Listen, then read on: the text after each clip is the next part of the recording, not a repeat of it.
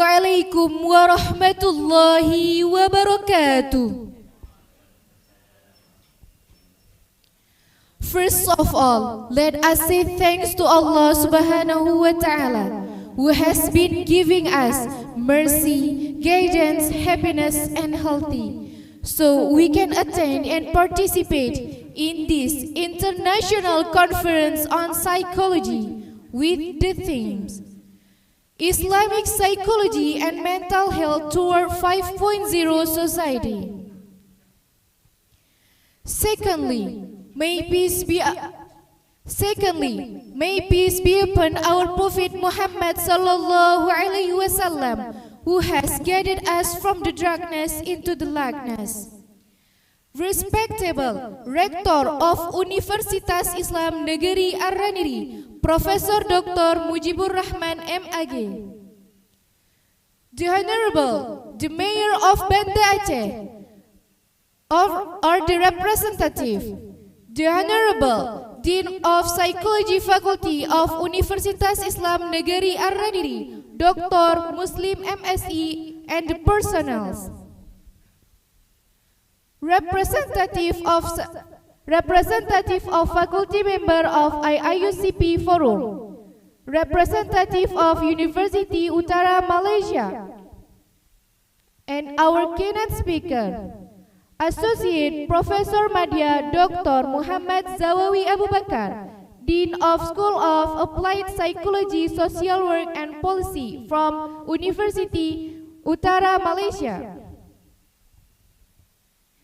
Dr. Salwa Bahrumi, Learning Designer and Community Educator from Florida, USA. Associate Professor Dr. Haji Fuad Nasori, MSc MAg Psikolog from Universitas Islam Indonesia, the President of Inter-Islamic University Conference on Psychology Forum. Fatmawati, Bachelor Psychology with Honors, Master of Science, Doctor Candidate from University of Exeter. The Honorable, all invited guests and the audience.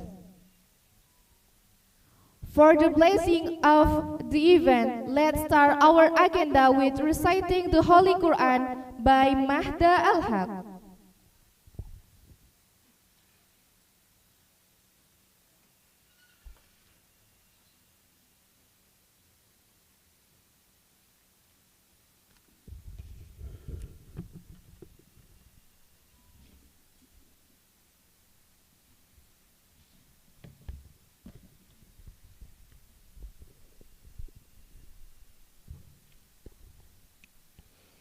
Assalamualaikum warahmatullahi wabarakatuh.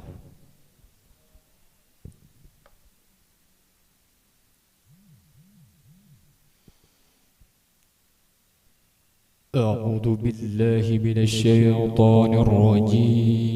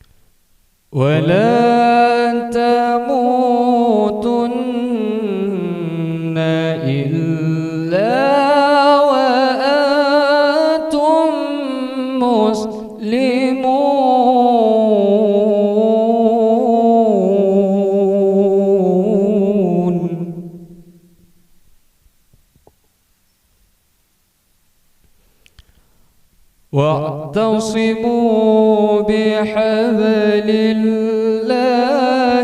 جميعا ولا تفرقوا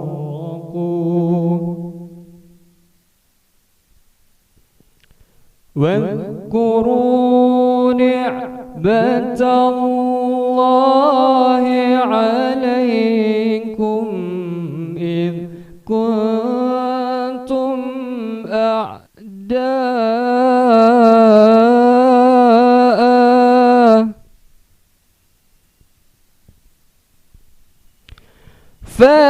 فألف بين قلوبكم فأصبحتم بنعمته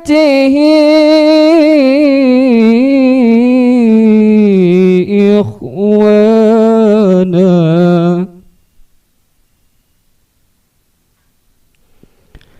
وكنتم على شفا حفرة من النار فأنقذكم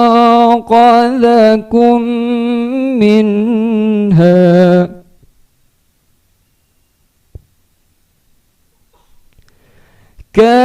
كذلك يبين الله لكم آياته لعلكم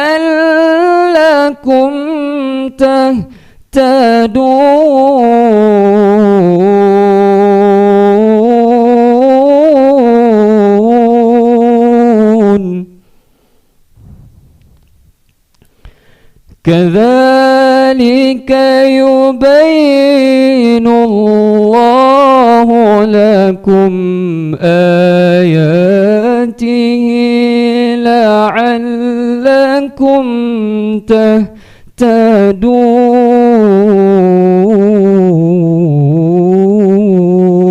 تهتدون صدق الله العظيم.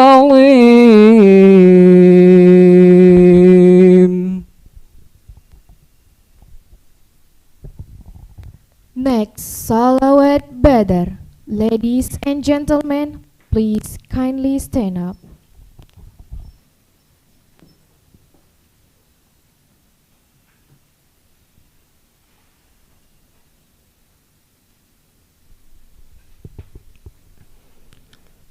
صلاة الله سلام الله على طه رسول الله صلاة الله سلام الله على ياسين حبيب الله صلاة الله سلام الله على طه رسول الله صلاة الله سلام الله على ياسين حبيب الله توسلنا ببسم الله وبالهادي رسول الله وكل مجاهد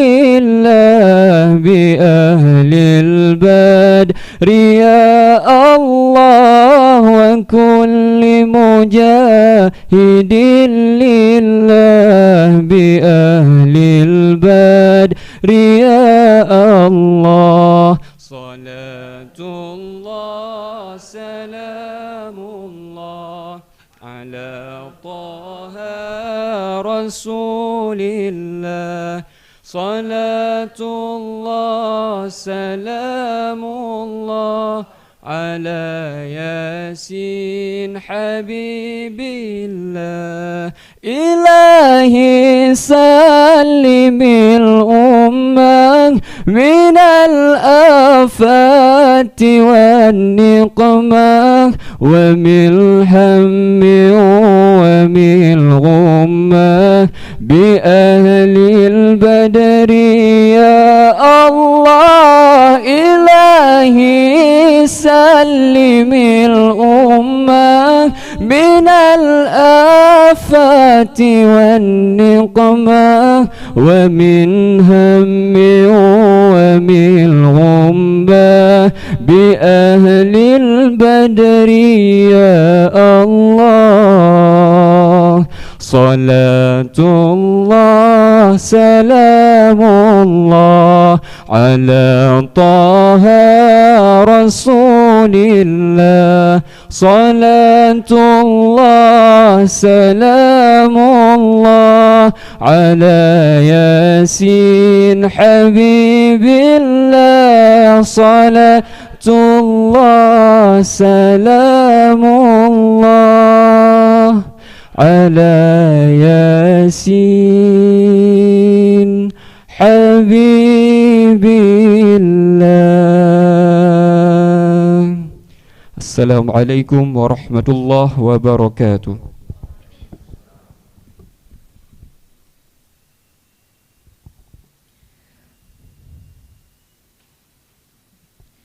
Let us sing the national anthem, Indonesia Raya.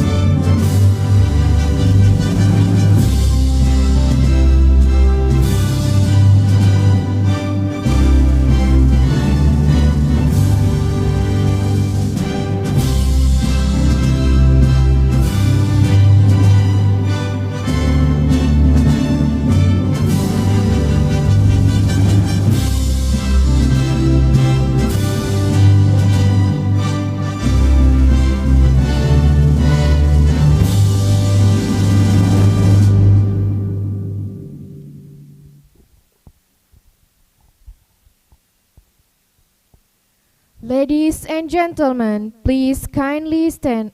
Please kindly sit down.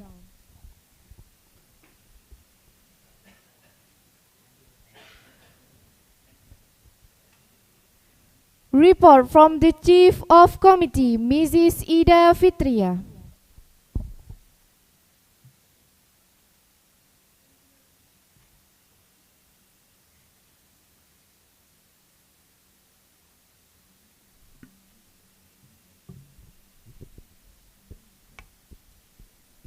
Bismillahirrahmanirrahim. Assalamualaikum warahmatullahi wabarakatuh. Selamat pagi dan salam satu Malaysia. In the name of Almighty Allah and His Messenger, who taught us a meaning of life, I would like to welcome all of you to the first Ar-Raniry International Conference on Psychology and the 10th Inter-Islamic University Conference on Psychology, IIUCP. On behalf of the organizing committee, I extend a warm welcome to all of you. Respectable Director of UIN Ar-Raniry Banda Aceh, Prof. Dr. Mujibur Rahman MAG, the Honorable Mayor of Banda Aceh or the representative, respect and honor to the Dean of Faculty of Psychology UIN Ar-Raniry Banda Aceh, Dr. Muslim MSc and all the leadership of the Faculty of Psychology, the Honorable President of IIUCP Forum, Associate Professor Dr. Fuad Nasori, the keynote speakers, Prof. Dr. Muhammad Zawawi Abu Bakar, who also a Dean of School of Applied Psychology, Social Work and Policy, UUM Malaysia. Dr. Sarwa Barhumi, Learning Designer and Community Educator from Florida, USA. And Fatmawati PSE MSc, a doctoral candidate from Exeter University, UK, who also the lecturer of Faculty of Psychology in Ar-Raniry, Banda Aceh. Ladies and gentlemen, distinguished guests, esteemed speaker, honored participant, and all the audience.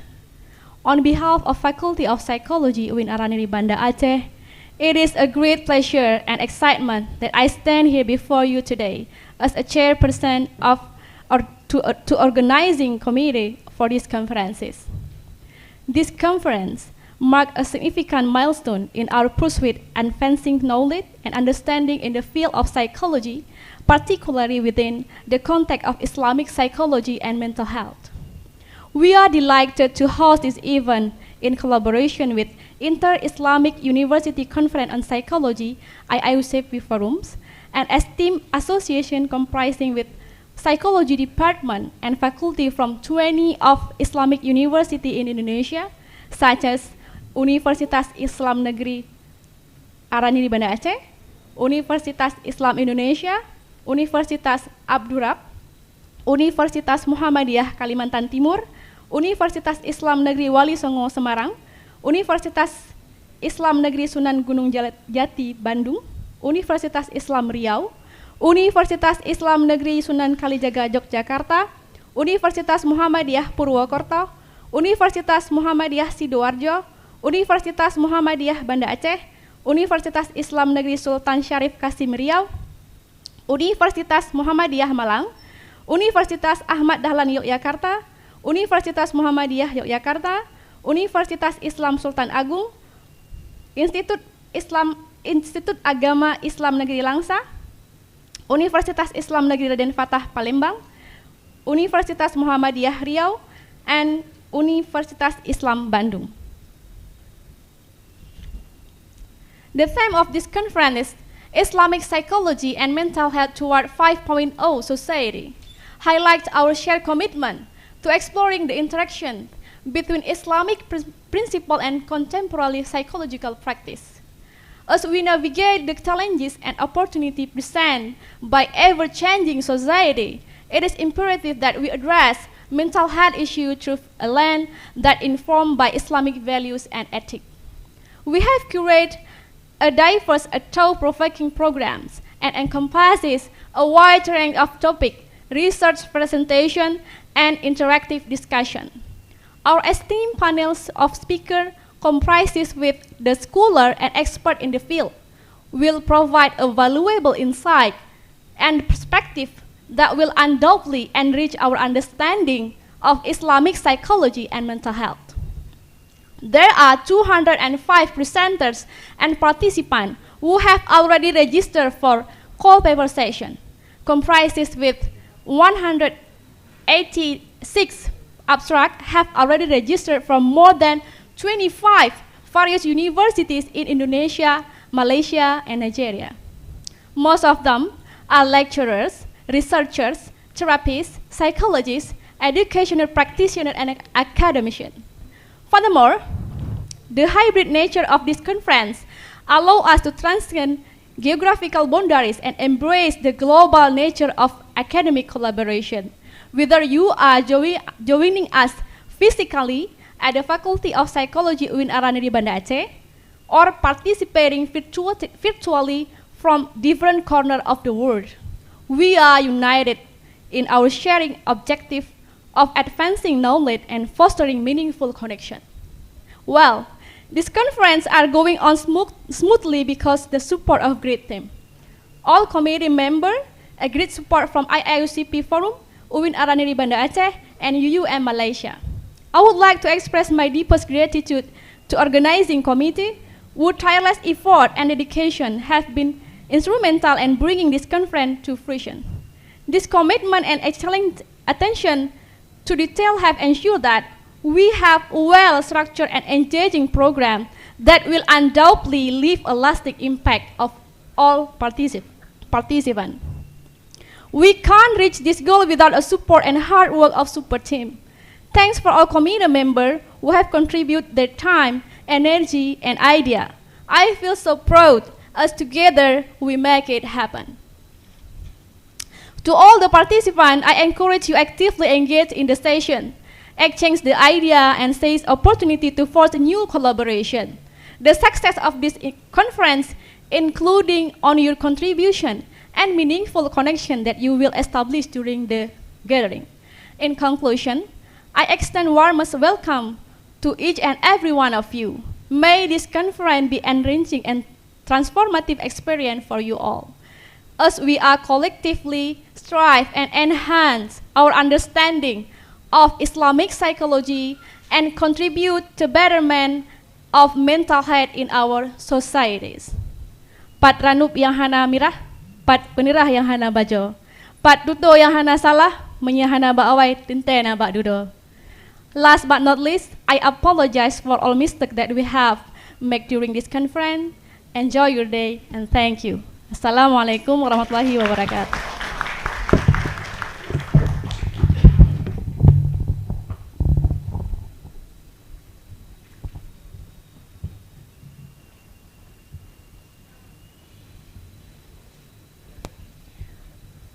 Remark and opening of International Conference on Psychology by Rektor Universitas Islam Negeri Ar-Raniry, Profesor Dr. Mujibur Rahman MAG.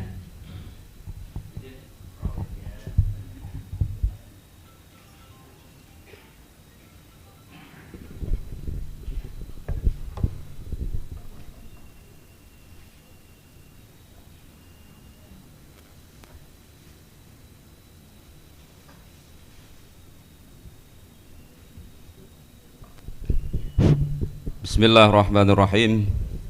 Assalamualaikum warahmatullahi wabarakatuh. Alhamdulillah alladzi 'allama bil qalam 'allamal insana ma lam ya'lam. Asyhadu an la ilaha illallah wahdahu la syarikalah wa asyhadu anna Muhammadan abduhu wa rasuluh la nabiyya ba'dah. Allahumma salli wa sallim ala sayyidina Muhammad wa ala alihi wa sahbihi ajma'in. Assalamu alayka ya Nabi Allah. Assalamu alayka ya Rasulullah. Assalamu alayka ya Habib Allah. Yang kita muliakan, para tetamu kita, baik sebagai keynote speaker, presenter maupun tamu undangan yang telah berhadir, baik dari Malaysia. Hadir bersama kita pada hari ini Profesor Madya Dr. Muhammad Zawawi Abu Bakar. Beliau tidak lain adalah juga sebagai dekan ya pada Fakultas Psikologi IIUM Malaysia. Kemudian Profesor Dr. Haji Fuad Nasori MSI, MAG Psikolog.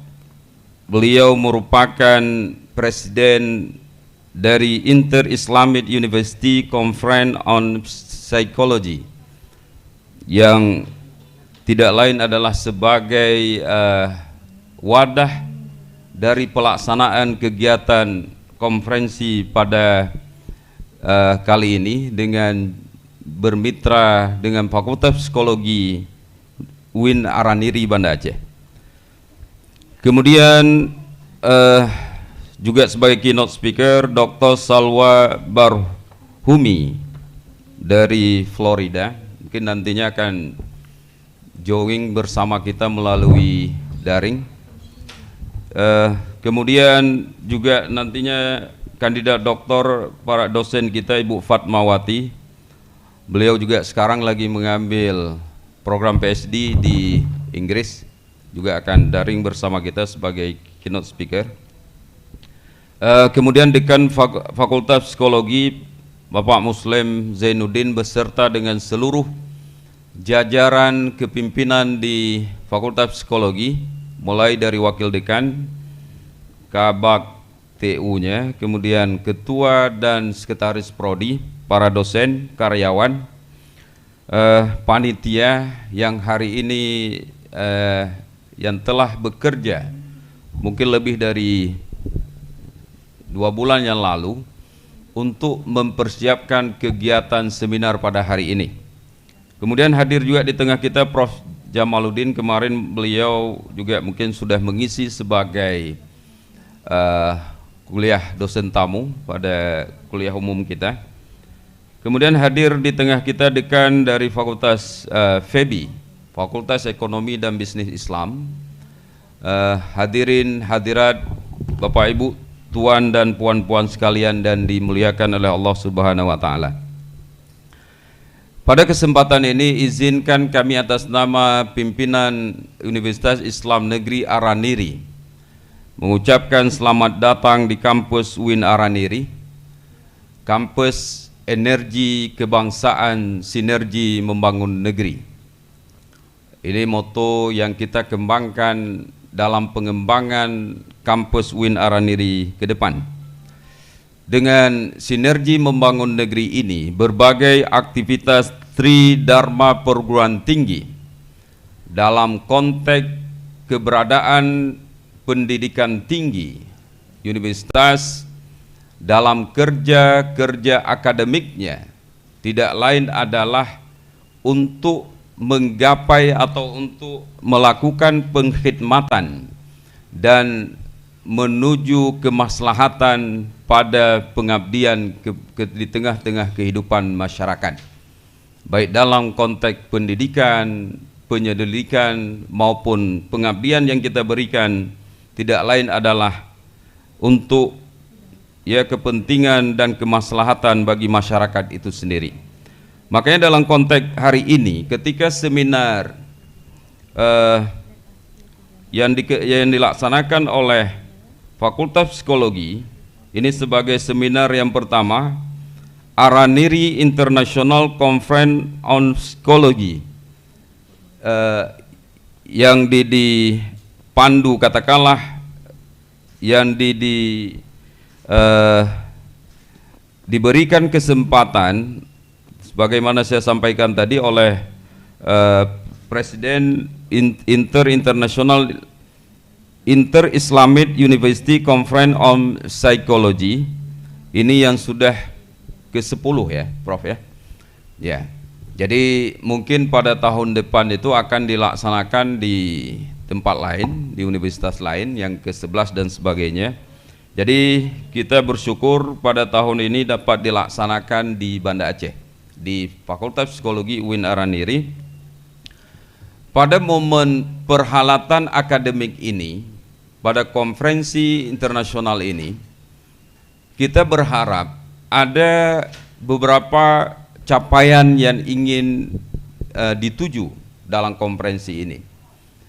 Pada satu sisi mungkin dengan pertemuan dengan konferensi ini, jalinan silaturahmi, persaudaraan, keakraban, kekeluargaan di antara kita, para pensyarah, para dosen, penyelidik, pekerja sosial, katakanlah yang mengabdi dalam konteks pekerja di dalam bidang psikologi ini, itu dapat terjalin dengan adanya kegiatan seperti ini.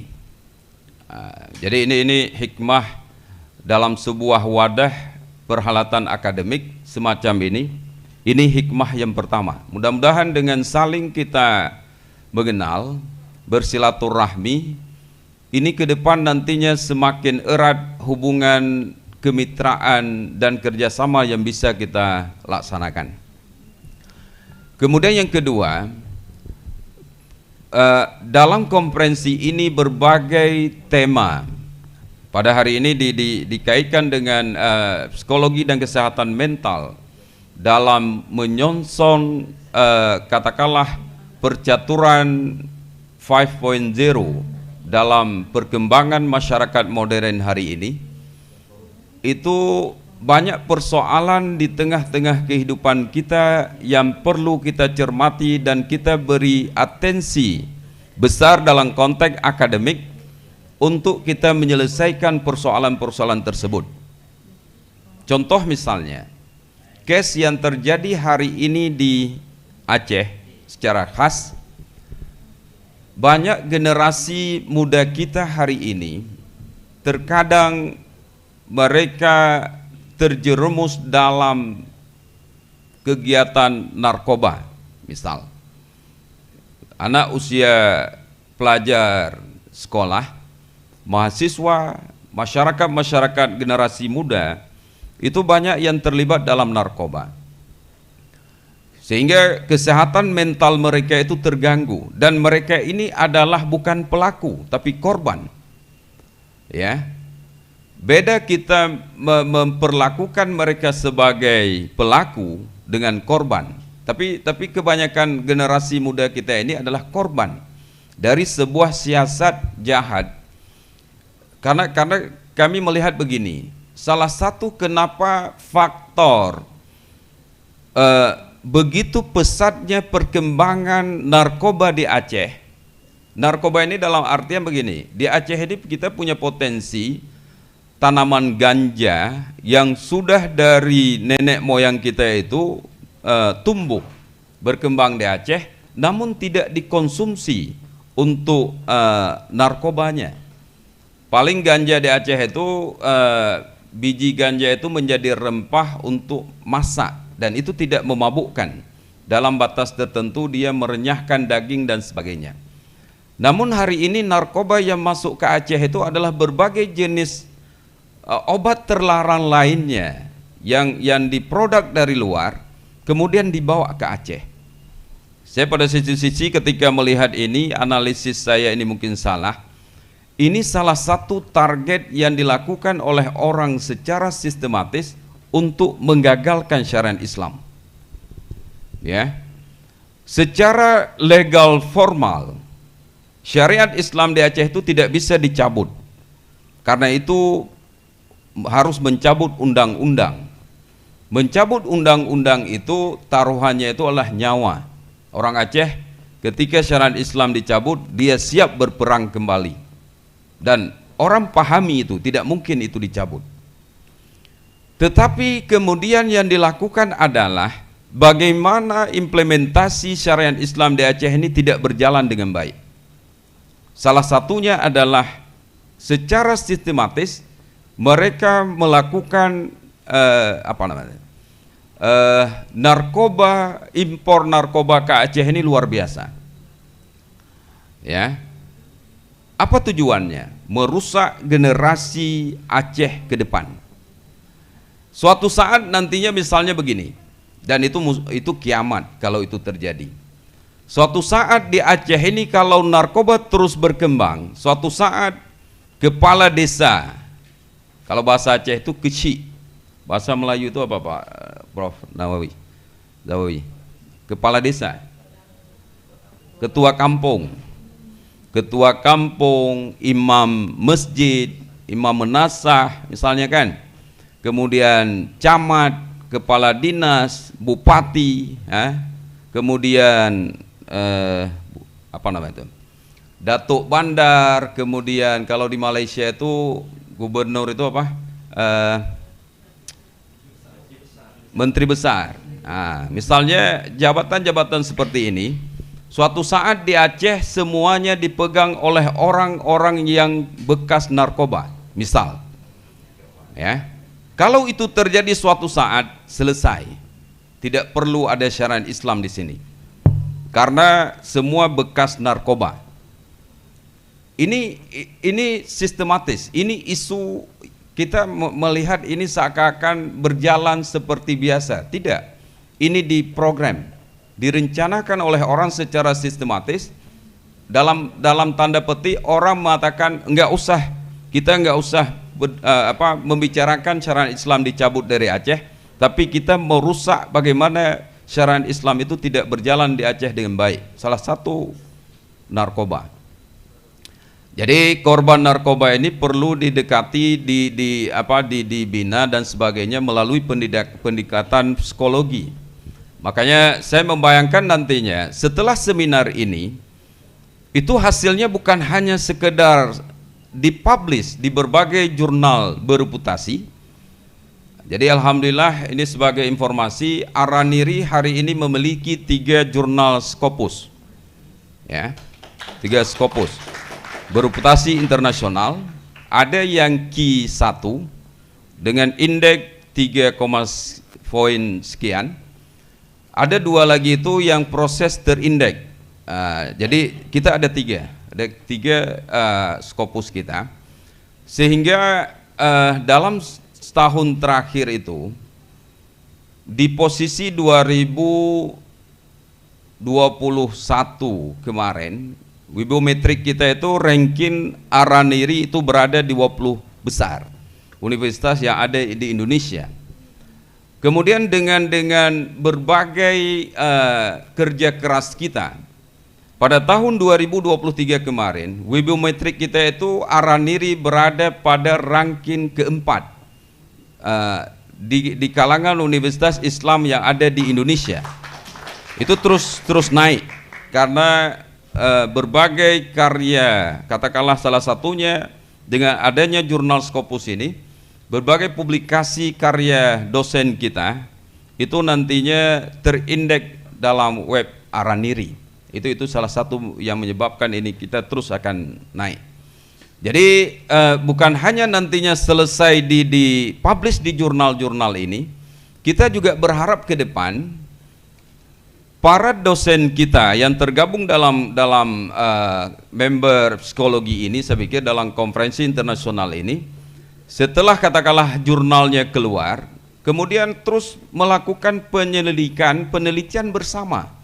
Katakanlah dari Ar-Raniry nantinya penelitian bersama dengan UUM, dengan tadi di UII, ya, dengan UII, kemudian juga berbagai kalangan yang hari ini bekerja sama, sehingga ke depan banyak persoalan-persoalan masyarakat yang bisa diselesaikan dalam konteks aspek psikologi ini. Kemudian juga pada sisi pengembangan akademik, banyak sisi nantinya baik dalam konteks pengembangan kurikulum, kemudian pengembangan bahan ajar, pengayaan bahan ajar, metode, media dan sebagainya, itu terus ditemukan versi-versi terbaru dalam konteks inovasi pembelajaran dan sebagainya, sehingga pasca seminar ini banyak hal yang bisa ditindaklanjuti secara bersama-sama. Nah, jadi kita berharap demikian. Karena kalau seminar itu selesai dengan seminar, berbagai international conference itu selesai di tahap itu, mungkin nilai manfaatnya itu sangat kecil. Jadi kita itu para dosen yang selama ini diwajibkan mengikuti international conference, toh untuk kepentingan BKD-nya, kalau istilah kita itu BKD, Prof, ya. Jadi artinya tugas untuk upload nantinya ada bukti fisik agar uang sertifikasi dosen itu bisa dibayar. Hanya itu misalnya. Jadi makanya kita berharap lebih dari itu. Jadi bukan hanya nantinya untuk bukti BKD kita dalam prosesi pembayaran sertifikasi dosen, namun terus ada peningkatan keilmuan, pengembangan keilmuan dalam bidang psikologi yang bisa sama-sama dikembangkan dengan adanya kerjasama dan kemitraan ini. Itu harapan kita yang setiap seminar saya selalu mengatakan demikian. Karena kalau dari seminar kemudian tidak ada tindak lanjut, ini satu sisi nilai manfaatnya ada, tapi mungkin agak kecil. Tapi kita berharap ya nilai manfaatnya terus terjadi. Pembicaraan yang muncul dalam seminar itu mungkin ada isu-isu baru yang kemudian bisa ditindaklanjuti dengan penelitian, bisa ditindaklanjuti dengan pengabdian bersama, bisa ditemukan ada kasus kemudian case-nya itu bisa hari ini contoh misalnya begini. Ini menjadi catatan kita bersama. Alat untuk mentes narkoba hari ini yang sangat banyak dipakai itu hanya dengan tes urin, dan itu agak-agak lama dan repot, biaya juga besar. Kita belum menemukan alat tes narkoba itu seperti alat mengukur hanya lewat darah, seperti kita mengukur tes katakanlah gula, kolesterol. Dan ini ditantang kepada kita untuk terus ditemukan penyelidikan sehingga ke depan itu tes narkoba itu mudah seperti kita mentes gula darah. Itu menjadi satu tantangan kepada kita ke depan, inovasi-inovasi penyelidikan, sehingga kalau ini ditemukan, sampai sekarang ini belum ditemukan. Nah, makanya saya membayangkan banyak aspek isu-isu yang nantinya bisa dikembangkan dalam dalam seminar dan pasca seminar ini. Akhirnya dengan sama-sama kita membaca basmalah seraya mengharapkan ridho dan hidayah Allah Subhanahu wa taala.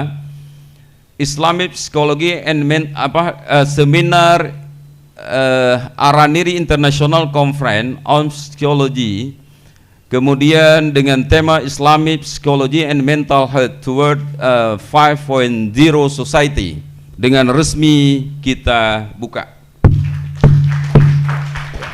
Demikian, lebih dan kurang kami mohon maaf. Wallahul muwafiq ila aqwamit thoriq. Wassalamualaikum warahmatullahi wabarakatuh.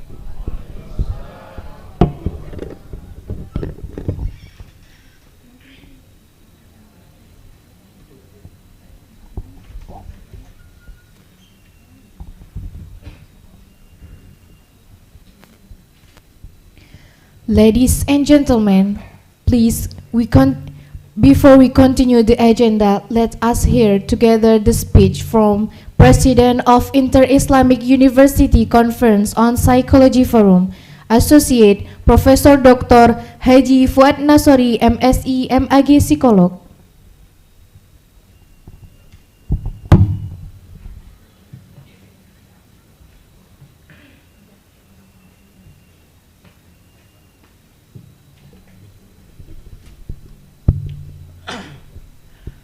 Assalamualaikum warahmatullahi wabarakatuh. Bismillah, alhamdulillah, wa syukurillah, la hawla wa la quwata illa billah, amma ba'du. Yang terhormat Profesor Mujibur Rahman, Rektor Universitas Islam Negeri Ar-Raniry. Yang terhormat Dr. Muslim, Dekan Fakultas Psikologi Universitas Islam Ar-Raniry, Islam Negeri Ar-Raniry. Associate Profesor MD Zawawi Abu Bakar, Dekan School of Applied Social Work and Policy University Utara Malaysia, Dr. Sawa Barhumi, Learning Designer and Community Educator from USA as speaker, Dr. Kandidat Fatmawati from Universitas Islam Negeri Ar-Raniry sebagai pembicara yang ketiga. Kemudian para dekan, Ibu Dr. Eli Nurhayati dari Universitas Ahmad Dahlan, Dr. Phil Quratul Uyun dari Universitas Islam Indonesia, Bapak Barmawi dari Universitas Muhammadiyah Banda Aceh kemudian ada Ibu Nurul Ayuda dari Universitas Abdurrahman selaku Kaprodi Nah, kemudian untuk Bapak Ibu semua, saya sebenarnya sudah menyiapkan teks bahasa Inggris tapi tapi karena Pak Rektornya pakai bahasa Indonesia, saya ikut nah, monggo Pak. Alhamdulillah pada kesempatan ini kita sudah memulai pembukaan dari Inter-Islamic Conference on Psychology yang ke-10 yang diselenggarakan di Fakultas Psikologi Universitas Islam Negeri Ar-Raniry ini. Dan insya Allah akan berjalan lancar Hari ini juga kita menyelenggarakan kegiatan yang pertama yang diselenggarakan khususnya oleh Fakultas Psikologi UIN Ar-Raniry, the first Ar-Raniry International Conference on Psychology. Nah, doa kami dan harapan kami adalah bahwa kegiatan pertama konferensi internasional dari UIN Ar-Raniry ini berjalan dengan lancar, dan berlanjut ya. Ini saya wanti-wanti untuk berlanjut karena seringkali ada kegiatan-kegiatan yang dilakukan secara bersama-sama dengan IIUCP ini ya. Ya dengan konferensi ini berlangsung sekali ya. Oke, nah ini terutama Bu Ida ini ya. Nah oleh karena itu saya doakan ya moga-moga yang kedua nanti yang sudah diagendakan entah setahun sekali atau 2 tahun sekali akan juga berlangsung dengan lancar dengan baik ya. Oke, dan produknya sebagaimana yang disampaikan oleh Pak Rektor tadi. Nah, Bapak Ibu, saya perlu sampaikan yang pertama adalah bahwa saat ini anggota IIUCP Forum itu 20 perguruan tinggi. Perguruan tingginya sudah disebutkan oleh Ibu Ida tadi ya. Oke, saya sebutkan. Oke, ini berlangsung setiap tahun ya, sejak tahun 2015. Oke, dan sekarang tahun ke-9 tapi sudah dilakukan 10 kali ya.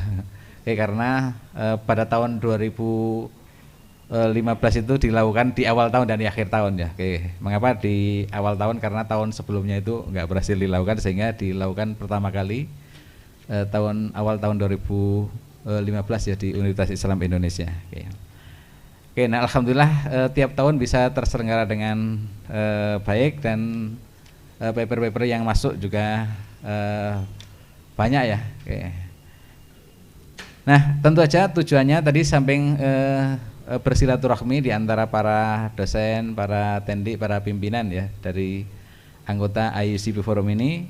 Oke, yang lain dan yang penting untuk kami sampaikan adalah bahwa ini tentu aja tujuannya adalah memang memfasilitasi, mengkondisikan begitu ya perguruan tinggi Islam itu untuk terlibat secara lebih intens dalam pengembangan psikologi Islam. Oke, dan tentu saja juga pengembangan SDM-nya gitu ya. Oke, dosennya maupun mahasiswanya itu diharapkan bisa berkembang melalui kegiatan ini. Oke. Nah, kemudian yang berikutnya saya ingin sampaikan bahwa ada 3 kegiatan dari IIUCP Forum ini. Oke, yang pertama adalah menyelenggarakan konferensi ini. Kemudian yang kedua setelah konferensi itu menerbitkan ya, mempublish full paper yang masuk. Oke, pada tahun lalu papernya itu dimasukkan di dalam jurnal ya, dalam spesial issue gitu ya. Oke, dan insya Allah tahun ini juga akan dimasukkan dalam jurnal Psiko Islam Media ini, dalam spesial issue juga. Itu untuk sebagian ya, untuk sekitar 30-35% full paper. Nah yang lain-lain nanti akan dimasukkan ke dalam jurnal. Kalau nanti di jurnal nggak terbit, insya Allah akan dimasukkan dalam buku gitu. Nah oleh karena itu kami berharap bahwa jadi kegiatan yang dari yang pertama konferensi, yang kedua itu menghasilkan produknya, dan kegiatan yang ketiga dari IIUCP Forum ini adalah menyelenggarakan kompetisi ilmiah nasional mahasiswa psikologi yang kita sebut KIMSY. Nah KIMSY itu sendiri sudah terselenggara sebanyak 3 kali. Yang pertama dulu di Universitas Islam Riau, kemudian dilanjutkan di Universitas Islam Indonesia Yogyakarta, dan yang ketiga kemarin diselenggarakan di Universitas Islam Sultan Agung Semarang. Oke, dan tahun ini akan diselenggarakan di Universitas Islam Negeri Raden Fatah. Oke, sekalian mungkin informasi dan sekaligus undangan untuk Bapak Ibu dan para mahasiswa-mahasiswi bahwa pada tanggal 3 Juni nanti akan diselenggarakan sosialisasi ya tentang KIMSY yang keempat. Oke, insya Allah nanti akan kami sampaikan kepada para dekan dan kaprodinya ya tentang sosialisasi ini. Oke, nah yang perlu kami sampaikan adalah bahwa kegiatan puncaknya nanti akan berlangsung pada, saya lupa tanggalnya, tapi pada akhir Agustus ya. Oke, nah dan tentu aja nanti karena ini lomba, maka pengumpulannya itu seingat saya ya, itu akan berlangsung sampai tanggal awal Agustus begitu. Oke, dan proses penerimaan dari karya-karya yang dilombakan itu akan dimulai pada pertengahan bulan Juni. Oleh karena itu, Bapak Ibu yang berminat untuk membimbing mahasiswa, dan yang kedua adalah para mahasiswa yang berminat untuk terlibat dalam kegiatan kompetisi ini, silahkan menyiapkan diri dari sekarang. Nah, terakhir saya ucapkan terima kasih kepada Fakultas Psikologi yang berkenan untuk menjadi host, yang menjadi penyelenggara dari kegiatan Inter-Islamic University Conference ini. Oke, dan spesial untuk para panitia penyelenggara ya, yang bekerja sangat keras dengan waktu yang sesingkat-singkatnya bisa menyelenggarakan kegiatan ini ya. Oke, dan alhamdulillah full papernya sampai berapa Pak? 180 full paper 130, alhamdulillah. Oke, tidak mau kalah dengan UIR kemarin ya, yang 130 juga. Oke, tepuk tangan untuk Oke, yang itu nanti akan membuat pengurus IIUCP jadi bingung gitu ya.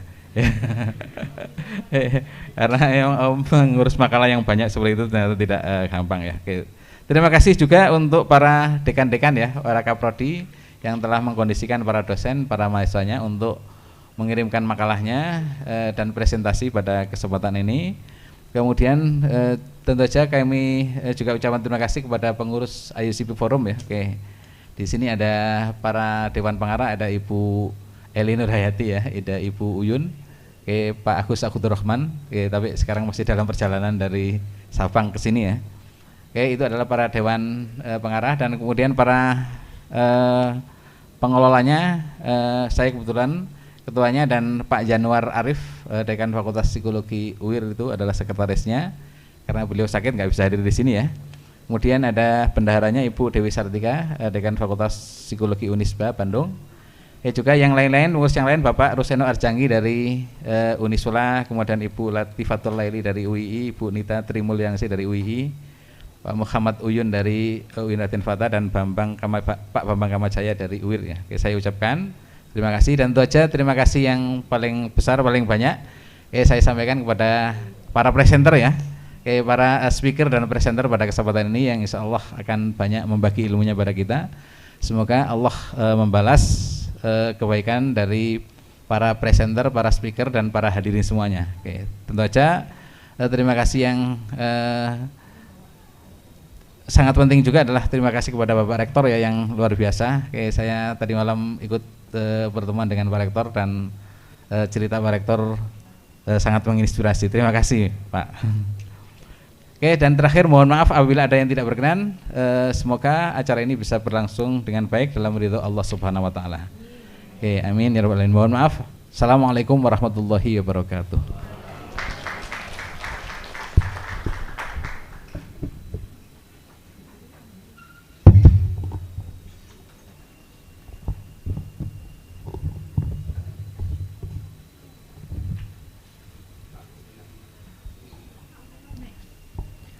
Placard and certificate giving from Rektor Universitas Islam Negeri Ar-Raniry to Mayor and keynote speakers.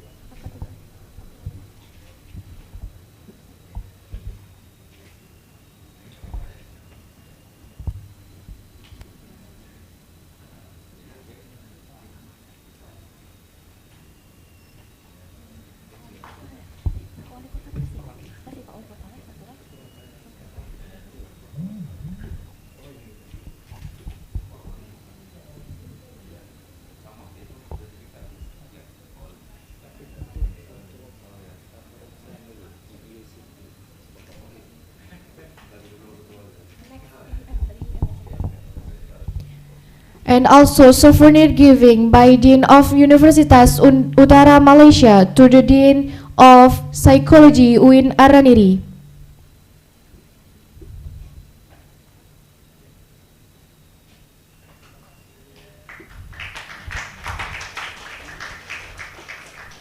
And also to President of IIUCP.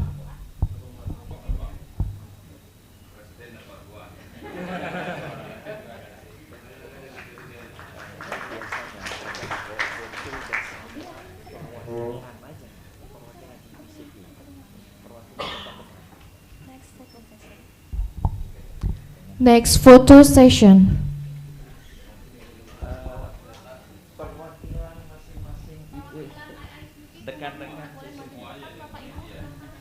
Perwakilan forum II dari UIN Riau, silakan. Dari UIN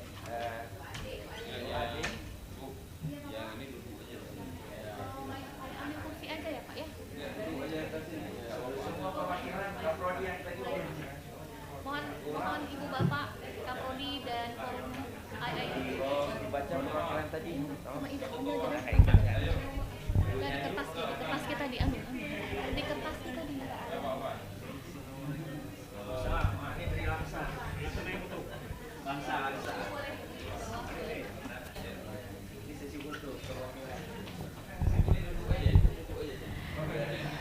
Kepada Bapak Ibu perwakilan IIUCP Forum yang tetamu kita yang baru datang ke Aceh dari UIN Suska Riau, UIN Palembang, UIN Bandung, IAIN Langsa, UII Jogja, Universitas Abdurrahman, dan UAD Jogja. Silahkan Bapak Ibu kita sesi foto.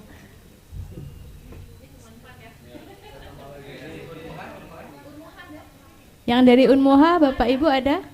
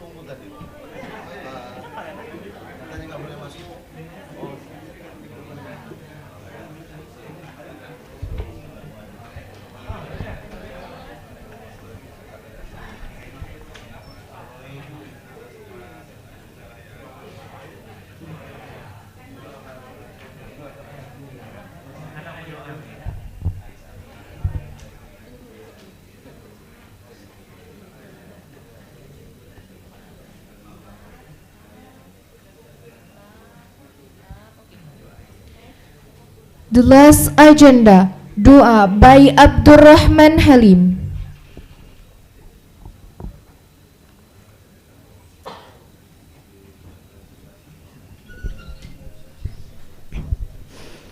Assalamualaikum warahmatullahi wabarakatuh.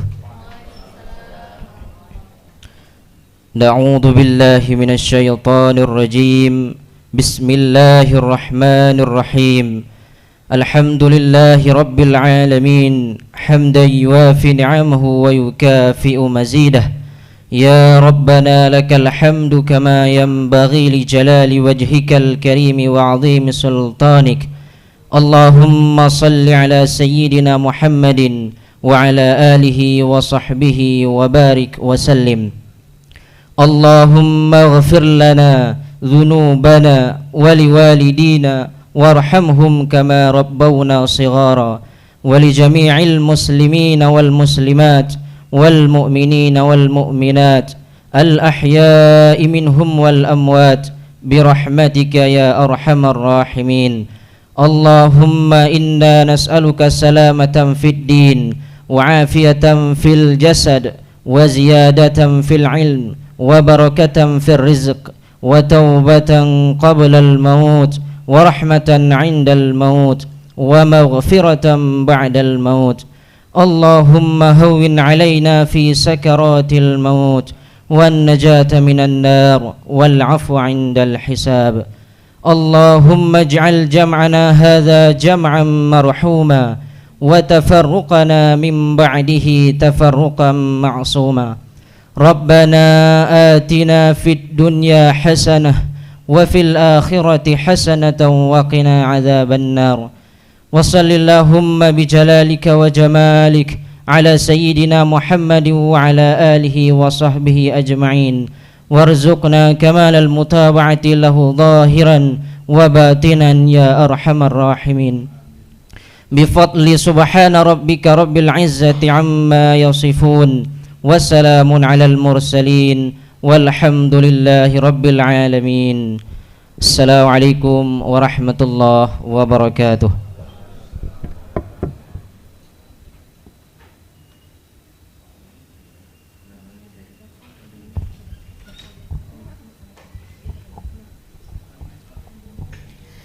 That's all the agenda of the opening ceremony. I am Naili Sidki Alia, Master of Opening Ceremony. Thank you for your attention and enjoy the rest of your day. Next agenda will be guided by Miss Rawdatul Jannah. Miss Rawdatul Jannah was born in Banda Aceh, May 11, 1993. Education 2019 until 2020, Master of Translation in Translation at School of Social Science and Art, University of New South Wales, Sydney, Australia. Master of Education in Educational Psychology at School of Education, University of New South Wales, Sydney, Australia. 2011 until 2016, Bachelor in English Education, Universitas Islam Negeri Ar-Raniry, Indonesia. Professional experience, GELTT trainer, World Learning and Relo Indonesia since June 2021 until present. Casual lecturer, School of Psychology, School of Education and at Counseling Department UIN Ar-Raniry, Banda Aceh, Indonesia since January 2022 until present, and other experiences. Thank you for today. Assalamualaikum warahmatullahi wabarakatuh.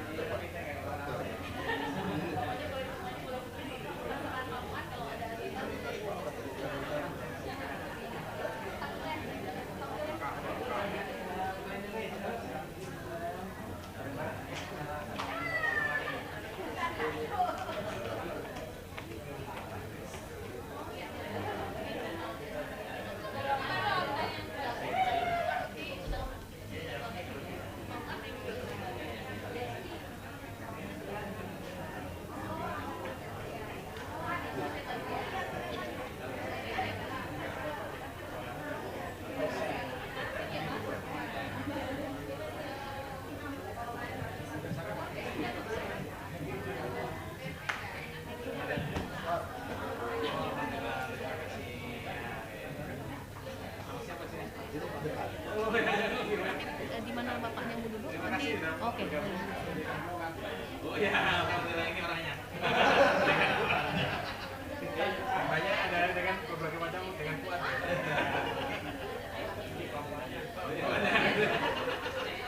Sebelum ada dengan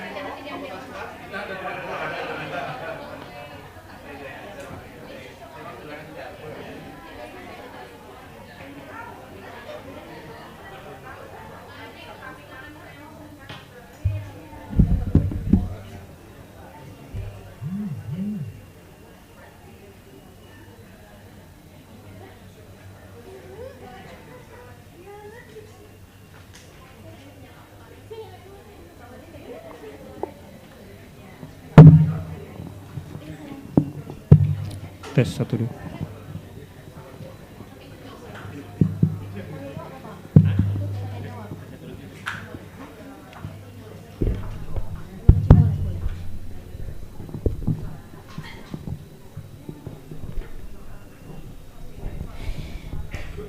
Bismillahirrahmanirrahim. Assalamualaikum warahmatullahi wabarakatuh. Thank you so much for the MC. Very good morning, everyone. Alhamdulillahirabbil alamin wassalatu wassalamu ala asyrafil anbiya'i wal mursalin sayyidina Muhammadin sallallahu alaihi wasallam. Honorable to the Rector of UIN Ar-Raniry Banda Aceh. Honorable to the Dean and Vice Dean of Psychology Faculty of UIN Ar-Raniry Banda Aceh. Honorable to the Mayor of Banda Aceh or the representatives. Honorable to the President of IIUCP Forum. Honorable to our respected keynote speakers. And last but not least, our distinguished participants. Welcome. Welcome to Inter-Islamic Conference on Psychology, IIUCP, and Ar-Raniry International Conference on Psychology, with a special theme, Islamic Psychology and Mental Health 5.0 Society. Ladies and gentlemen, I'm Raudatul Jannah. It's a great pleasure for me to be here as a moderator for today's session. And before we start our presentations, let me tell you how this workshop will run. First, our speakers will present the material for about 30 minutes. Following that, we will have a question and answer session, or approximately 10 minutes. And after that, the session will be continued by other speakers for another 30 minutes and 10 minutes for Q&A and discussion sessions. So, ladies and gentlemen, our first distinguished speaker is Dr. Muhammad Zawawi bin Abu Bakar. He is a senior lecturer in Social Work Program, School of Applied Psychology, Social Work and Policy, College of Arts and Sciences, University Utara, Malaysia. He received his BA Honors in Sharia and Law, Master degree in Sharia from University Malaya, and PhD in Social Work from University Utara, Malaysia. He is currently an Associate Professor in Social Work Program at the Dean School of Applied Psychology, Social Work and Policy. He is also a former fellow researcher, Institute of Psychotherapy, Correctional and Rehabilitation, and the author of several books, several chapters in books, articles, journals, conference paper, and other publications. His area of specialization and research interests include Sharia, Islamic family law, religion in social work and social studies, and he got an awards of recognition or Anugerah Penkhidmatan Cemerlang University Malaysia twice, 2017 and 2006. Yeah, let's give him applause. Thank you so much, participants. Okay. Today, he will be speaking about the implementation of Maqasid Asy-Syar'iyyah in helping profession from Malaysia perspective. To Dr. Zawawi, kindly please go ahead. Thank you.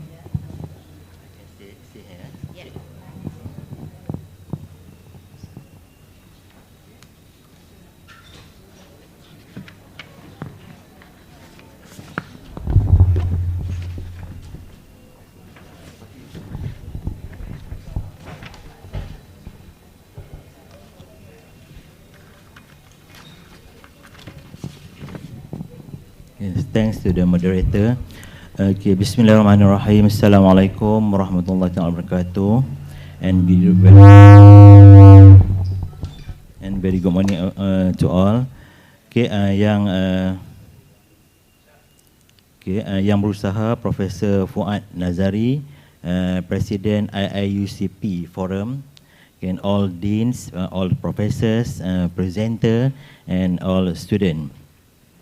Alhamdulillah alamin wassalatu wassalamu ala asyrafil anbiya wal mursalin wa ala alihi washabihi ajma'in. Rabbi shrah li sadri wa yassir li amri wa hlul 'uqdatam min lisani yafqahu amma ba'd. Okay, first of all, I would like to thanks to the Faculty of Psychology for giving me the opportunity to give a keynote address. Title the implementation of Maqasid Syariah in the helping profession from Malaysian perspective. Okay, slide. Is it ready for the slide or not? Okay, I'm starting my speech. Maybe I give a speech in English and Bahasa. Okay. Okay, for introduction. Okay, the implementation of Maqasid Syariah helping profession from a Malaysian perspective. Okay, Malaysia is one of the countries in the Archipelago that makes Islam is the federal religions. Thus, the principle of Maqasid Syariah has been used as a basis in the administration of the countries. Okay, it covers all aspects, namely in administrations, economics, social, education, etc. According to the Department of Islamic Development Malaysia, there are 3 cores of Maqasid Syariah that needs to be appreciated and practiced in the governance of the country. Namely, one is preserve the stability of the gist of the human life and maintain goods in it. Second, tolerance and fair, and third one is always carry out continuous repair and improvement process in all aspects of life, individual, societies, and countries. The principle of Maqasid Syariah are included in 3 fundamentals, which are Daruriyah, Hajiyah, and Tahsiniyah, which are able to ensure the well-being of the community. The approach corresponds with the allowing of Islam to all human beings as a prosperous religion and a religion to all rahmah, and a religion of rahmah to all. Okay, currently, Prime Minister Yang Amat Berhormat Dr. Sri Anwar Ibrahim Declaration of Malaysia Madani Policy is a smart step in the 6 cores of sustainability, well-being, inventiveness, respect, confidence, and compassion. Is also an integrated and a holistic effort to make all policies and implementation in Malaysia more human, which is constantly improved through musyawarah and feedback of the people. Okay, Islamic teaching emphasizes the basic principle of commending goodness and avoiding hypocrisy, yakni amar ma'ruf and nahi munkar in life. Okay, the criminal justice system or SKJ, okay, is a system in a country that aims to give right and justice to all parties. Okay, next slide. It involves a circle that begins with the issues arising in a society to the legislative process in Parliament, which is the body that plays the role of legislating. Then the act or law enacted will be enforced to be implemented by the executive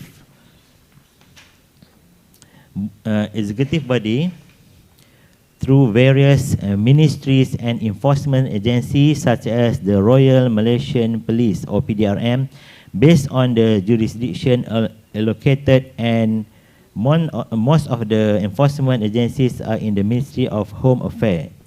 Next, okay, next slide. Next slide. Okay, next slide. Okay, next slide. Okay. Next, the SKJ circle involve the judiciary through the court process until the sentencing conviction. Finally, SKJ will implement a court order which is a punishment and rehabilitation by the Department of Prisons Malaysia for criminal cases, while for drug cases, the rehabilitation program will be carried out by the National Anti-Drug Agencies, or ADK. Prisoners in prison or drug trainees in the Narcotic Rehabilitation Center, or PUSPAN. Okay, in Aceh we call Narkoba Center, or PUSPAN, will serve a sentence or correctional process. The Department of Prisons Malaysia and the National Anti-Drug Agencies are the two main agencies that carry out the correctional and rehabilitation process of client. The purpose and goal of SKJ is to rehab and re-establish the social functions of prisoners and drug trainees, and in order to return their families and communities. The interventions process of correctional and rehabilitation for prisoners and drug trainees hereafter referred to as a client in the practice of social work practice. Social workers in institution will face various challenges such as recidivism and relapse among clients. It shows that the effort and correctional modules implemented toward the client are less effective. There are various module, programs, interventions, and so on that have been implemented by the correctional agencies. Is an effort to assist the recovery of the client. Okay, this article attempt to explain the religious and spiritual implementation in correctional institutions, whether public or private agencies and NGOs. Ladies and gentlemen, next slide. Next slide. Okay. Ladies and gentlemen, implementation of Maqasid Syara in the correctional intervention. The correctional intervention applies both religion and spirituality in the practice of social work, has developed well. It has begun to gain a place in the implementation of rehabilitation programs in the correctional institution, either in Malaysia or abroad. In Malaysia, Islamic-based intervention are used for the purification of the soul or tazkiyatun nafs toward clients in rehabilitation centers. For example, client in prison and drug rehabilitation centers, moral rehabilitation centers, and so on. The word tazkiyah comes from an Arabic word consisting of two words, tazkiyah and nafs. The meaning of tazkiyah is to purify, strengthen, and expand, while the meaning of nafs is self or soul of a person. So, tazkiyatun nafs is sacrificing one's soul by using religious and spiritual mechanism.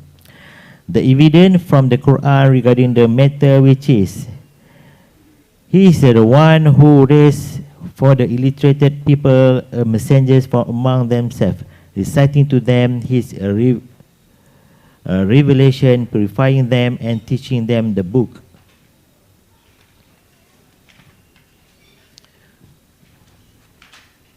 Wisdom, for indeed they had previously been clearly astray, along with others of them who have not yet joined them in faith, for He is Almighty, all-wise. This is the favor of Allah. He grants to whoever He wills, and Allah is the Lord of infinity bounty. Al-Jumu'ah 2-4.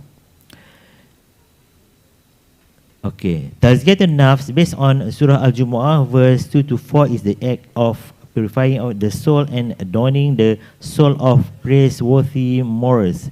These two things can build strong internal strength, especially to clients in rehabilitation centers.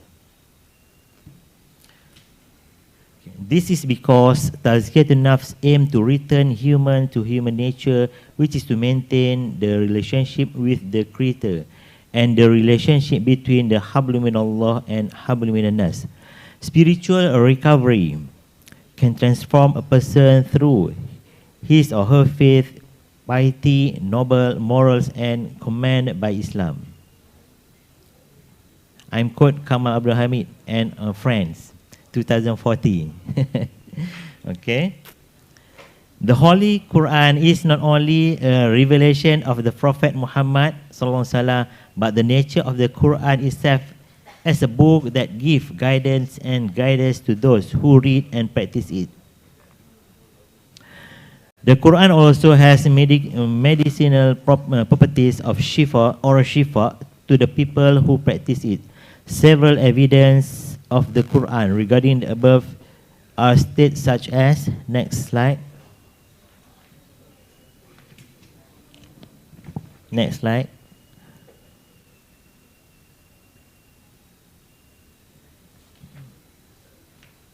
Okay. Alif Lam Mim, this is the book, there is no doubt about it, a guide for those mindful of Allah. Al-Baqarah 1 to 2. And the another Al-Quran, we send down the Quran as a healing and mercy for the believers, but it only increased the wrongdoer in loss. Isra 82. According a social worker in a rehabilitation center, has been used religious and spiritual for client intervention. Most of the social work's clients who are involved in the deviant or criminal are the individuals who are far from religion. Although not all, but based on previous studies, religious factors are among the contributing factors to social or criminal misconduct. Therefore, to assist clients in the correctional institution, social workers should conduct religious and spiritual interventions on clients.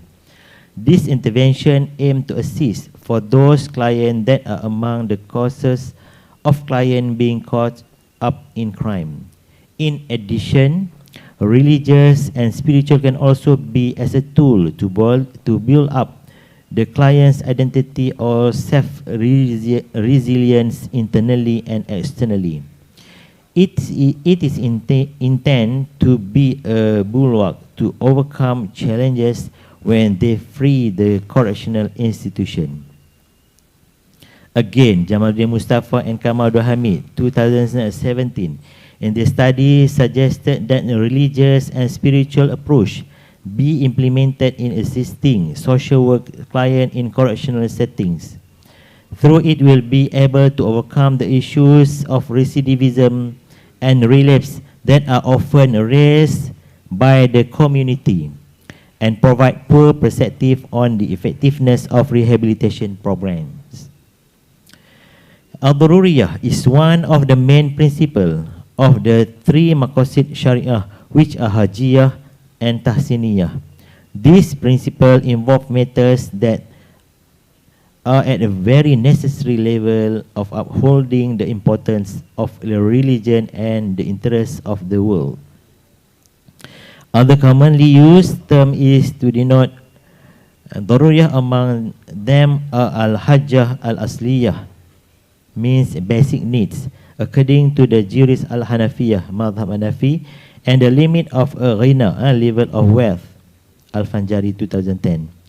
Daruriyah is a necessity of a maslahah, but that is wished for until it reaches the point of emergency. Where a situation is so needy and urgent that it is in danger and threatens one's life when the need is not met. Daruriyah consists of the main thing in the religion known as Daruriyah al-Khamsah, which is the preservation of religion, ad-din, an-nafs, al-akh, an-nas, and al-mal. Okay, next. No, back the slide.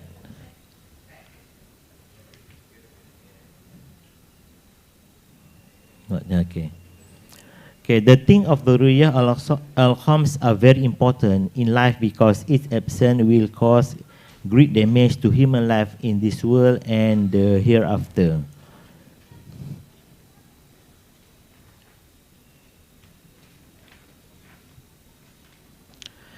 The objective of Sharia are these matters consider importance because every ruling of religious law or Sharia is based on the importance of maintaining and preserving all 5 matters. This article tries to explain this daruri al-khams in the aspect of amar ma'ruf nahi munkar, which is to call for good and prevent evil. For example, hifzdin or preserving religion. Islam commands al-arm, its ummah to perform a religious obligation, preserving the faith from being deflected towards error. On the other hand, it prohibits an-nah from doing things that damage the faith, such as a shirk, deviant teaching, apostasy, and so on. Thus, it is seen that in the objective of the preserving a religion, yakni hifzdin, there is a concept of calling for good and nahi munkar, preventing evil to be practiced, while preserving life in human right that Allah subhanahu wa ta'ala have given. Thus every human being has the right to life, and the right to life cannot be encroached upon by other without a reasonable reason. Hence, to protect the human life of Allah subhanahu wa ta'ala, prohibiting the act of killing others without a reasonable cause is aimed at keeping human life from being molested. Heredity is especially important to the continuity of human offspring. In the context of caring for offspring, Islam established legal marriage as a means of obtaining offspring. Marriage is very important because the offspring born will be preserved as the validity of the offspring. Okay, similarly, preserving dignity through marriage will cause human passion to be channeled through means recognized by Islam. In the context of caring for property, it is based on the human needs to property and resources to make a living. Thus, property becomes an important thing in human life. Accordingly, the research for property in the right way is justified by religion. Thus, Islam prevents the act of taking property such as stealing and so on. Punishment applies to individuals who take someone else's property in the wrong way. And the last one is keeping the mind. Keeping the mind is also one of the maqasid Sharia, because the intellect is a gift of Allah subhanahu wa ta'ala, which is a great value, common sense, and will guide people to life based on a religious guidance. To preserve the human mind is encouraged to sharpen and the mind by demanding knowledge. In that case, the Sharia prohibits acts that can damage the function of the mind, such as drinking, intoxicating drinks, and others. Okay. Ladies and gentlemen, next we change mode to bahasa. Okay. Religion and spiritual modules in correction.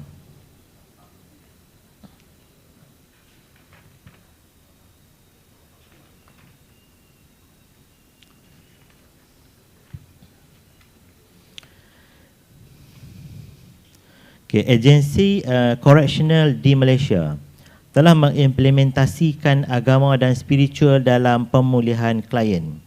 Ia termasuklah agensi kerajaan, swasta dan bukan kerajaan atau NGO.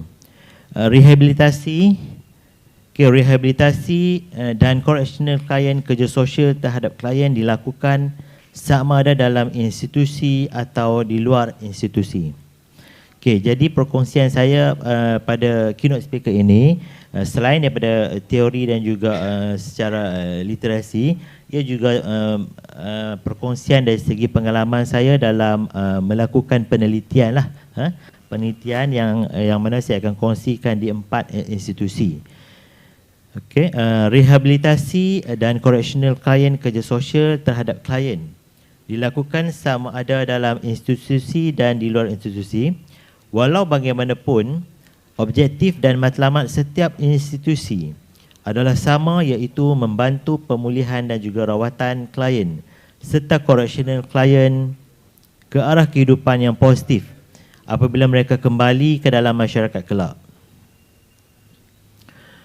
Oleh itu, beberapa agensi correctional yang terpilih, sebenarnya saya kata tadi, hasil daripada penelitian saya dan juga rakan-rakan, telah dipilih agensi tersebut, yang mana kliennya adalah klien kerja sosial, yang mana telah melibatkan modul dan juga program pemulihan secara agama dan juga spiritual dalam institusi yang menggunakan modul yang tersebut. Okey, yang pertamanya adalah Jabatan Penjara Malaysia. Okey, Jabatan Penjara Malaysia telah memperkenalkan program pembangunan insan atau PPI sejak tahun 2004. Program yang bertujuan memulihkan banduan dan kembali kepada masyarakat menjadi insan yang normal ini terdiri daripada 4 fasa. Okey, fasa yang pertama, pembinaan disiplin. Fasa yang kedua, pengukuhan sahsiah. Fasa ketiga, kemahiran vocational, dan fasa yang keempat, prabebas, iaitu 6 bulan sebelum mereka dibebaskan ke dalam komuniti. Dalam fasa yang kedua, selama 6 bulan adalah pengukuhan sahsiah yang merupakan ada satu modul agama dan spiritual dipanggil modul halakah, berasaskan kepada agama dan agama Islam. Okay, antara tujuannya agar banduan di dalam penjara yang beragama Islam dapat menghayati dan melaksanakan ajaran agama secara hidup, sebagai cara hidup. Terdapat 5 modul dalam modul halakah tadi, iaitu akidah, elemen fiqh, sirah, akhlak, hadis, Al-Quran, dan terdapat modul tambahan, iaitu modul pelakuan jenayah. Ini khususnya bagi banduan yang terlibat dengan isu seksual. Dia ada modul yang berbeza. Program pemulihan ini menunjukkan bahawa Jabatan Penjara juga mengimplementasikan kaedah kerohanian dan spiritual kepada klien dalam kalangan banduan. Okay, sedikit perkongsian, saya sekarang ni sedang mengadakan kajian terhadap banduan muda. Banduan muda berumur di antara 21 tahun ke bawah. Okay. Di situ kita lihat bagaimana program PPI tadi itu telah dilaksanakan terhadap banduan muda ni, yang mana kita daripada yang presentation saya yang sebelum ini mengatakan bahawa kebanyakan banduan yang ada ditempatkan ataupun melakukan kesalahan jenayah ni, mereka kurang dari segi keagamaan. Apabila kita buat sesi intervensi ataupun focus group discussion dengan mereka, ada tidak sembahyang tu memang banyak. Dan lebih menyedihkan lagi, bayangkan umur 21 tahun, mengucap pun tak boleh, baca Quran pun tak boleh, sampai macam tu sekali. Okay, jadi sangat sedih. Dan rata-ratanya adalah sebangsa dengan kita, bangsa Melayu. Dan kes-kes yang mereka terlibat bukan kes-kes biasa, ada yang kes bunuh, ada yang kes dadah, tu memang banyak lah, narkoba tu memang banyak. Mereka juga terlibat dengan kes rogol dan sebagainya jenayah. Jadi di situ kita lihat hasil daripada intervensi yang kita lakukan dengan modul keagamaan yang mereka berjaya menukar corak hidup mereka daripada tidak pernah kenal tikar sembahyang ataupun sejadah sebelum ini. Jadi mereka melaksanakan ibadat solat 5 waktu tu tetap, ditambahan pula dengan ibadat solat sunat, berpuasa dan sebagainya. Menariknya, ada kalangan klien ataupun banduan-banduan muda tersebut yang sebelum ini tidak kenal sejadah ataupun Quran, mereka ada sampai dapat menjadi tahfiz. Dapat menghafal sampai 15 juzuk, 20 juzuk, dan ada pertandingan di antara penjara dan mereka menang. Nampak betapa ialah kalau katakan klien kita pesalah-pesalah atau pembanduan, jangan kita pandang lekeh kerana mereka juga perlu diberi ruang untuk berubah. Tambahan pula mereka baru umur 21 tahun ke bawah. Maksudnya jangka hayat mereka masih panjang lagi untuk pergi. Kita dah 50 lebih dah kan. Mereka baru 20, 17, 15, 16. Kalau kita tak bantu, kita terus blame mereka, kita terus punish mereka. So bagaimana kehidupan mereka pada masa depan kan?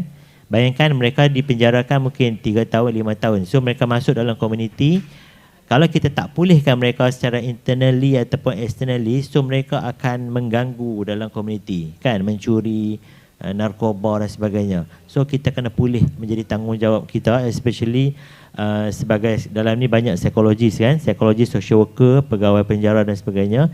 Kita kena bantu, nawai itu kita kena bantu banduan-banduan yang ada di penjara. Okey, keduanya saya juga terlibat dengan agensi anti dadah kebangsaan ataupun AADK. Ini berkaitan dengan kes narkoba. Saya malu juga nak cakap, kita ada pakar narkoba dalam bilik ini. Seorangnya Prof Kamal, yang saya sebutkan nama tu. Beliau bukan pakar narkoba. Sebelum menjadi pensyarah, beliau adalah seorang pegawai, pegawai besar di agensi narkoba juga. Dan juga kita ada Dr. Ismiati, pakar narkoba di Aceh ni, yang dipanggil ke sana sini untuk perkongsian. Merupakan produk daripada UUM, alumni UUM, dan saya sebagai dekan saya sangat berbangga. Dr. Ismiati, insya-Allah saya panggil dia doktor itu satu doa dah tu. Okey, agensi anti dadah kebangsaan telah mewujudkan satu program modul psikospiritual ataupun kita panggil dia sebagai ISRAQ. Agar ia menjadi satu lagi usaha murni kerajaan Malaysia untuk membantu memulihkan penagih dadah dan bekas penagih dadah dari segenap bangsa, terutamanya kepada bekas penagih dadah yang beragama Islam. Antara kaedah rawatan secara kerohanian dan spiritual oleh ADK, yang pertamanya adalah modul psikospiritual ISRAQ ataupun Islamic Spiritual Rehabilitation Approach, yang menjadi salah satu pendekatan kerohanian Islam dalam rawatan pemulihan dadah di ADK pada masa kini. Program ISRAQ ini menggabungkan modul Tazkiyatun Nafs dan modul psikososial dengan menggunakan strategi dan kaedah pelaksanaan yang sesuai seperti modifikasi akhlak, psikopendidikan dan halaqah. Dilihat mampu memberi kesan positif terhadap proses rawatan dan pemulihan dadah kepada klien. Sebagaimana yang dijelaskan oleh Pak Rektor tadi, isu narkoba ini bukan isu di bumi Aceh saja. Dia juga isu di bumi Malaysia, juga isu seantara di dunia ni, narkoba, pergi mana-mana narkoba, ya. Jadi menjadi peranan kita lah untuk bersama-sama atas kapasiti kita sebagai dosen, sebagai guru, sebagai ibu ataupun bapa, kita kena cegah narkoba. Sebab narkoba ni merosakkan, macam Pak Rektor cakap tadi, merosakkan bangsa kan, merosakkan bangsa, merosakkan masyarakat dan sebagainya.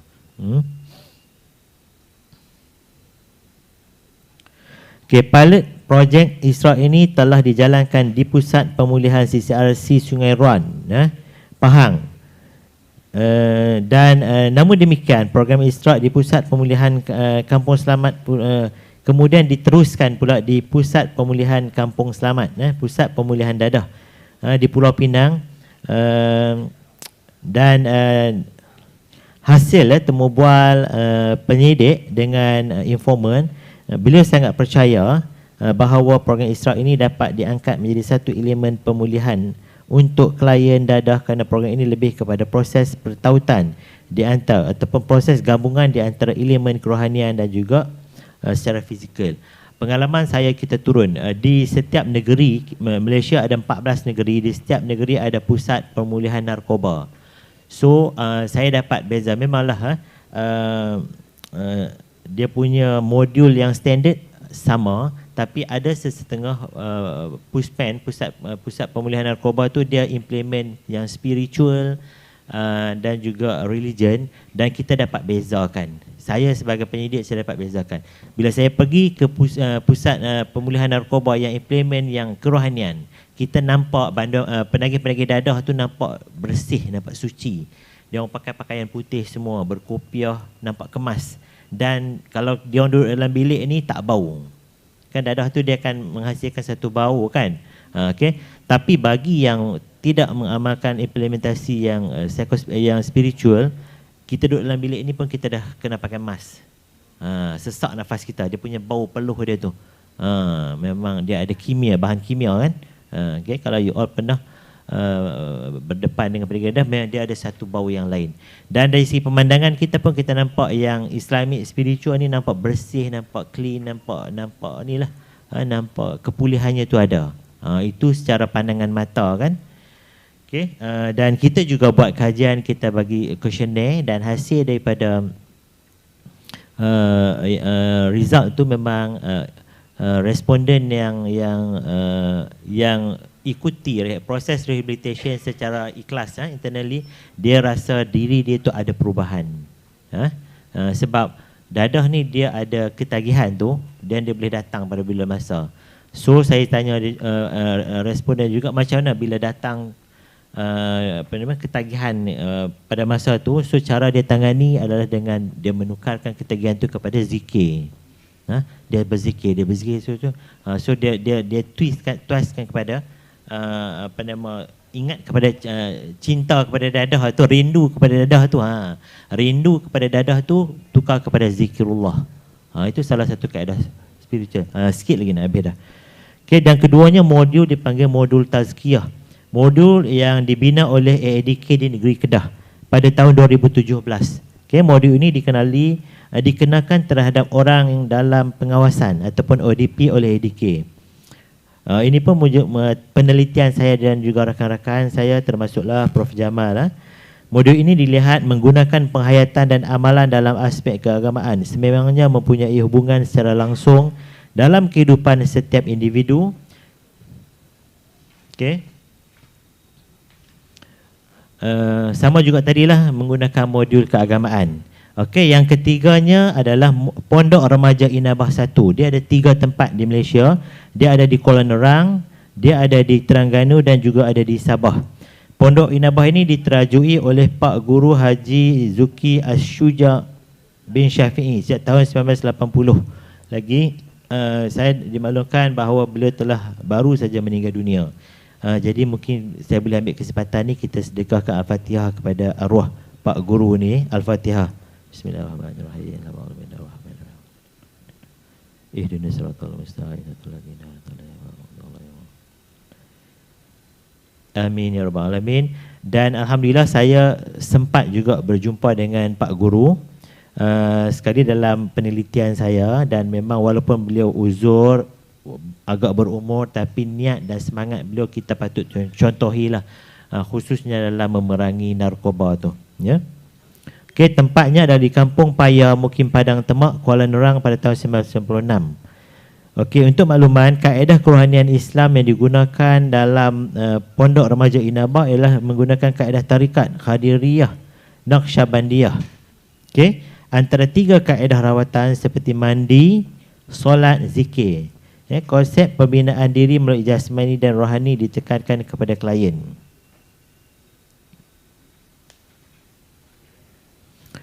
Dan untuk makluman juga, yang dikatakan kita ni serumpun, kaedah daripada Pondok Remaja Inabah ni sebenarnya berasal daripada Indonesia. Daripada pesantren Suryalaya Indonesia. Suryalaya.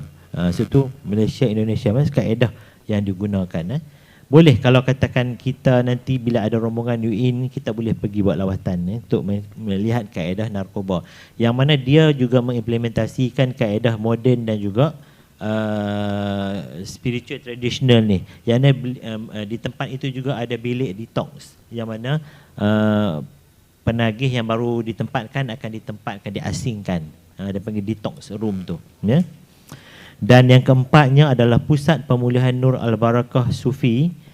Okay, yang ni Pusat pemulihan yang membantu remaja berumur 13 hingga 21 tahun. Pengasasnya adalah Ustaz Ahmad Fakhrozi bin Ma'ruf. Agak baru ditubuhkan pada tahun 2009, bermatlamatkan menyediakan rawatan pemulihan berasaskan Al-Quran dan pembinaan kerohanian serta disiplin yang tinggi kepada klien. Lokasinya adalah di bangunan Persatuan Kebajikan Am Mukim Haji Kudung, Kota Kuala Muda, Kedah. Untuk makluman, Kota Kuala Muda, Kedah ni adalah satu tempat di negeri Kedah yang turut terkesan dengan tsunami. So ada tugu tsunami juga di situ. Ini pun boleh kita buat lawatan juga, kita boleh pergi tengok. Dan saya juga telah masuk ke lihat sendiri bilik detox dia, dan apabila kita lihat, saya tengok penghuni bilik detox tu tak nampak macam penyakit dadah. Sebab dia duduk di tempat itu dalam 40 hari, setiap hari kena puasa. Sunat ayat Quran dan kena pakai jubah putih dan sebagainya. Kalau kita tengok tak nampak macam penyakit dadah. Dan wangi saja. Saya dimaklumkan kalau katakan petugas nak masuk ke dalam bilik pun tak boleh. Dia nak jagakan keberkatan bilik tu. Baca Quran sepanjang masa, puasa. Dalam tempoh 40 hari. Selepas ada proses tu baru dikeluarkan bersama penghuni-penghuni yang lain.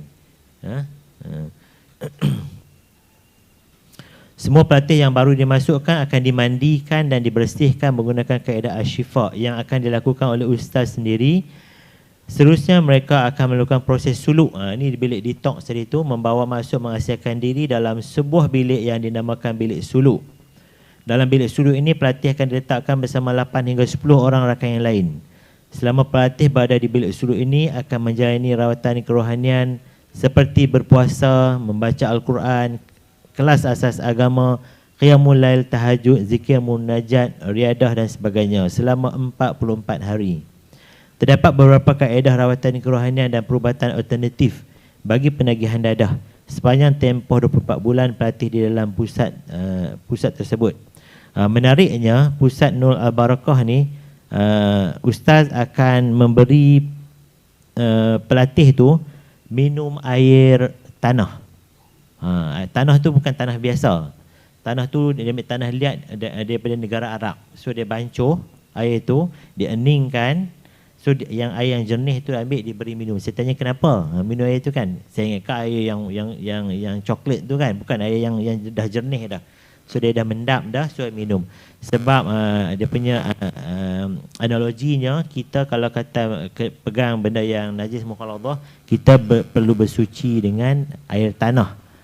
So dalam badan penyakit dadah tu dia dah makan banyak sangat dah penyakit dadah. So adalah bacaan ustaz tu, so bila dia beri minum, so dia boleh flash out semua kimia-kimia dadah apa yang pelajar tu makan. Itu salah satunya lah. Dan dia juga memberi makan gam Arab, kan, ubat-ubat Arab dan juga buah kurma, Arabic gum kan. So itu antara kaedah selain daripada kaedah-kaedah perawatan dan juga amal-amalan religion dan juga spiritual yang diimplementasikan lah. Jadi berdasarkan, sebenarnya ada lagi kajian, saya juga ada buat kajian dengan rakan pendidik saya, pusat pemulihan kajian terhadap remaja wanita hamil tanpa nikah. Wanita yang menghadir, yang tu di bawah Jabatan Kebajikan Masyarakat. Kita pergi interview pelajar-pelajar, pelajar itu yang mengandung di luar nikah, dan antara tempat yang saya pergi interview adalah pusat rumah bonda. Kalau you all baca rumah bonda kan ada isu kan, yang kes penderaan adik Bella tu pun saya pun pergi interview. Nama apa yang pesalah tu, Bainun. Saya pun dah berjumpa Bainun, tapi sebelum kes tu meledak, kan. So saya pergi tengok di situ. Kesian, bukannya yang remaja-remaja dadah ke remaja yang hamil luar nikah ni bukannya muka jahat semua, muka macam ada dewani saja, bahkan muka lagi bersih, tapi mereka menjadi mangsa, kan. So kalau yang remaja hamil tanpa nikah tu yang dalam pantang, yang syarat tu akan bantu tolong mandikan anak, tolong masak, akan makan, tolong sama-sama mereka lah. So antara pengisian mereka ada di situ, selain ditempatkan untuk proses melahirkan anak, mereka juga diterapkan elemen spiritual, semayang dan sebagainya. Ada yang semayang, ada yang tak semayang, yang tersasar. Jadi Itu antara beberapa lah yang saya boleh kongsikan masa mencemburui kita. Jadi ingin saya concludekan bahawa kita ni dalam proses correctional ataupun rehab terhadap klien, kalau boleh kita cuba implementasikanlah kaedah agama dan juga spiritual ni, sebab banyak di penjara ataupun di rehab center, correctional center adalah bangsa Melayu dan beragama Islam. So why not kita cuba menggunakan approach spiritual, religion and spiritual untuk memulihkan mereka secara internally atau externally lah. Okey, dan saya sudahi keynote saya ni dengan satu hadis Rasulullah SAW, taraktu fikum amrayni fa in tamasaktum bihima lan tadillu abada. Huma kitabullah wa sunnati. Maksudnya Nabi tinggalkan dekat kita dua benda. Satu Al-Quran dan juga yang keduanya adalah sunnah. So kita ni sebagai psikologis, social worker, counselor, educator, lecturer dan sebagainya, kita kena menggunakan dua sumber kekuatan yang bagi Rasulullah SAW tinggal dekat kita ni dalam apa saja aktiviti, especially correction dan juga rehab ni, untuk bantu bangsa kita lah, anak-anak bangsa kita. Okay, jadi saya sudahi dengan ucapan saya dengan wabillahi taufiq wa hidayah. Wassalamualaikum warahmatullahi wabarakatuh. Yang baik daripada Allah, yang kurang daripada diri saya. Sekian, terima kasih. Alhamdulillah, terima kasih Dr. Zawawi. Thank you so much for giving such an informative and also very comprehensive presentations about the implementations of Maqasid Syariah. And ladies and gentlemen, now it's time for us to have Q&A or discussion sessions with our speaker, and we would love to hear all of your questions. However, due to time limitations, we're going to select only 3 questions. And also, we would like to invite those who attended the session through online session, to raise their hand and open the microphone. Thank you. Bu Vera.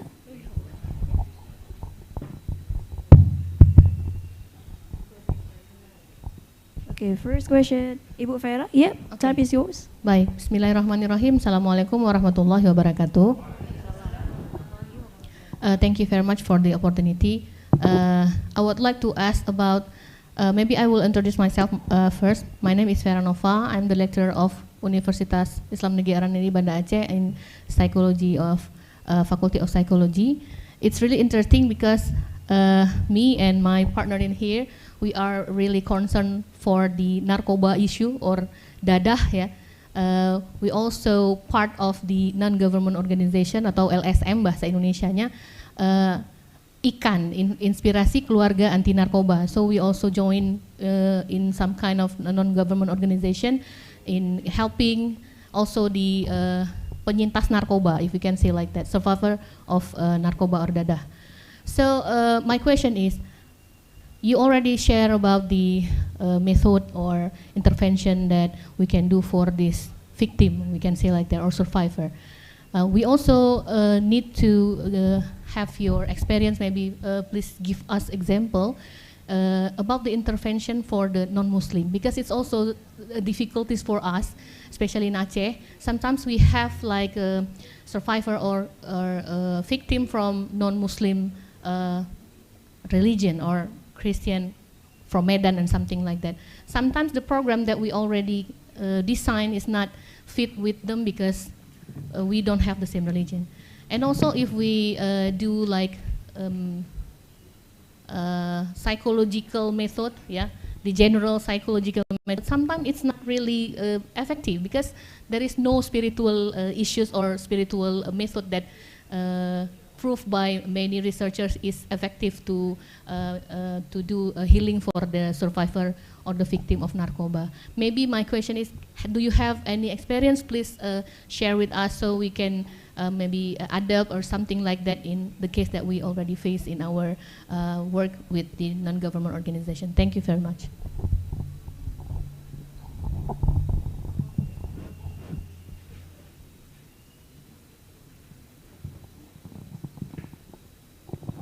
Okay, terima kasih doktor. Saya jawab dalam bahasa Melayu. Nanti Prof Kamal pun boleh bantu saya. Dia practitioner. Okey, daripada satu soalan yang sangat menarik. Memanglah narkoba ni bukan isu Muslim saja, tapi juga melibatkan non-Muslim. Okey, dalam kajian kita pun tanya jugalah bagaimana kaedah psycho spiritual untuk yang non-Muslim. Okey, jadi modul PPI itu adalah modul PPI ataupun Isra' dan sebagainya itu adalah untuk semua, tapi cumanya fokus adalah kepada yang Muslim. Okey, saya tanya juga macam mana bagi yang non-Muslim. Non-Muslim juga diberi kebebasan sama ada nak continue nak ikuti program pemulihan tersebut ataupun dia nak skip ke yang lain. Namun demikian, ada juga NGO di luar sana yang diberi kebenaran oleh pihak jabatan penjara ataupun ADK untuk turut involve dalam proses rehab tu, especially yang NGO yang bukan Islamnya, daripada kuil, daripada gereja dan sebagainya. Mereka diberi kebenaran masuk dalam penjara. Contohnya kalau kata yang Muslim pergi ke surau dan sebagainya, so yang non-Muslim tu buat apa? Yang non-Muslim tu akan ada dia punya apa dia panggil, masternya, ada saminya kan, yang dalam agama.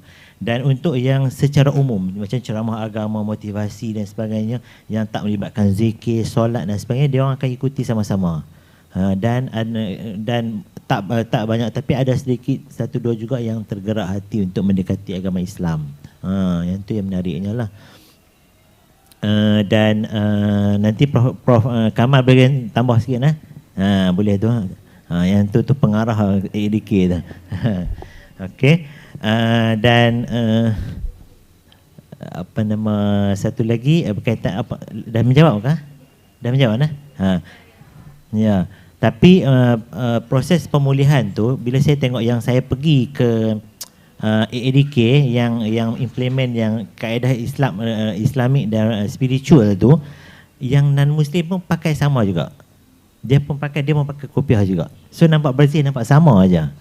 Kan nampak tu kalau katakan hidayah tu adalah daripada Allah SWT, tapi usaha kita kan, kalau boleh kalau dia nak join, welcome untuk sekali. Contoh macam ustaz bagi ceramah Isra' Mi'raj kan, nuzul Quran, akan dibuka kepada semua. Kan maksudnya bertepatan dengan Perlembagaan Persekutuan Indonesia Tiada Paksaan dalam Agama kan. Kita tak boleh lah paksa tu, kalau dia nak ikuti welcome. Prof nak tambah sikit Prof? Bagi Prof.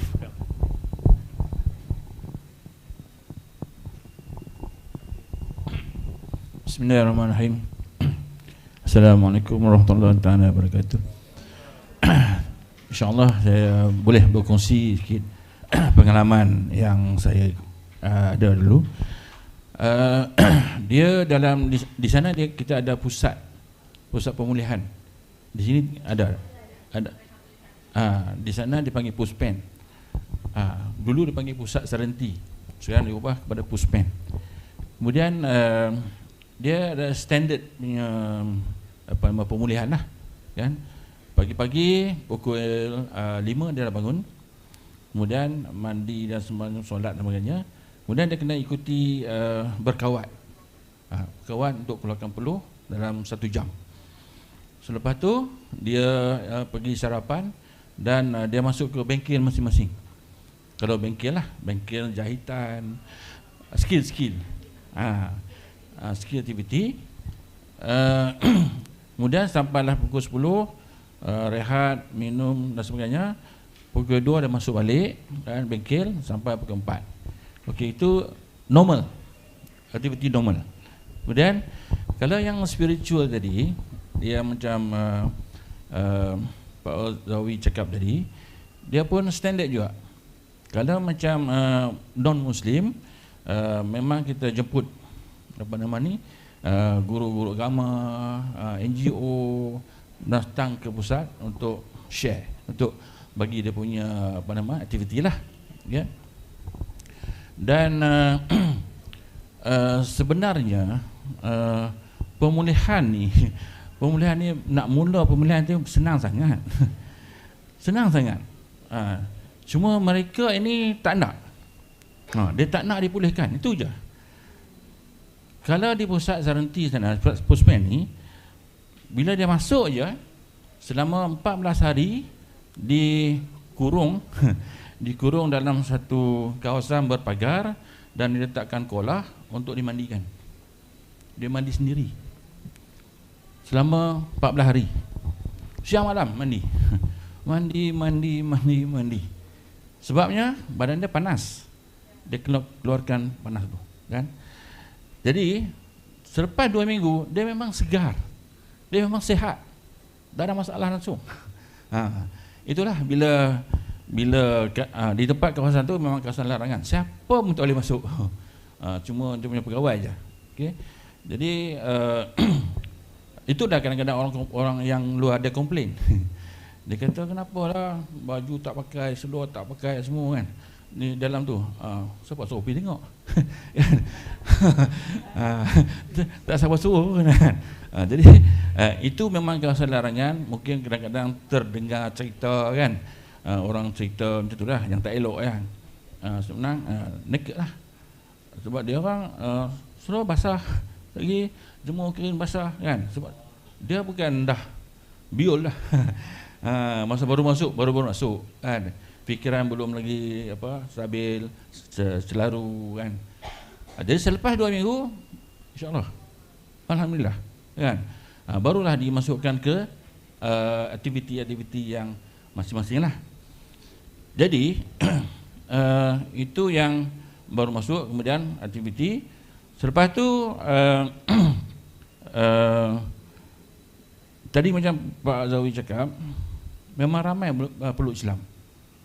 Sebab dia ikuti semua dia punya modul kan.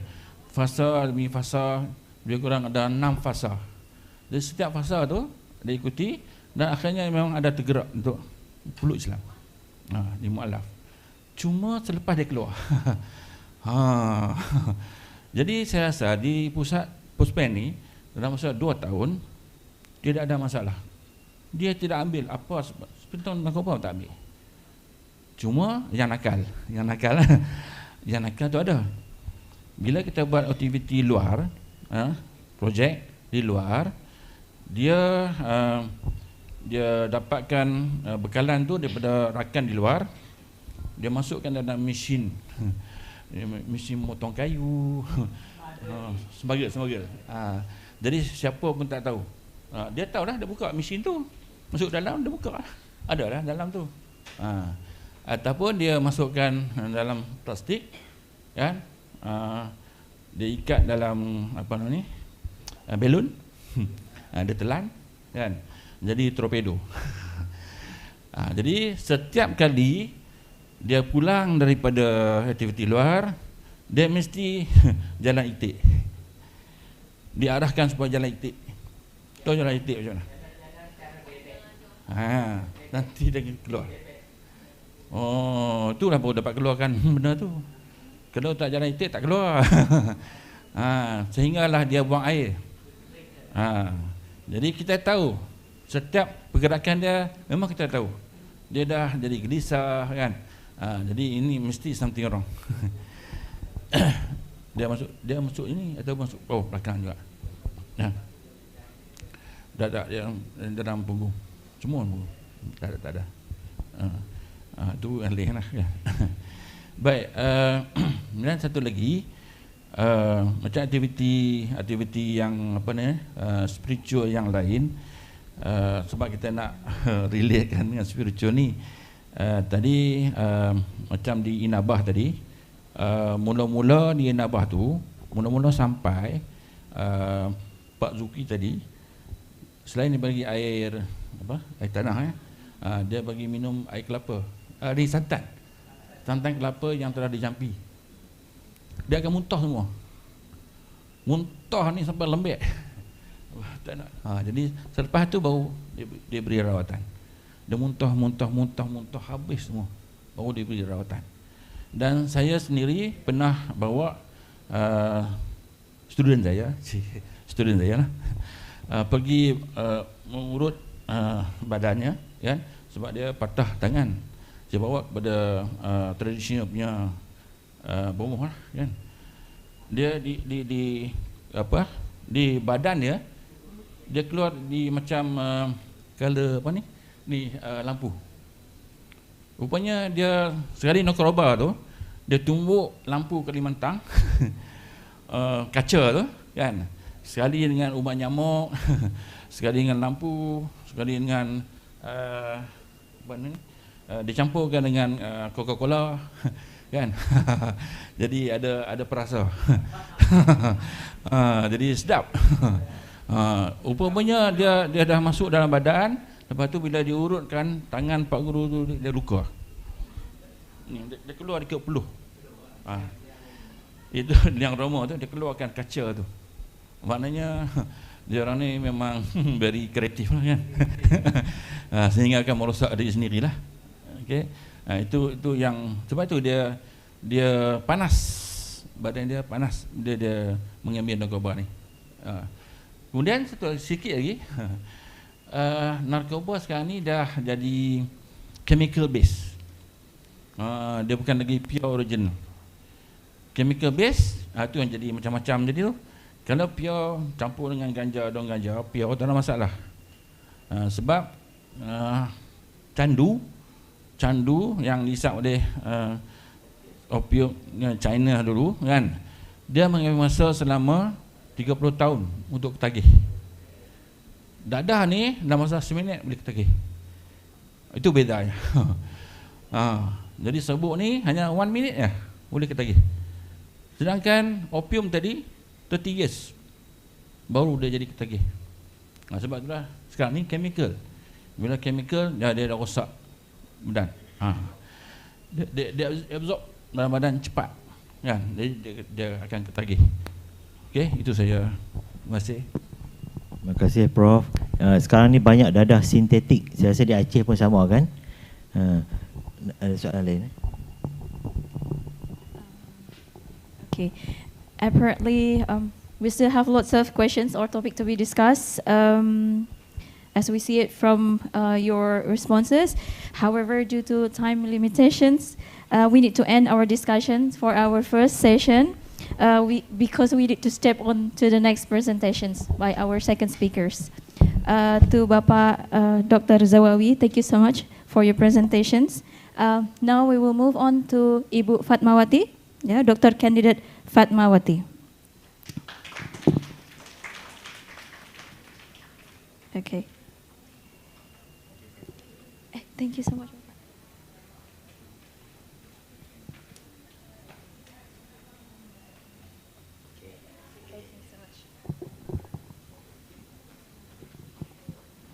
Okay. Okay, now moving on to the next speaker, Dr. Candidate Fatmawati. But before that, let me give you a short overview of her academic life. Ibu Fatmawati is working as a lecturer in the Faculty of Psychology in Ar-Raniry, Banda Aceh. He has a role in teaching several units of undergraduate students, and she is also appointed as a member of editorial team of psychology journal named Psycho Islamedia. She is also conducting several research projects related to psychology, and she finished her bachelor degree in psychology in University of Shah Kuala, and also another bachelor degree in Sultan Idris Education University, Malaysia from 2011-2013. Ibu Fatmawati finished her master degree in psychological approach to health in University of Leeds, United Kingdom from 2014-2015. And she's doing her doctoral degree now in psychology at University of Exeter, University, United Kingdom, 2023 onwards.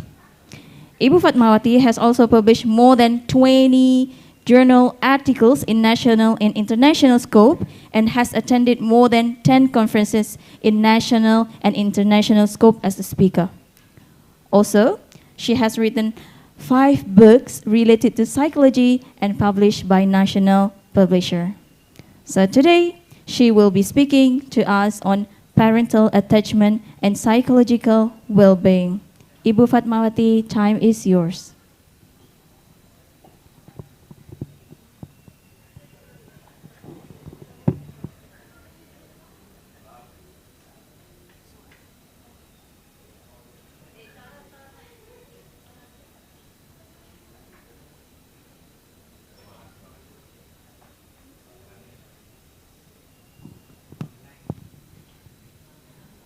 Ibu Fatmawati, I'm sorry to disturb you. I think we just hold the presentation first because we have a trouble in the audio.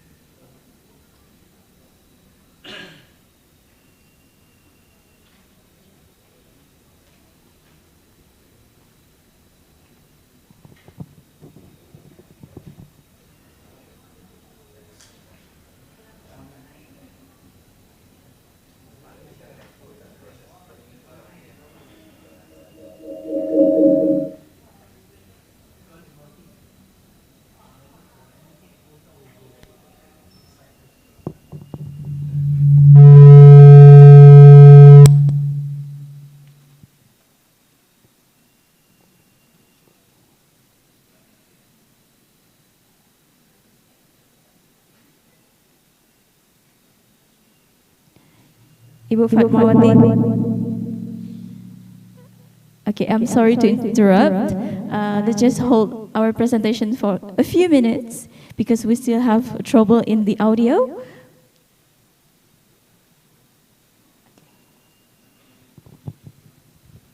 Hello there. Can you hear my voice? Actually, that one is the video presentation.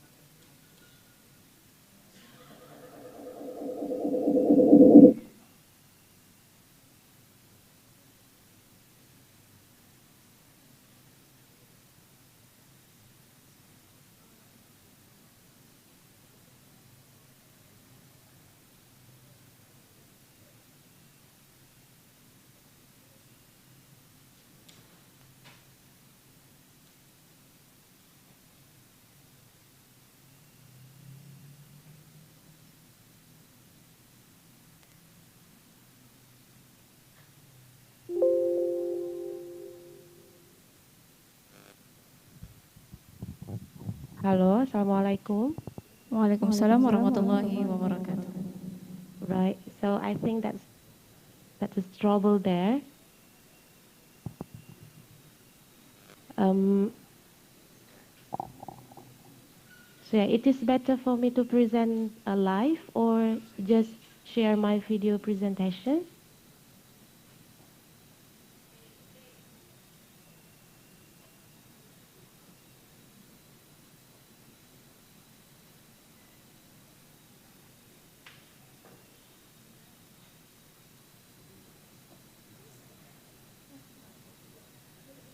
Right. Okay. I think I will continue to present live rather than showing my video presentation due to technical problems. Thank you very much for the moderator who already introduced me as one of the speakers today. And I would like to say thank you very much for the community who give me an opportunity to share my experience in here. But to be honest, I'm not really an expert actually. I just want to share what I'm currently doing in here in School of Psychology, University of Exeter, and what the project that I'm currently been involving as the PhD students. So I would like to share my slides. Hopefully it works there.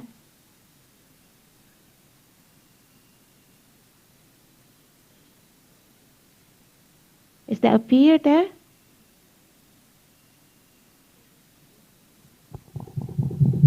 Yeah. Okay. Right. Today I'm going to share my my experience. It's not experience actually. This is the project that I'm currently doing in here as a PhD student at the University of Exeter in England. And once again, I would like to say thank you very much for the community who invited me in this conference. It's really, really honorable for me, to be honest. And my name is Fatmawati. I'm a lecturer of Faculty of Psychology, Islamic State University of Ar-Raniry, Banda Aceh, and currently a PhD student at School of Psychology at the University of Exeter, United Kingdom. So today I would like to share about parental attachment and psychological well-being. I'm not going to share deep about that, rather than just talk generally about attachment, parental attachment in this time and effect on the psychological well-being. I'm just going to talk broadly about that first, and then we're going to see what attachment to parents have an impact on psychological well-being. Right. Okay. So first, I'm going to share you about the overview of attachment itself. So attachment is a way of human to survive in this world. So this is the basic things that you have to, you need to know about this attachment itself. When we attach with someone, it means that we want to survive, to live in this life. And we as a human develop an internal working model of attachment which form a blueprint for a future. So the first thing I'm going to tell you, what is an internal working model? So internal working model, it's like a schema that's stored in our brain about the attachment that we already got from our parent. So if secure life, if happy life, is loving environment created by our family, so that experience gained by a baby will be stored in the scheme in the brain, termed as internal working model. This has become a blueprint. This has become a template for them to view the world in general in the future. So this internal working model then will form like an attachment style. We know broadly in psychology that attachment style consists of two forms or two styles. We can talk about secure attachment and also insecure attachment. So secure attachment, this is like a style of attachment when children perceive a loving, caring, trustworthy environment from the family, and then they think that parents, either mother or father, is a best place to live or best place to rely on if they have any problems. Otherwise, if insecure attachment is a place or internal working models that store in the brain, schema in the brain, tells that parents, my mother or my father, is not a place to rely on. They not want me, they didn't love me, so I think the family is become the unsafe place to live. So this is two styles of attachment basically, and then this insecure attachment will be developed again by the research doing by Answorth, if you remember about that. But the basic things about attachment is introduced by Bowlby, and then become expand by Answorth, and then divided this insecure attachment into two types, like avoidance and also anxiety attachment. But we not talk about that in more detail. I'm just going to share you about the general idea about the attachment itself. So the basic things that we need to remember is attachment is the way of a human to survive in this life. Okay, and the primary attachment figure is parents, either mother or father. Or in this term, it can be a carer or caregiver if that human maybe doesn't have mother or doesn't have a father, right? So this is the basic and the foundation of the attachment itself. So we move to the next page. From that we know the attachment is the emotional bond, right? This is an emotional connection, not physical connection. Bear in mind about this. Attachment is not about physical, ties. Is not about physical connection.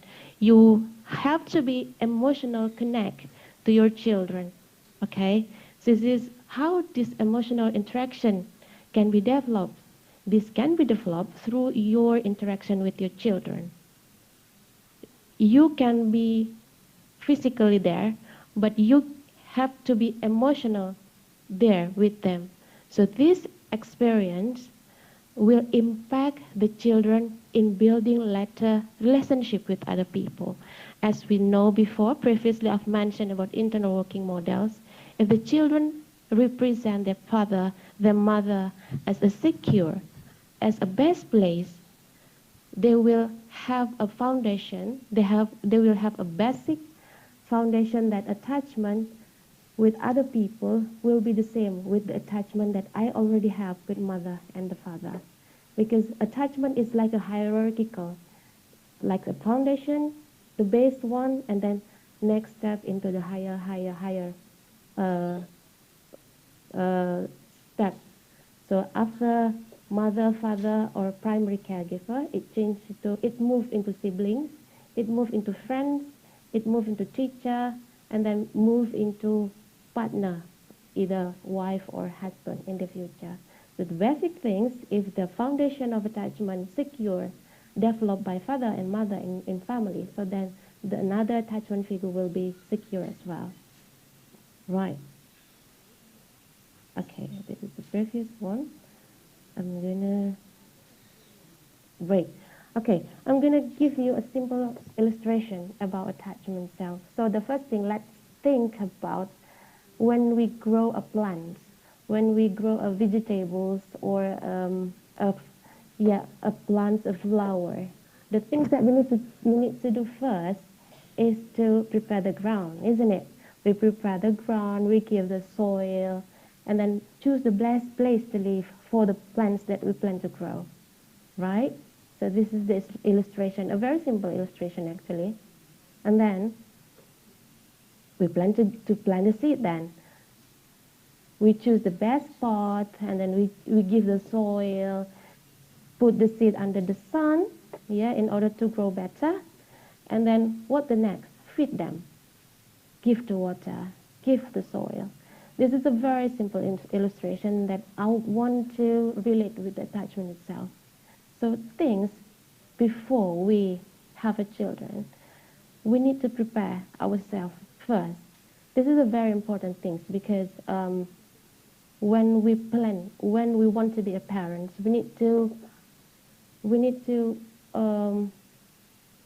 force ourselves, we need to encourage ourselves to have a knowledge about being a parent, about the parenting, about those stuff, prepare financially, prepare ourselves to be a better parent. We know that sometimes that not all people in this world have a secure attachment previously with the parents, but then if they're aware that they want to build a better and healthier family in the future, they have to be prepared themselves about what they want to do, what they want to plan in the future about their family, right? This is an illustration about when we plant the flower. So what happens in the family then? Right. So this is when the secure internal working model perceived by the children in the family. So think about planting a flower, planting a plant that I've previously mentioned, that in the family, when the secure attachment received by the children in the family, they will feel a family as a loving environment, caring environment, sensitive, my parents sensitive about my needs, they are there for me, I can rely on them, and then responsive, they respond to my problem, I can talk to them, and then trustworthy, I can trust them, I can trust my parent, I can trust my mother, I can trust my father, I can talk anything to them, they will not judge me. And then what in turn happened to the children with this family? So this is what parents make an environment in the family. So in turn, what happened to the self of the children itself? So this internal working model will reflect to the children in viewing themselves, okay? So when this loving, caring, sensitive, responsive, and trustworthy family built by the parents, and then the children in turn will figure out themselves like, I'm a competent person. because my parents always encourage me to be positive, and then I'm wanted. They want me. I'm loved. They love me very much. Even sometimes I did not follow their rules, but they make me understand what the mistake I've been done. They love me, and then I'm a good person. Yeah, and then I'm worthwhile. So you can see how the environment created by the parents and what the impact the children have in their internal working model. So this really beneficial in the future when the children view the world. Let's see here. They will view the world as a safe place to live and then a really enjoyable place to explore.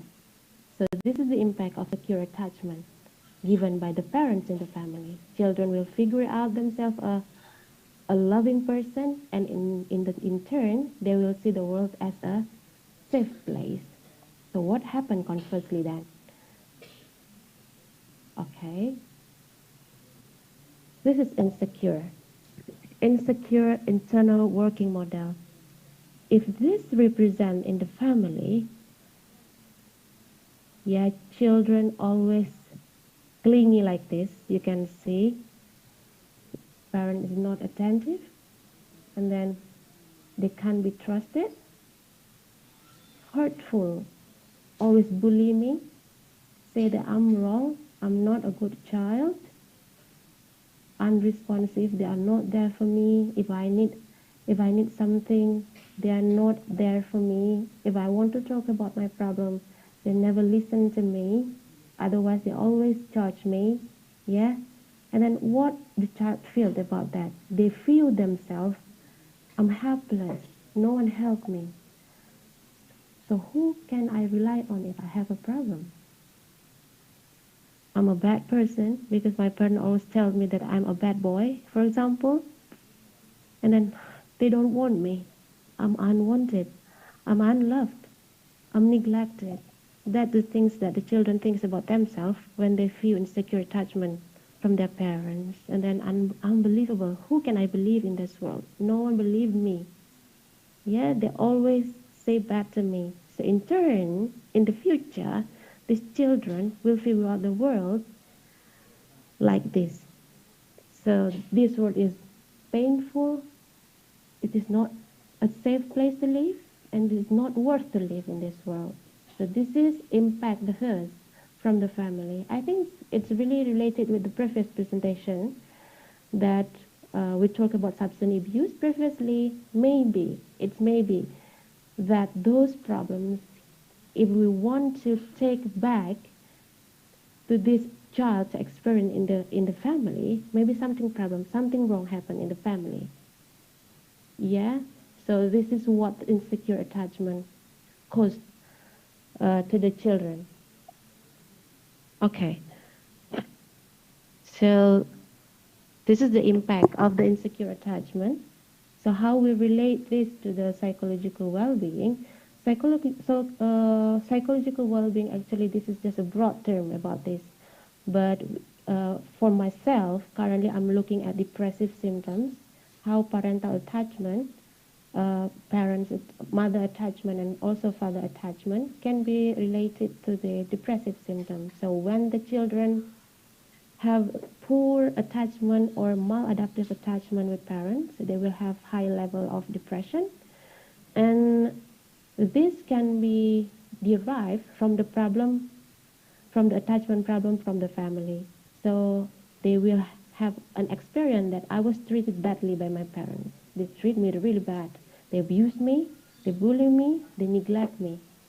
So this is multiple disruptions happen, so which in turn can make a negative working model. Like I've mentioned previously, I'm a bad person, I'm not worth the love, yeah, I'm not deserve a love from other people. So they figure out the world as an unsafe and unreliable. So they can rely on the world because nobody trusts them.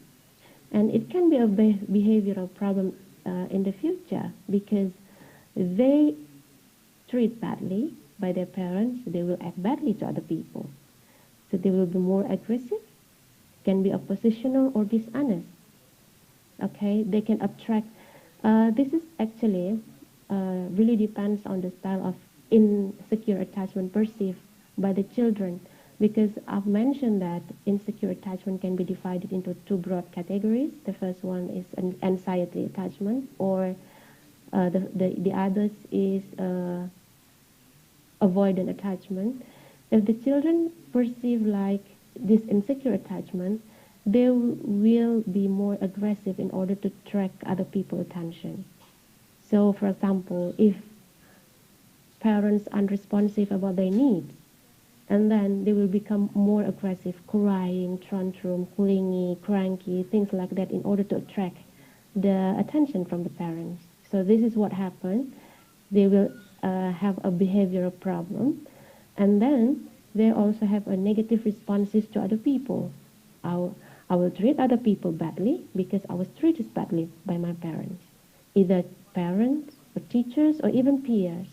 So they will give a punishment.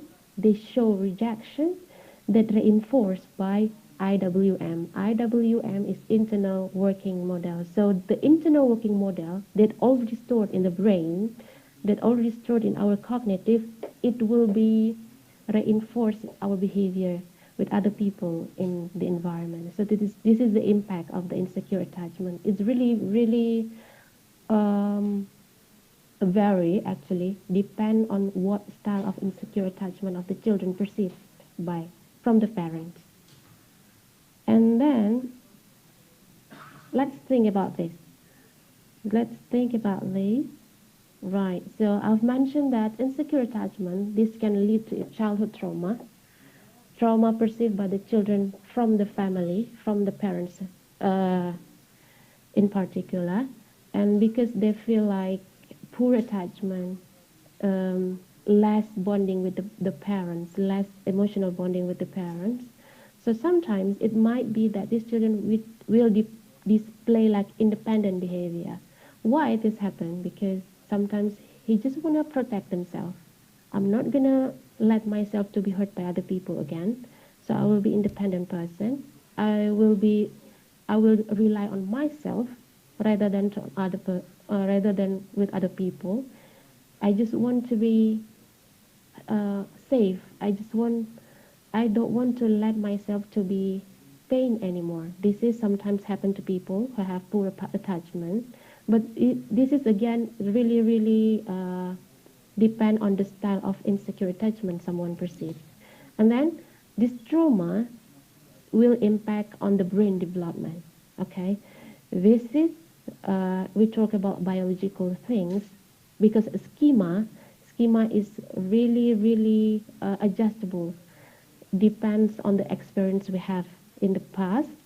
And then these children who have insecure attachment experience with the parents, they will need extra support. They need extra assistance and help in order to strengthen the architecture of the brain that already made. So this is the long term that we're going to think in the future, that this might be disrupt their brain development because of insecure attachment they have in the family. So what we can do, okay, I'm not going to share a step-by-step suggestion about this, rather than just talking generally, because we are, maybe most of us now become a parents, maybe sometimes we did threat our children in the wrong way, but let's think that this is a process of life. Then we need to bear in mind that children are a blessing given from Allah. This is not our possessions. So don't force too much to your children. So in order to build a good relationship with them, you need to show your affection. I just give you a broad idea about this. And if you have any question, let's say, we can discuss it in Q&A session about this. Yeah. Okay. This is the first thing that I want to show. Please give your full attention to them and mercy toward your children, because we want to be a parent, isn't it? We want to be a parent. We want Allah. We ask Allah to give this blessing to us. So in turn, we have to show our affection and mercy towards children. This is one verse of Sahih Muslim mentioned. Rasulullah sallallahu alaihi wasallam mentioned that innahu la yarham la yurham. For those who don't want to show mercy toward his children, so no mercy would be shown to him. So we have to be kind to our children, because from us they learn something. From us they know something. So hopefully by showing our full affection and mercy to children, that can be a role play. We can be a role play to the children. From us they can learn how secure attachment is. Okay. And then, so this is the important thing. Be involved in your children's life. This is not only physical involvement. Yeah, and you need to remember this. This is not only about physical involvement, but also emotional involvement. You have to take an active interest in your children's lives to establish the connection with them. So being a parent is not just about financially providing. I already mentioned this in the previous slides. You're not only there for them financially, but you need with them emotionally and of course spiritually. So this is the things. And then the last, I think, the pray. Pray is like a weapon for us.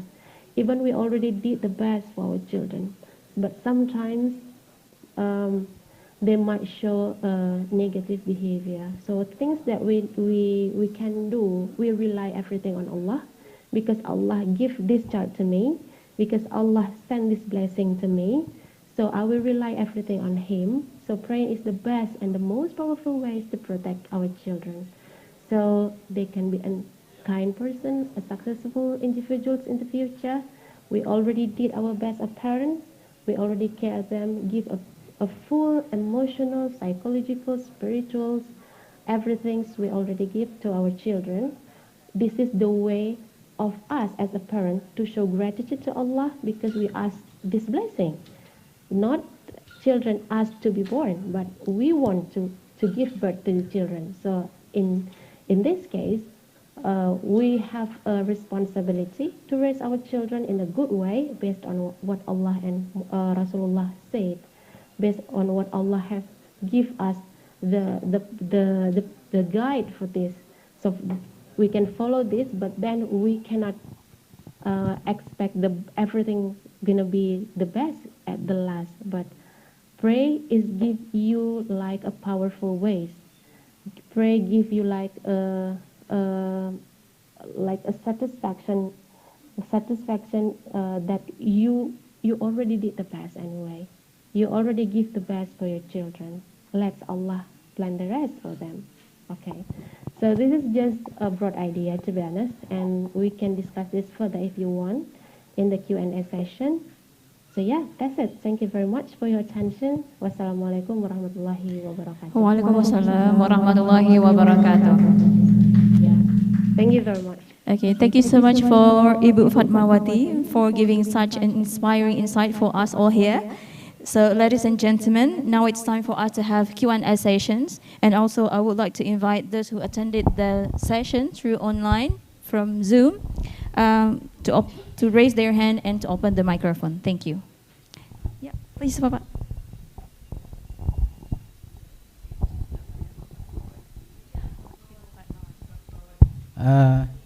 Assalamualaikum, Ibu Fatmawati. Can you hear me?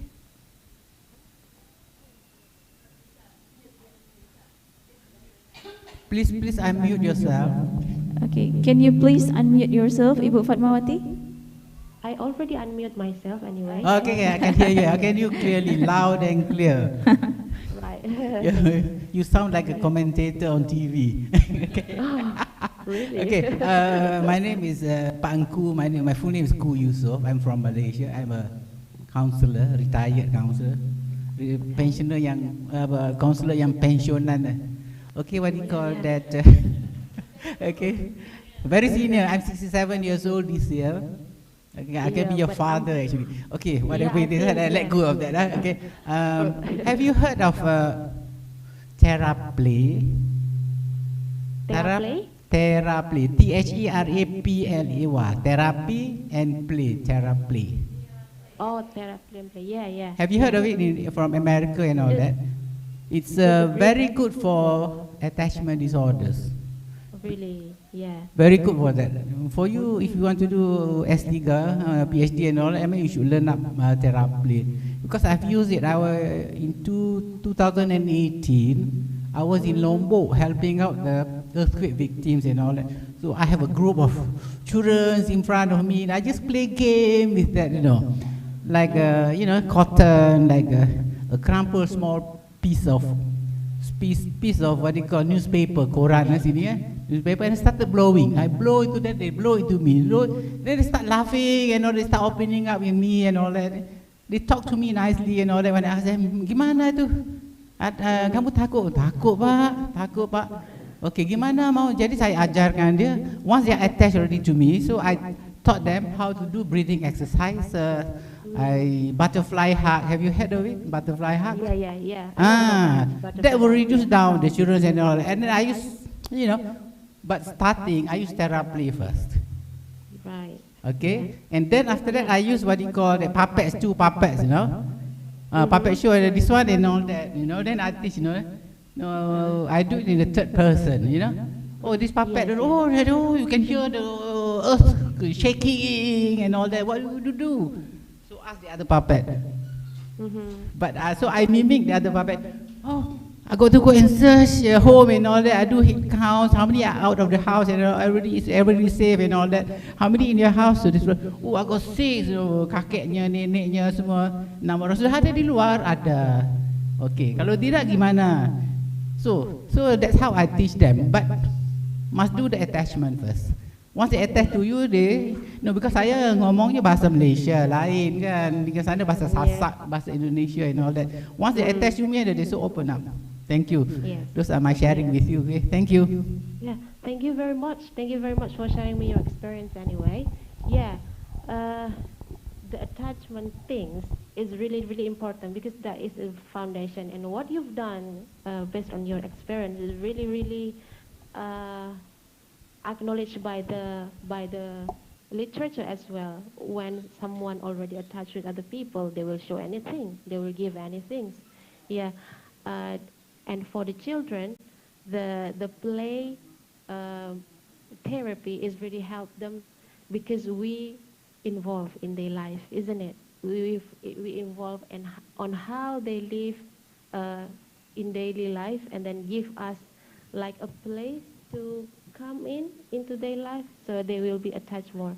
Thank you very much anyway for your suggestion. Maybe I'll later do that in my 2nd or 3rd study in this PhD study. Okay, thank you so much for Ibu Fatmawati. Now I will give a chance for other questions. What about the online session? What about the online participants? Do we have questions?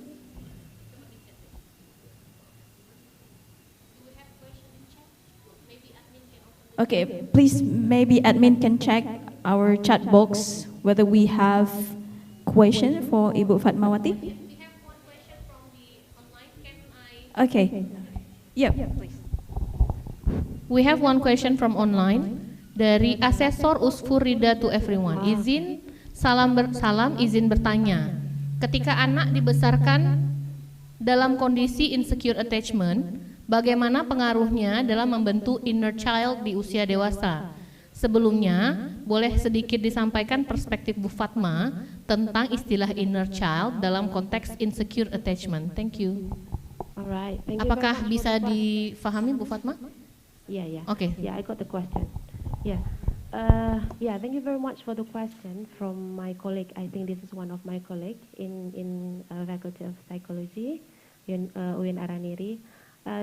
Firstly, she asked about the inner child. and how this inner child perspective in the context of insecure attachment. Okay, so previously I've mentioned in my slides that what internal working model, this is the base thing about attachment anyway. And when the child figure out the insecure attachment from their parents, whether their parents are unattentive, unresponsive, unloving, abuse, neglect, those experience already will be stored in the brain. Okay, this information, this experience, this bad experience, this unwanted experience will be stored in the brain.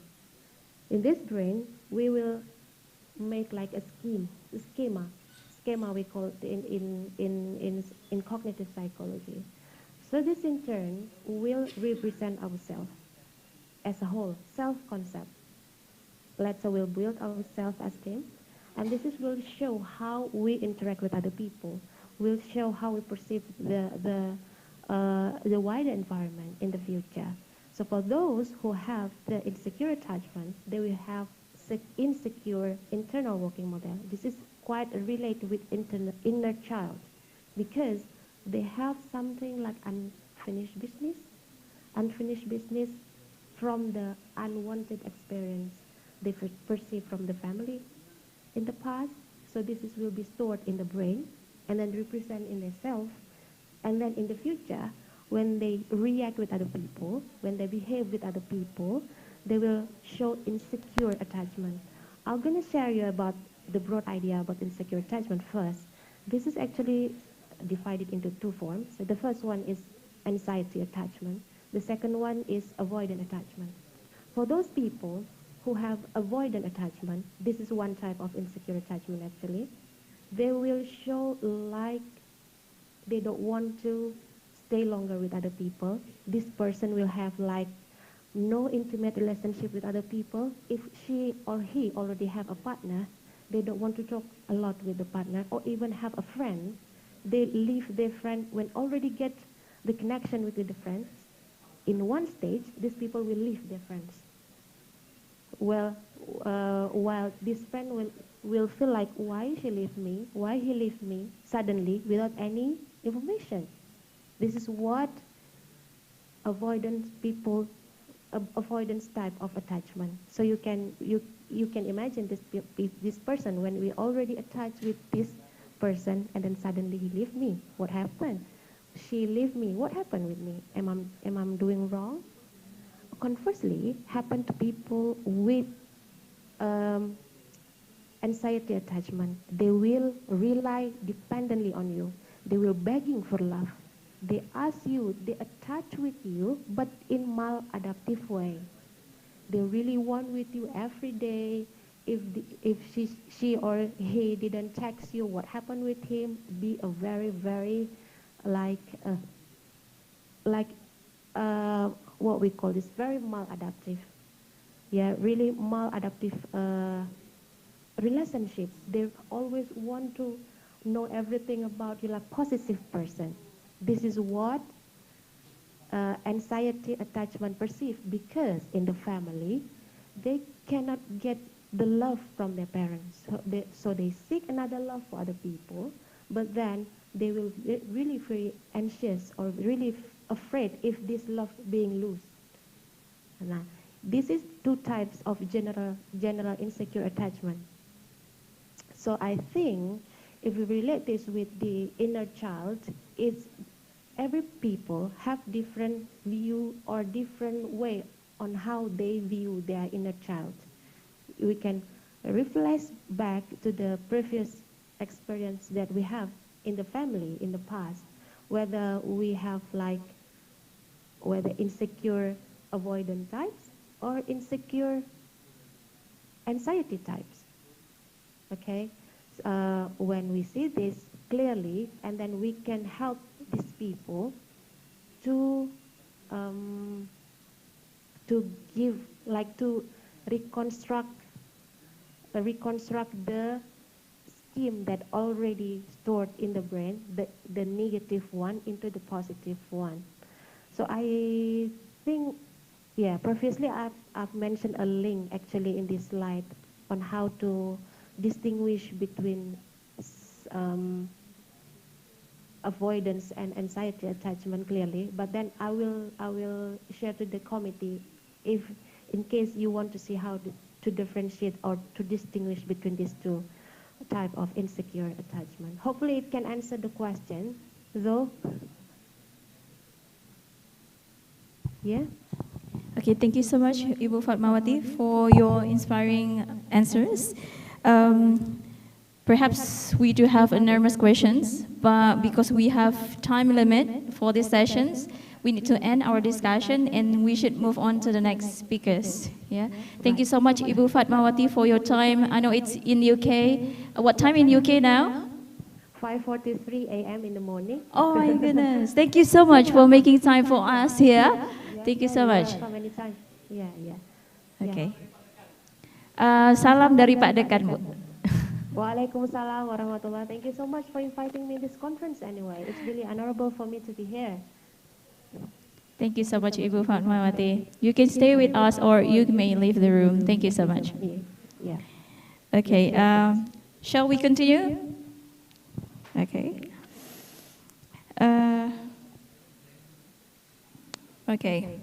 Let's move on to the next speaker, which is the third speaker of today's session, Dr. Salwa Barhumi. Yeah.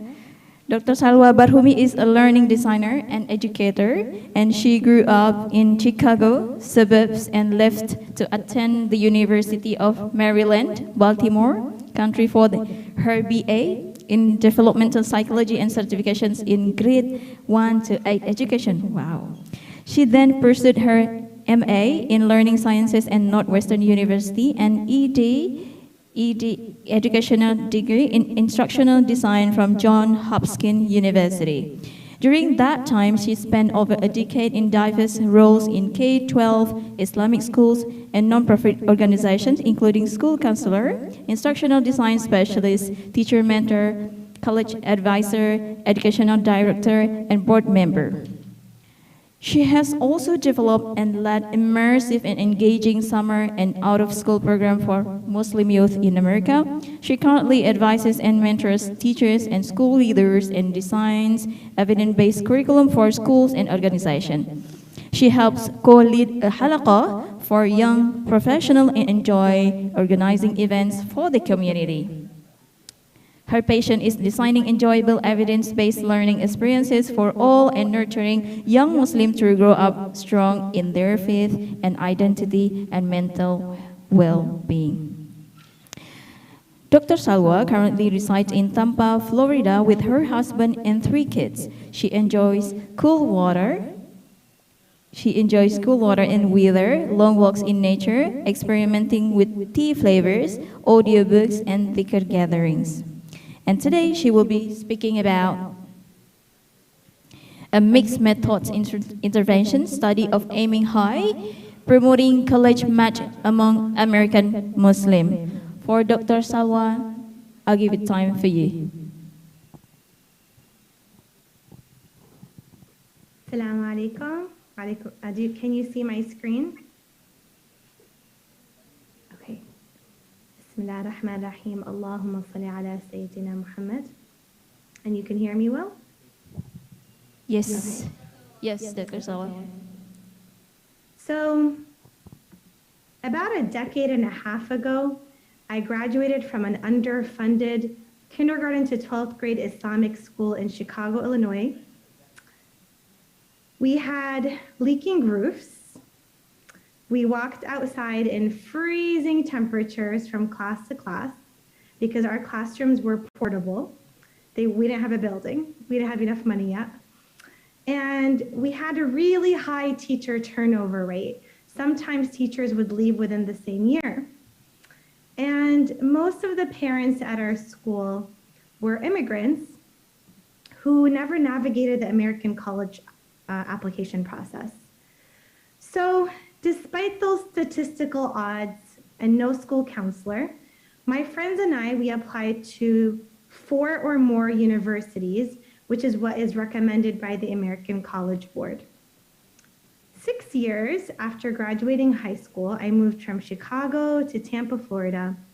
and I found myself in a position that I was not trained for, an academic school counselor at an Islamic school in Florida. So my first task was to meet with the 12th graders and to guide them with their college applications. So I looked over their transcripts, their test scores, their grades, and almost all of them had nearly perfect GPAs, grade point averages, and nearly perfect SAT, ACT scores, which is the exam that you have to take in America to get into certain colleges. So I was so excited to meet these 12th graders. I knew that when I met with them, they were going to have a long college application list from the best universities in the country. But what actually happened is that I met with them one by one, and I'd find out that they were actually only applying to one university, the one that was only 10 minutes away. So, what was going on? How could these students, mashallah, who were doing so well in school not apply to the top universities in the country? And that is what brought me to this 5-year study and intervention that I'm going to briefly discuss with you today. Salamat siyang. Assalamu alaikum. My name is Sarah, and I'm a learning designer, educator, and researcher. And I'll be presenting to you my 5 years of dissertation research at Johns Hopkins University School of Education and what we could learn and take away from it.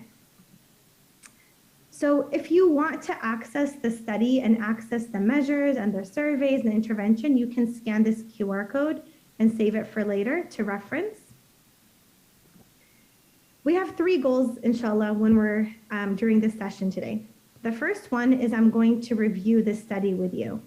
Then we're going to discuss what can we do about this? What can we implement today?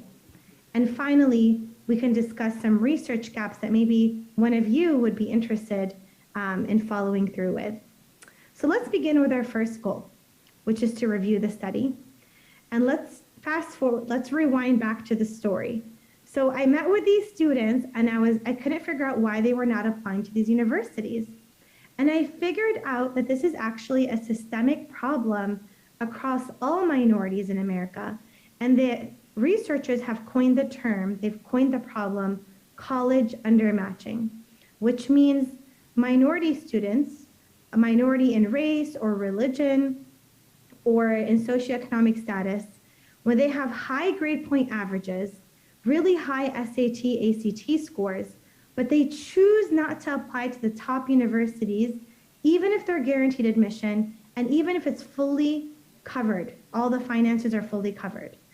And the reason why researchers have been studying this problem for the last decade is because they are worried about the opportunity gap, and because they have found that minority students tend to graduate, they're less likely to graduate from a non-selective university.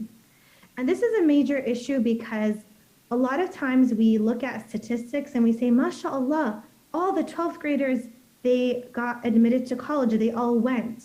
But we don't always follow up with if they finished college or if they finished it within 4 years, because that's a good predictor of job opportunities or graduate opportunities afterwards. So this is why the researchers are like, this is a problem, we need to fix it. So that takes me back to the school I was at, which was a kindergarten to 12th grade Islamic school that's co-ed, boys and girls, in Florida. And I wanted to look and see, okay, I noticed that these 12th graders are undermatching, but how severe is the problem? So I actually looked at 4 of the graduating classes. I looked at their transcripts, their GPA, and their SAT, ACT scores, and where they went to college. And I found out that almost 100% of those 4 graduating classes undermatched. And what was even more alarming was that 87% of them substantially undermatched, which means they didn't only go to a college that was 1 level academically than where they should have been matched, but 2 to 3 levels lower. So why are these Muslim students in America undermatching? And you probably can already think of some answers at this point, considering our culture and parents, you know, it's not very common kids to leave home at this age. So we had to look at the literature though, and we have to look at what the scientists have to say. So I actually conducted a needs assessment with about 100 parents, students, and teachers to find out specifically why these students at this specific school are undermatching. And I also dived into the literature, and that took me to 3 primary categories. The first is finances. So Florida is a very unique state in that if you have a certain GPA and if you have certain test scores, the state actually gives you a lot of scholarship money to attend any university in Florida for free. And in addition to that, the university that was 10 minutes away from the school that most of these students were going to gave an additional generous scholarship. So a lot of these students at this Islamic school, if they went to this local university, not only was their tuition covered, but they had thousands of dollars that they just pocketed that they could spend on going to eat, shopping, whatever. So as you can tell, it's very enticing. How could anyone say no to that? There was also, though, financial illiteracy. So a lot of parents and students had misconceptions about how much selective colleges actually cost. They would see that the sticker price is $50,000 a year, and they would run away, but they wouldn't know that for them, it would potentially cost $0. So that was one of the causes. The other one, which is the one that the literature spends the most time highlighting, is basically not enough social and cultural capital. So students who don't have access to information about the importance of applying to these universities in the process, they're less likely to apply to these universities. Schools that don't have good counseling programs, parents who don't have that information, they're more likely to undermatch. And finally, which I think is the most important category, is social identity. So what's interesting about Muslims in America is that they identify as Muslims before their race and before their culture. This is something that's been studied by Pew Research, and it's been pretty recurrent. Even if a person's not very religious, they will identify as Muslim before their ethnic or racial identity. So with that, these students showed a very strong Muslim identity based on the survey and confidence in their identity. So it's important to note that these students have been attending this Islamic school since they were 5 years old. And now they're 18 years old. They were with the same friends. It only makes logical sense that they would want to stick with their Muslim friends at that local university, remain with their family, remain with the local masjid. So that is a third cause of why they're undermatching. So with that, we were trying to solve the problem, right? Because the researchers are telling us that this is a big problem when we want to make sure that these students are going to selective institutions so they could graduate. So I designed a program, but before that I had to make sure I dived into the literature and researched what are other programs out there and why did they work and why did they not work to address college undermatch. So almost all the programs was basically the school provided that social and cultural capital packaged in some sort of curriculum. So that way, if they don't have that information at home or they don't have that information from elsewhere, at least the school is providing it. So that was one of the most important components. Another component was that once you have learning, you want to make sure you're utilizing educational psychology theories to ensure that learning actually occurs. Because just because you teach something, it doesn't mean it's going to stick or they're actually going to benefit from it. And finally, and most importantly, is that with any design, was to make sure to target the social identity needs. So my audience were Muslims children. So I had to make sure that I was incorporating elements that mattered to the Muslim families at the school. So that brought us to a program called Aiming High. And it was inspired by a verse from the Quran in Surah Al-Baqarah, وَأَحْسِنُوا إِنَّ اللَّهَ يُحِبُّ الْمُحْسِنِينَ. Act with excellence because Allah loves those who act with excellence. And that was the motto of this program. Don't settle for less, try your best, basically. Because that's what they were settling for, what was easy. It was convenient because it was nearby and they had the scholarships. So this program had 3 components. There was a book that was mailed to every family in 10th and 11th grade.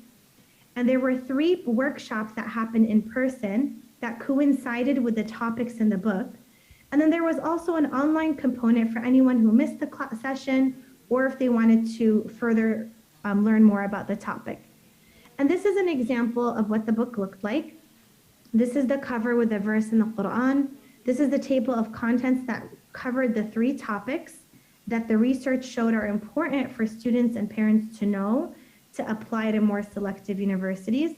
The first one is, how do you find out what your college academic match is?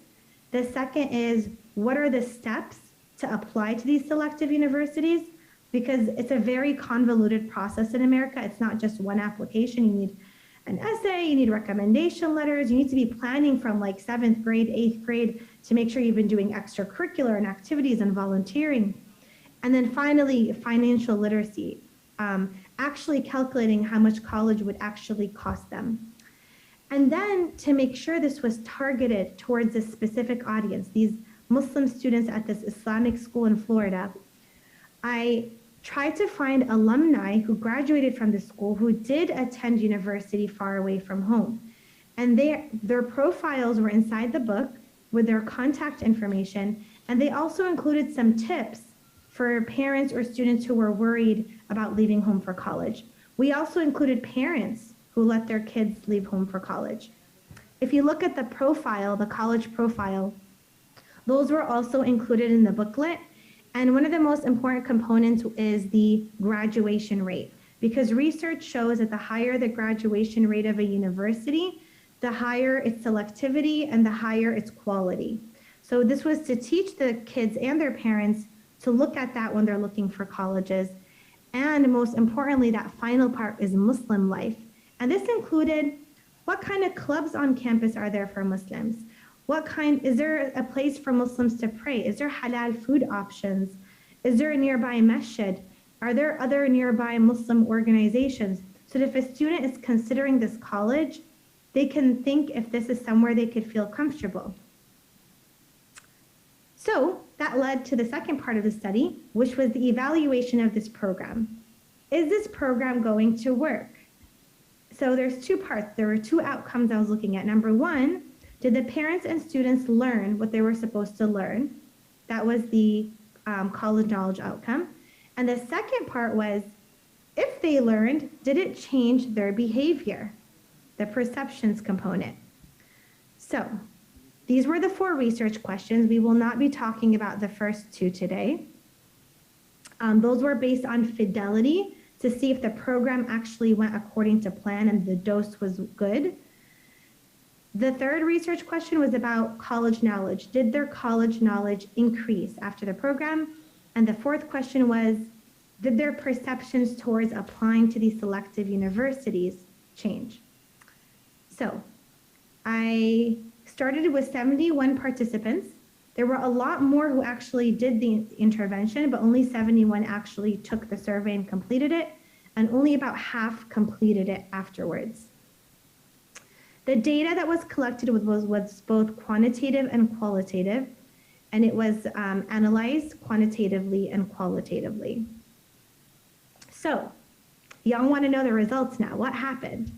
So, alhamdulillah, they did learn. So the program did its job. They increased in college knowledge. There was a statistical significance, and that's a big deal because, as you can see, it was a very low sample size and a very low retention. So that fact that there was statistical significance found is a pretty big deal. And what was interesting is that the row of the low fidelity parents, meaning these were the parents where they didn't even attend the workshops, they just received the book and that was it, that even they increased in college knowledge. So the learning theories that were used worked, alhamdulillah. But now, did it change their perceptions? There was a slight increase, but it was statistically insignificant. And I wanted to share some of the qualitative responses. And this is just an important reminder for everyone here who does research that if you're somebody who is very much, I just like to look at numbers, I'm just going to do quantitative, or if you're somebody who's like, I just like to do interviews, I really want to challenge you to try to always collect both, because it provides insight that we would not be able to see on our own sometimes when you're collecting both data. So I want to share something. This was something I observed when we were doing the workshops, but it was validated by the comments in the survey. So I had noticed that there was a little bit of resistance among the families. Like, who are you coming to tell us to send our kids away from college far away? And I'm sure some of you could probably relate to that resistance. And this is what one of the students had said. She said, I feel like culture and religion play a major part of where you decide to go at the end. And a parent said, I think it would be fruitful to educate kids on the importance of strong work ethic, intention, and long-term goals without fixating on pedigree and institution. Many kids don't have the luxury to attend out-of-state schools and are content with getting to the local state university. I think it's important to address the audience at hand. So I want us to think about these comments. So the primary takeaway from this study was that even when these Muslim students at this Islamic school were provided a culturally responsive curriculum to fulfill that social and cultural gap, they still chose to attend the local university, which tells us that possibly belonging, the feeling of belonging to a community, a Muslim community, and being socially comfortable took precedence over their college choices. So that takes us to our second goal, which is, what does this mean for us? What do we need to do? I want to share something that I saw in my observations, but it was actually also noted in the needs assessment. It's very clear that the students at this Islamic school felt very comfortable in their school environment. And this might have even impacted why they did so well academically. We just can't discount the impact of the togetherness of our faith. Islam is a collective religion, right? We get more reward when we pray in jama'ah. We're asked to visit the sick. We're asked to check up on each other. It's a part of our faith to have a collective point of view. America is an individualistic culture. It's not weird to just leave home for college when you're 18. So there's those two components at play. And at Recording in progress. And at this school, we can't discount some important aspects that made this school unique, and I want to mention them. At this school, they began every morning with morning azkar, remembering Allah and Prophet Muhammad Sallallahu Alaihi Wasallam. They prayed Dhuhr Salah together. They did dhikr together. Halaqas were a part of the school day. The parents have tarbiyah sessions to help them with raising their kids in the Western world. The mental health is prioritized at the school for the teachers and for the students, and children's neurodiverse needs are being met. And you can tell that the morale of the kids and the families in that school is high, and their spirit is very high. And the reason why I mention this is because not a lot of schools are like this. And I've worked at other Islamic schools, and in fact, most of them are not like this.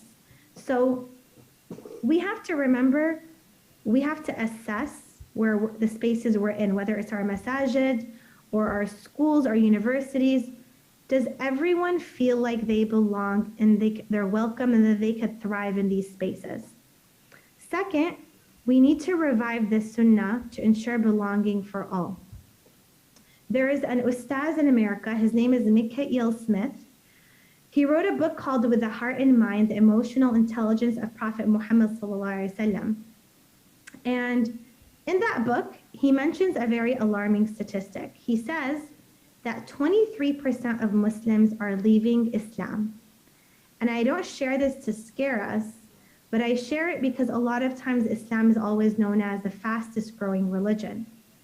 But a lot of the people who are coming in, are we making sure that they feel comfortable, they feel safe? The sister before me, mashallah, she was talking about attachments and having rahmah, having mercy. Are we looking at our students and our co-workers with that eye of mercy. And finally, it's important that we connect these students to resources and stakeholders that may increase their belonging at high-ranking universities. So we should still take kids to look at selective institutions, but we shouldn't just throw them in the ocean. Being 18 years old as a minority, as a Muslim, and being thrown somewhere far away from your family is not easy. We have to connect them with Muslims on campus, Muslim staff members, connect them to halaqas in the area, local masjid, local events, so that they're not alone. And I just want to remind us of some sunnahs from the Prophet Muhammad ﷺ, who is our best teacher, of how we could increase belonging in our spaces. And this is really related to the attachment talk before about the importance of making kids feel safe. And it's directly from the sunnah. So number one, we already know about dhikr and how it's our form of meditation, but sometimes we do it silently. It's okay to say it out loud so that students can learn and follow along. So if there's like tension in the classroom, just, pausing and saying, Allahumma salli ala Sayyidina Muhammad, saying it out loud so that they become used to it and then they say it too. Second, Rasul Sallallahu Alaihi Wasallam made everybody feel special. There's a companion, Amr ibn al-As, he asked Rasulullah Sallallahu Alaihi Wasallam, who do you love the most? So he said, Rasul Sallallahu Alaihi Wasallam, he said, Aisha. And then he said, okay, but from the men. So then Rasul Sallallahu Alaihi Wasallam said, okay, her dad. And then he said, okay, but then who? And then Rasul Sallallahu Alaihi Wasallam said, Umar bin Khattab. And then he kept mentioning other men, waiting for his name, but his name wasn't mentioned yet. Because he thought he was Rasul Sallallahu Alaihi Wasallam's best friend. And that's how Rasul Sallallahu Alaihi Wasallam was. He made everyone feel like they were the most important person, the most special, and the most loved. Are we being easy-natured with our students, with our children? Allah subhanahu wa ta'ala says in the Quran, if you, Muhammad, were harsh and hard-hearted, then the people would have fled from you. So if we're passing on the message of Rasul Sallallahu Alaihi Wasallam and we're harsh with our kids and harsh with the students, how do we expect them to hold on to their faith? Are we, the companion Anas ibn Malik, he worked with the Prophet Sallallahu Alaihi Wasallam for 10 years in his house. And he said in those 10 years, he never heard the Prophet Sallallahu Alaihi Wasallam say, ugh, or he never told him harshly, why did you do that? Why did you not do that? And just pinpoint mistakes. Are we like that? Are we making sure we're not pinpointing everyone's mistakes so they feel comfortable and safe? Are we practicing our listening skills? This same man, Ustad Mikhail Smith, he wrote now a whole other book about listening skills just from the Prophet Muhammad Sallallahu Alaihi Wasallam, a whole book. In America, looking at someone's eyes is a form of respect. I know in other cultures, looking down is a form of respect. But research shows that when you hold that gaze, when you look at like a child's eyes, if you look at, for example, the attachment theory that was mentioned earlier, it has the power to ignite and deepen a relationship. And that's why also, subhanAllah, in our faith, we're not supposed to be holding a gaze with the opposite gender because of that powerful impact. But are we, when we look at children, when we look at students, are we letting them feel that love non-verbally with our eyes? And physical touch. A warm touch sets off a release of oxytocin, a hormone that helps create a sensation of trust, and it reduces cortisol levels. Rasul Sallallahu Alaihi Wasallam said, shake hands with one another because it removes malice from the heart. And whenever he would shake the hand of somebody, he was always the last to let go. And it was really common to see Rasulullah Sallallahu Alaihi Wasallam always holding the hand of the person he was walking with. These are small things, but they make a big difference in someone feeling safe and comfortable and loved and cared about. And there was a man who went to the Prophet Muhammad Sallallahu Alaihi Wasallam, and he complained that he had a really hard heart. So you know what the Prophet Sallallahu Alaihi Wasallam's treatment was? He told him to touch the head of an orphan because it was healing for the man's hard heart, and it was healing for the orphan who didn't have his parents. So now those of us who are at university, it's really important that the staff working represent the student body.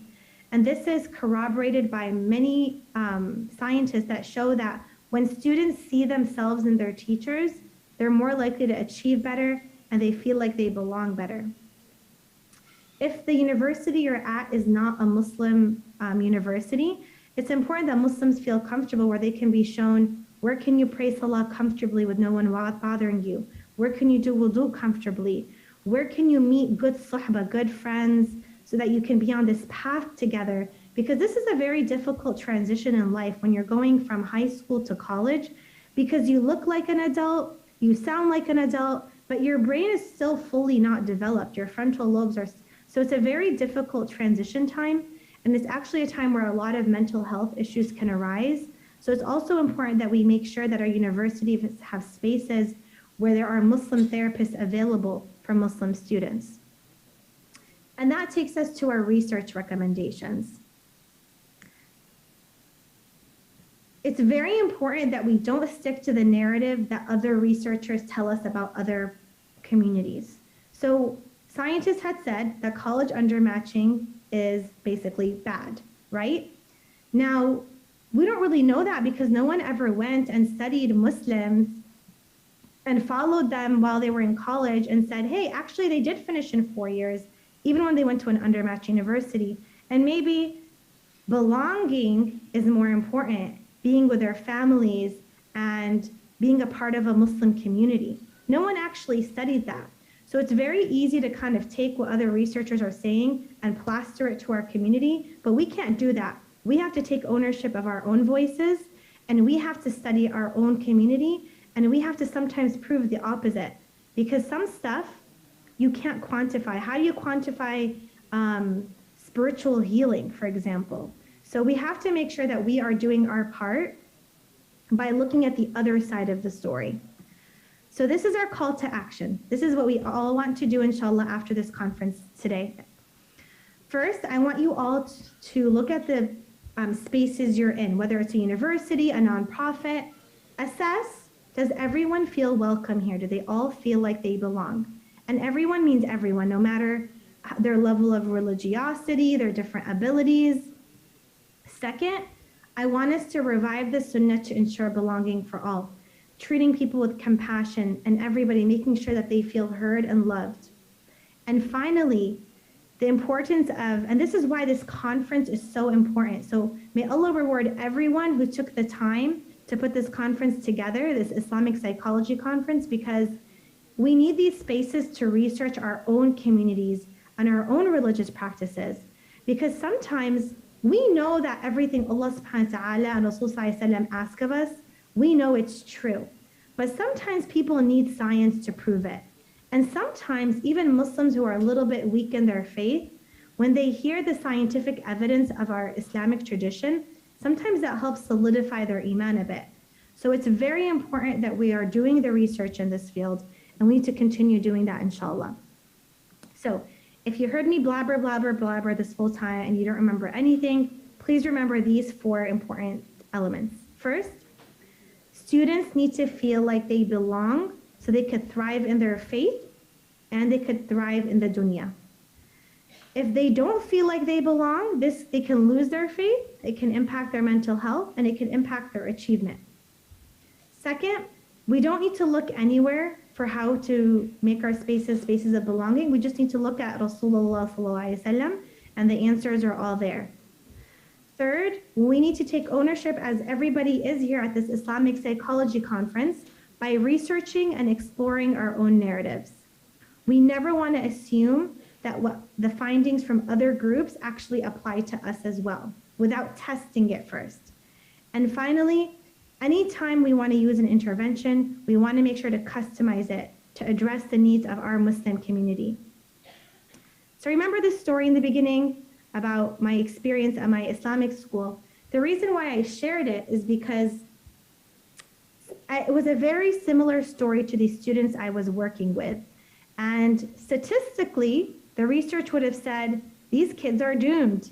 They didn't have good teachers, they didn't have, facilities, their parents couldn't help them. But the reality is, alhamdulillah, because we also had an Islamic school that was similar to this one, that had a very positive morale. We felt very confident as Muslims. We got to pray in Jama'ah. Spirituality was organically weaved into the day. We were making dua in the beginning of class and at the end of class, and the masjid was attached to the school, so we would go and pray before final exams. That the statistics didn't they weren't in agreement with us. Everyone in the school, alhamdulillah, did go to a 4-year university and they completed college, and alhamdulillah, they're all professionals. So moral of the story, don't listen to what scientists have to say, and let's make sure that we bring out our own narratives, inshallah. So if you would like to access the intervention booklet or the needs assessment or the pre and post questions, feel free to scan this QR code. Jazakumullahu khairan. Thank you so much for having me, and I look forward to your questions, inshallah. Jazakillahu khair for Dr. Salwa Bahrumi. What an inspiring insights from you, and we got a lot of takeaways message from you. Thank you so much. And now I will give time for the participants to give questions to our Dr. Salwa. Time is yours. Okay. Okay. We also would like to give opportunity for the online participant to ask.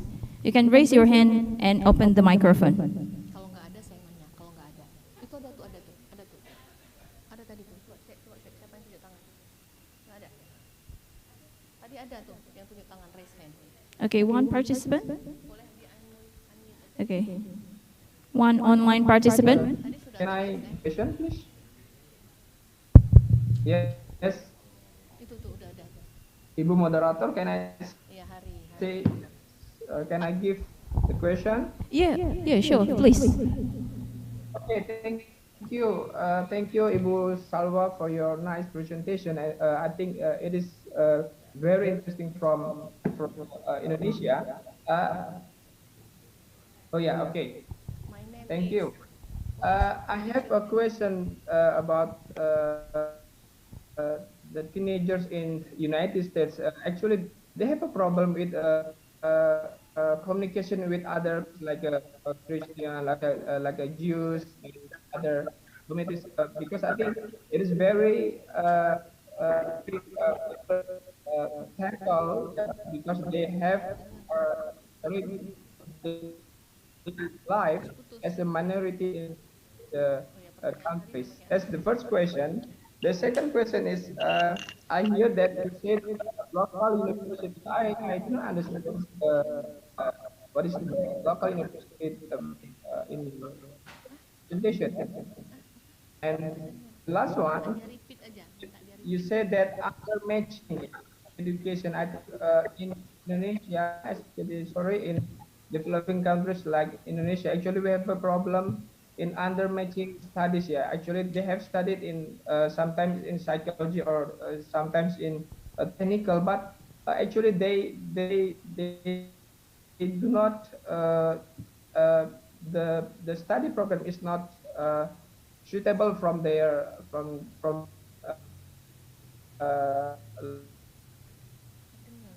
like a parents anything.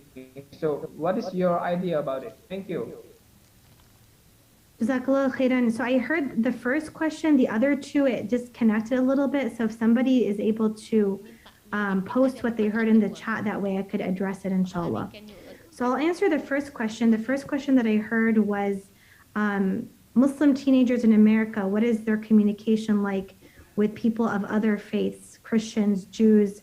Actually, atheism is probably the most popular religion, unfortunately, in America right now and rising. So that's a very good question. It depends. Most Muslims in America actually don't attend Islamic schools. Most of them actually attend public schools. A very small portion attend Islamic schools because they're private, they cost money.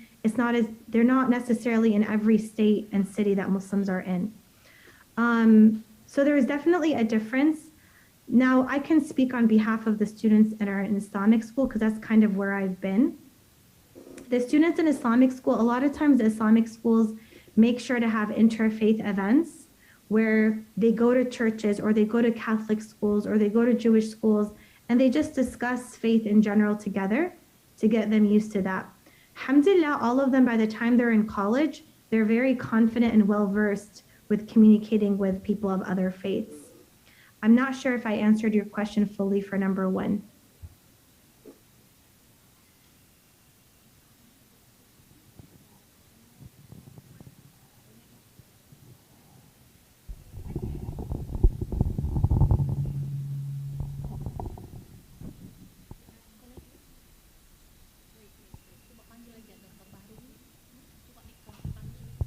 Okay. Could you please repeat the second question? Okay. Can you please ask Dr. Salwa maybe in simplified way? It is for me. Yes. Yes, please. Could you please repeat the second question? Yeah. You said that local university. What does the local university mean? Yeah. Yeah. You know, for Indonesia, maybe if we listen about somebody say in English, that's international university. Yeah. Okay. Yeah, thank you for so local. When I was saying local university, that meant the university that was closest to home to these students, the neighborhood university.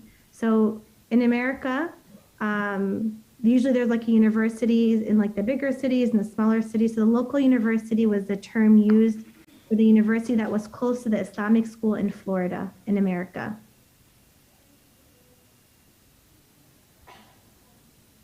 Okay. Okay, does it answer your question, Bapak? Yes. Yeah, thank you. Thank you. Okay, we would like to give one more opportunity for the participant to ask questions to Dr. Salwa.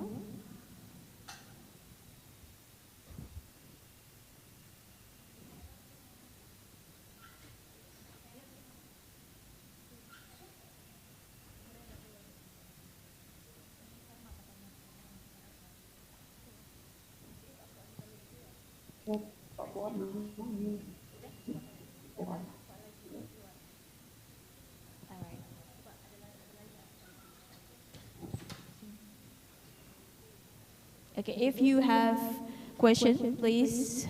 We still have 2 minutes for the participant to ask a question to Dr. Salwa.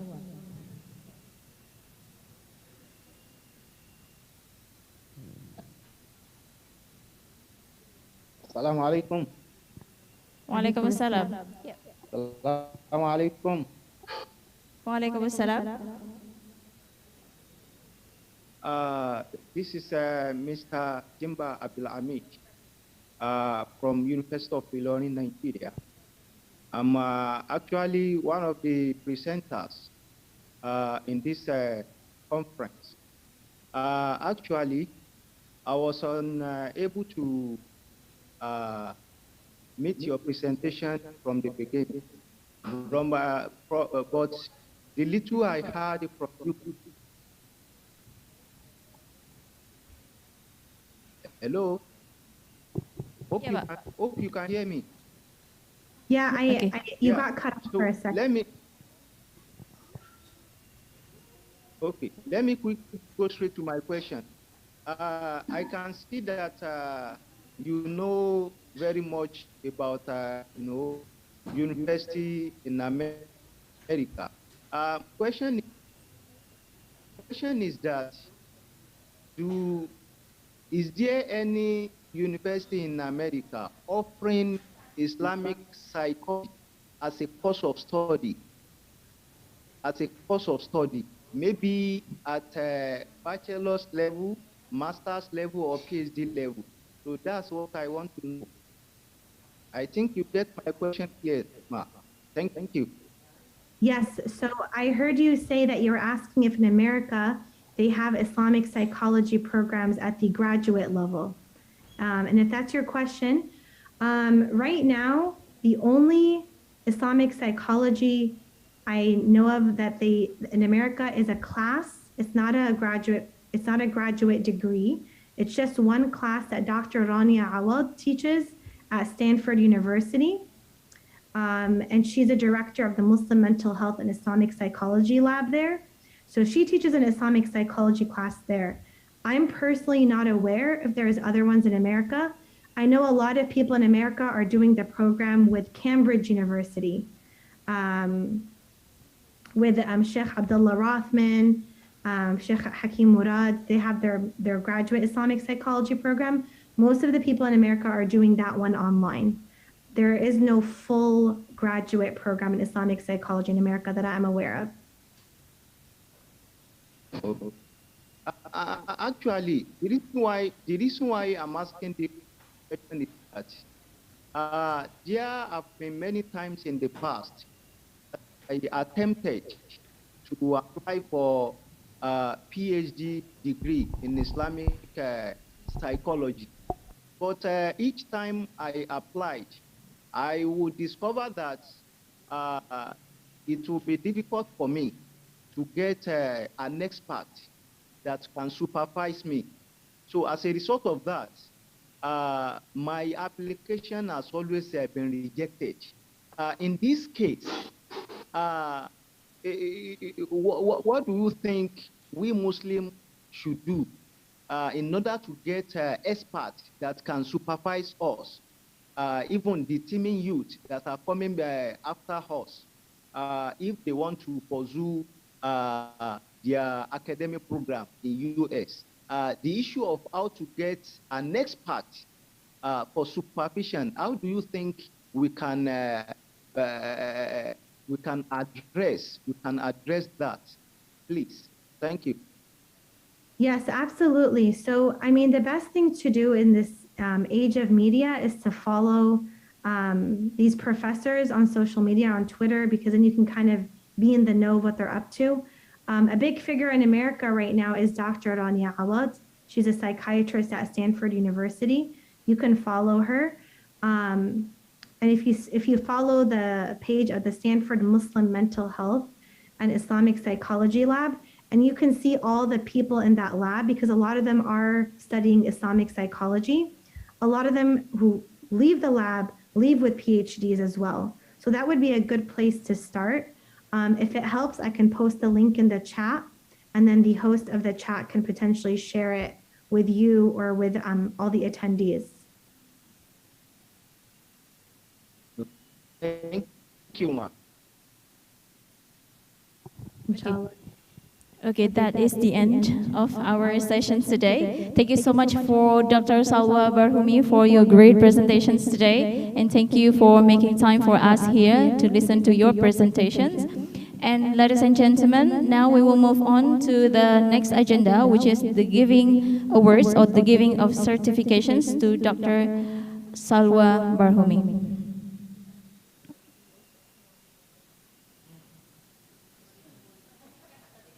Yeah.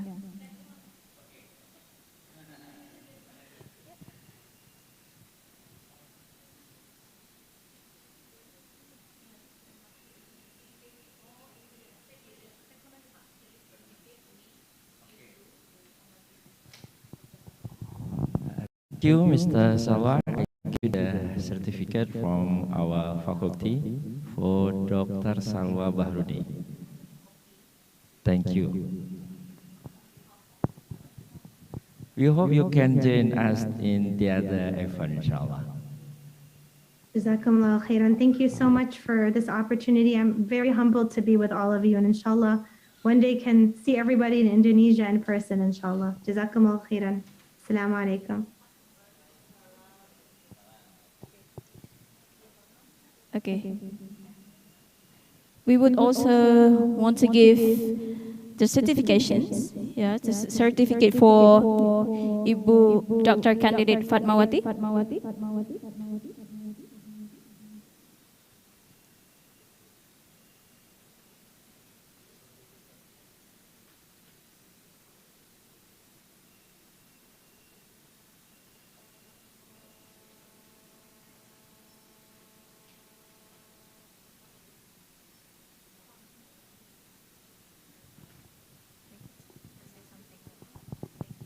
Atas nama pimpinan sangat mengharapkan dengan segera Bu Fatma bisa selesai Satu saat nanti kita offline Bu, nggak lagi online. Supaya lebih ini. Thank you for Bu Fatma. Pak Muslim menyampaikan salam tadi. Kebetulan beliau ada kegiatan. Oke Bu Fatma, congratulations for you and we hope you can study correctly and you can pass your study exactly. Inshallah. Allah bless you. Thank you, Bapak, for your words to Ibu Fatmawati. Shall we continue? The last speaker will be our last speaker for today's session. Yeah, inshallah. We would like to invite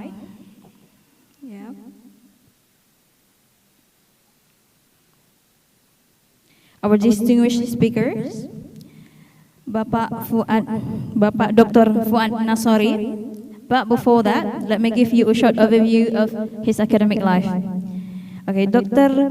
Fuad Nasori is working as lecturer in Universitas Islam Indonesia. He is the chief of Inter-Islamic University Conference on Psychology Forum, IIUCP Forum. He was a dean of Faculty, Psychology and Sociocultural Science from 2006 and 2010, and the second period in 2018-2022. He finished her bachelor degree and master degree in psychology in Universitas Gadjah Mada. He also has another master degree in Aqidah and Islamic Philosophy in 2016. He finished his doctoral degree on psychology from Universitas Pajajaran in 2012. And Bapak Dr. Fuad Nasori has also published many journals, articles in national and international scope, and has written 26 books. Let's give him applause. Yeah. Okay. He was also awarded and recognized as outstanding lecturer in 2001, 2004, 2007, 2018, and the last one 2022 from Universitas Islam Indonesia. And today he will be giving a speech or a presentations on mental health in Islamic psychology perspective. To Bapak Fuad Nasori, time is yours.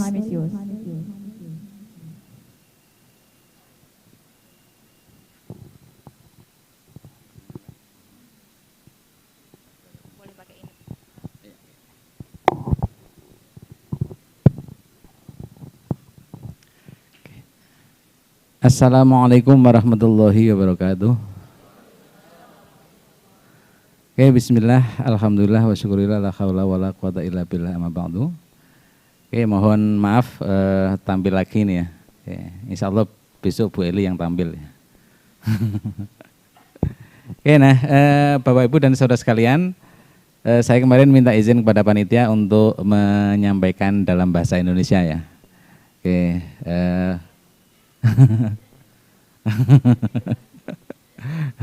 kalau dalam bahasa Indonesia kira-kira 50% ya yang bisa dipahami, tapi kalau bahasa Inggris kira-kira 1% ya.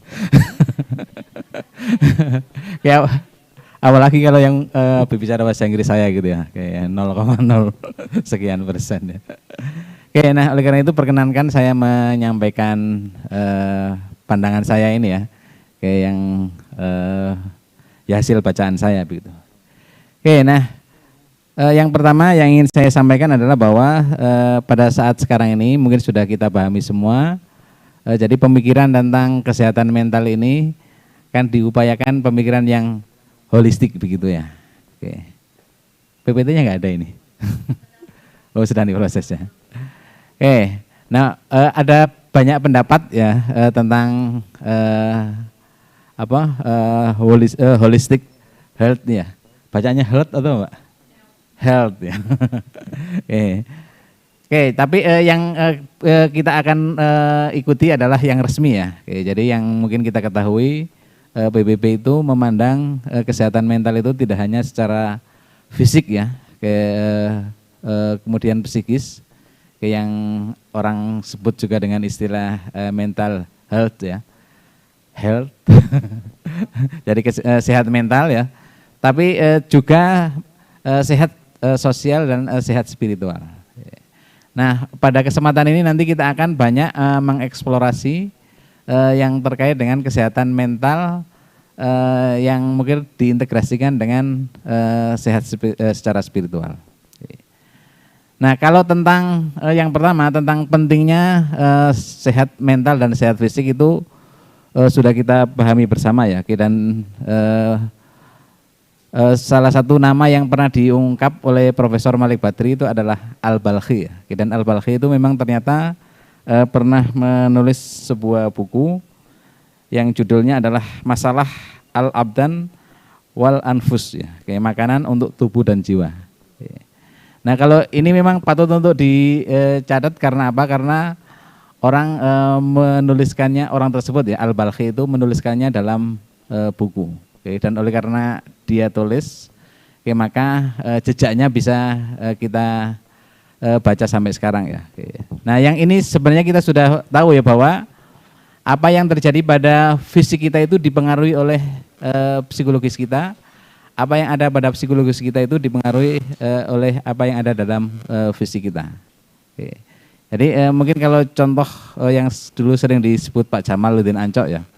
Kalau ya saya sebut nama ini karena tadi ternyata saya lihat fotonya ada dipajang di area depan kampus itu ya. Jadi Pak Jamaluddin Ancok itu sering kali memberikan ilustrasi bahwa sekalipun orang itu pinter, sangat cerdas begitu ya, akan tapi kalau sering masuk angin gitu ya.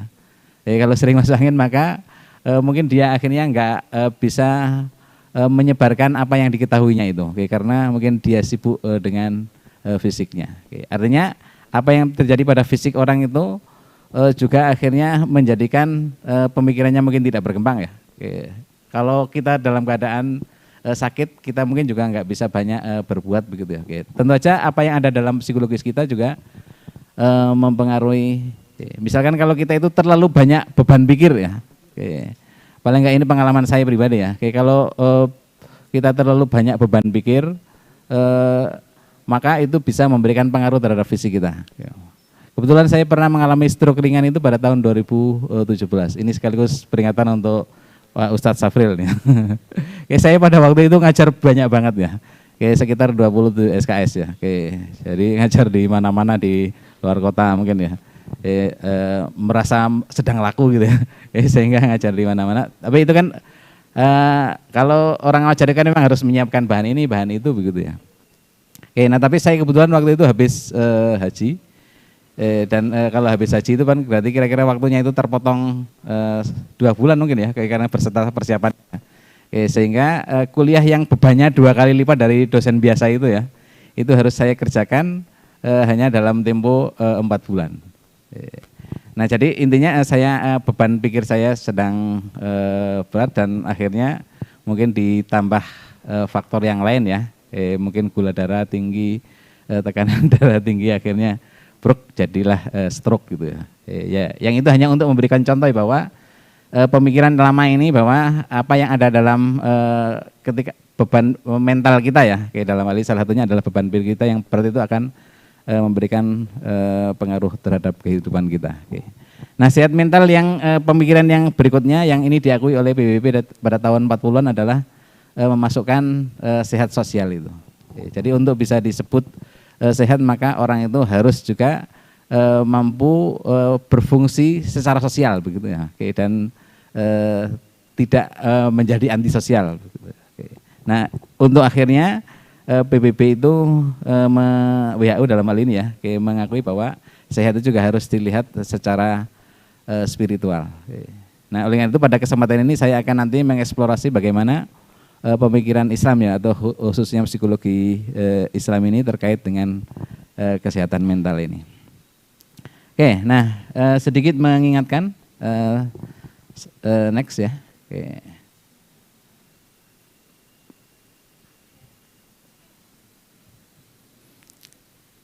Ya nextnya 2 kali. Nah saya teruskan aja. Jadi sedikit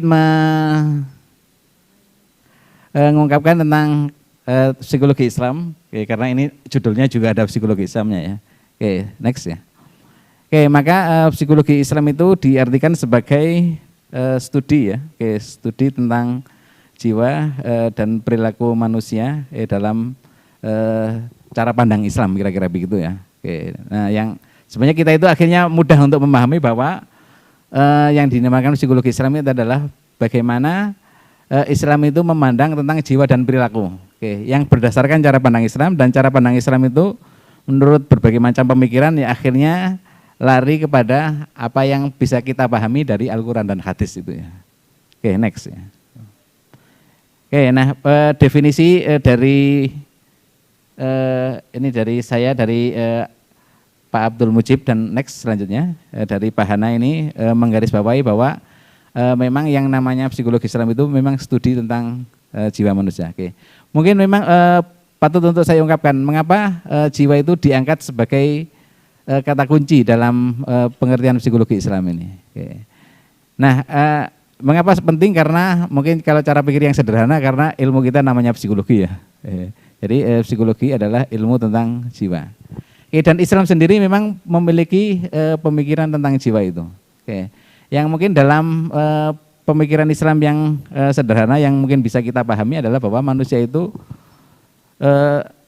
fisiknya bergerak, kemudian lisannya bergerak, melakukan tindakan, menyampaikan perkataan, maka dasarnya adalah jiwa itu. Oke, dan jiwa itu dipahami melalui dinamika dari akal, hati, dan nafsu manusia. Oke, orang zaman dulu mengatakan bahwa akal itu ada di kepala, kemudian hati ada di jantung ini ya, dan nafsu itu ada di dalam perut ini. Nah, dinamika dari hal tersebutlah yang menjadi bagian dari pemahaman jiwa. Oke, dan perilaku adalah apa yang bisa kita pahami ya, melalui kalaupun perilaku itu kalau dalam pengertian umum itu melibatkan dari afeksi, kognisi, konasi, dan behavior itu sendiri ya. Walaupun mungkin dalam pengertian yang sempit, behavior itu adalah apa yang bisa diamati orang ya. Oke. Nah, selanjutnya tentang nah, dan salah satu yang akan kita bahas terkait dengan psikologi Islam ini adalah kesehatan mental ya. Oke, walaupun istilah kesehatan mental itu juga ada yang memperdebatkan. Jadi misalkan di Indonesia ini orang itu lebih senang menggunakan istilah kesehatan jiwa ya. Tapi mungkin padanannya dalam bahasa Inggris yang itu ya. Kesehatan jiwa apa, Mbak? Apa? Soul? Itu istilah yang jarang muncul ya. Tapi mengapa muncul pemikiran istilah kesehatan jiwa? Ya karena memang karena di dalam Islam itu kan ada konsepnya, sehingga ketika kita menjelaskannya itu lebih mudah. Nah, selanjutnya, next. Nah, cara untuk memahami kesehatan mental ini memang salah satu pemikiran yang umum di dalam psikologi itu adalah memang berdasarkan simptomisasi. Jadi gejala-gejala yang bisa kita ketahui. Nah, pada kesempatan ini saya akan menyampaikan gejala-gejala tentang sakit jiwa sebagaimana bisa kita tangkap dari Al-Quran dan hadis ya. Jadi yang pertama adalah yang namanya penyakit lisan ini. Nah, tentang penyakit lisan ini saya pikir mungkin kita sudah memahami ya.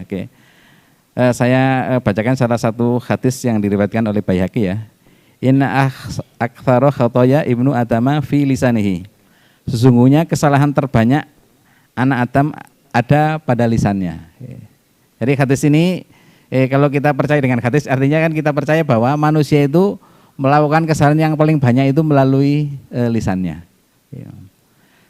Dulu saya pikir orang yang banyak bicara itu orang yang baik ya. Maksudnya orang yang bisa memberikan sumbangan lah.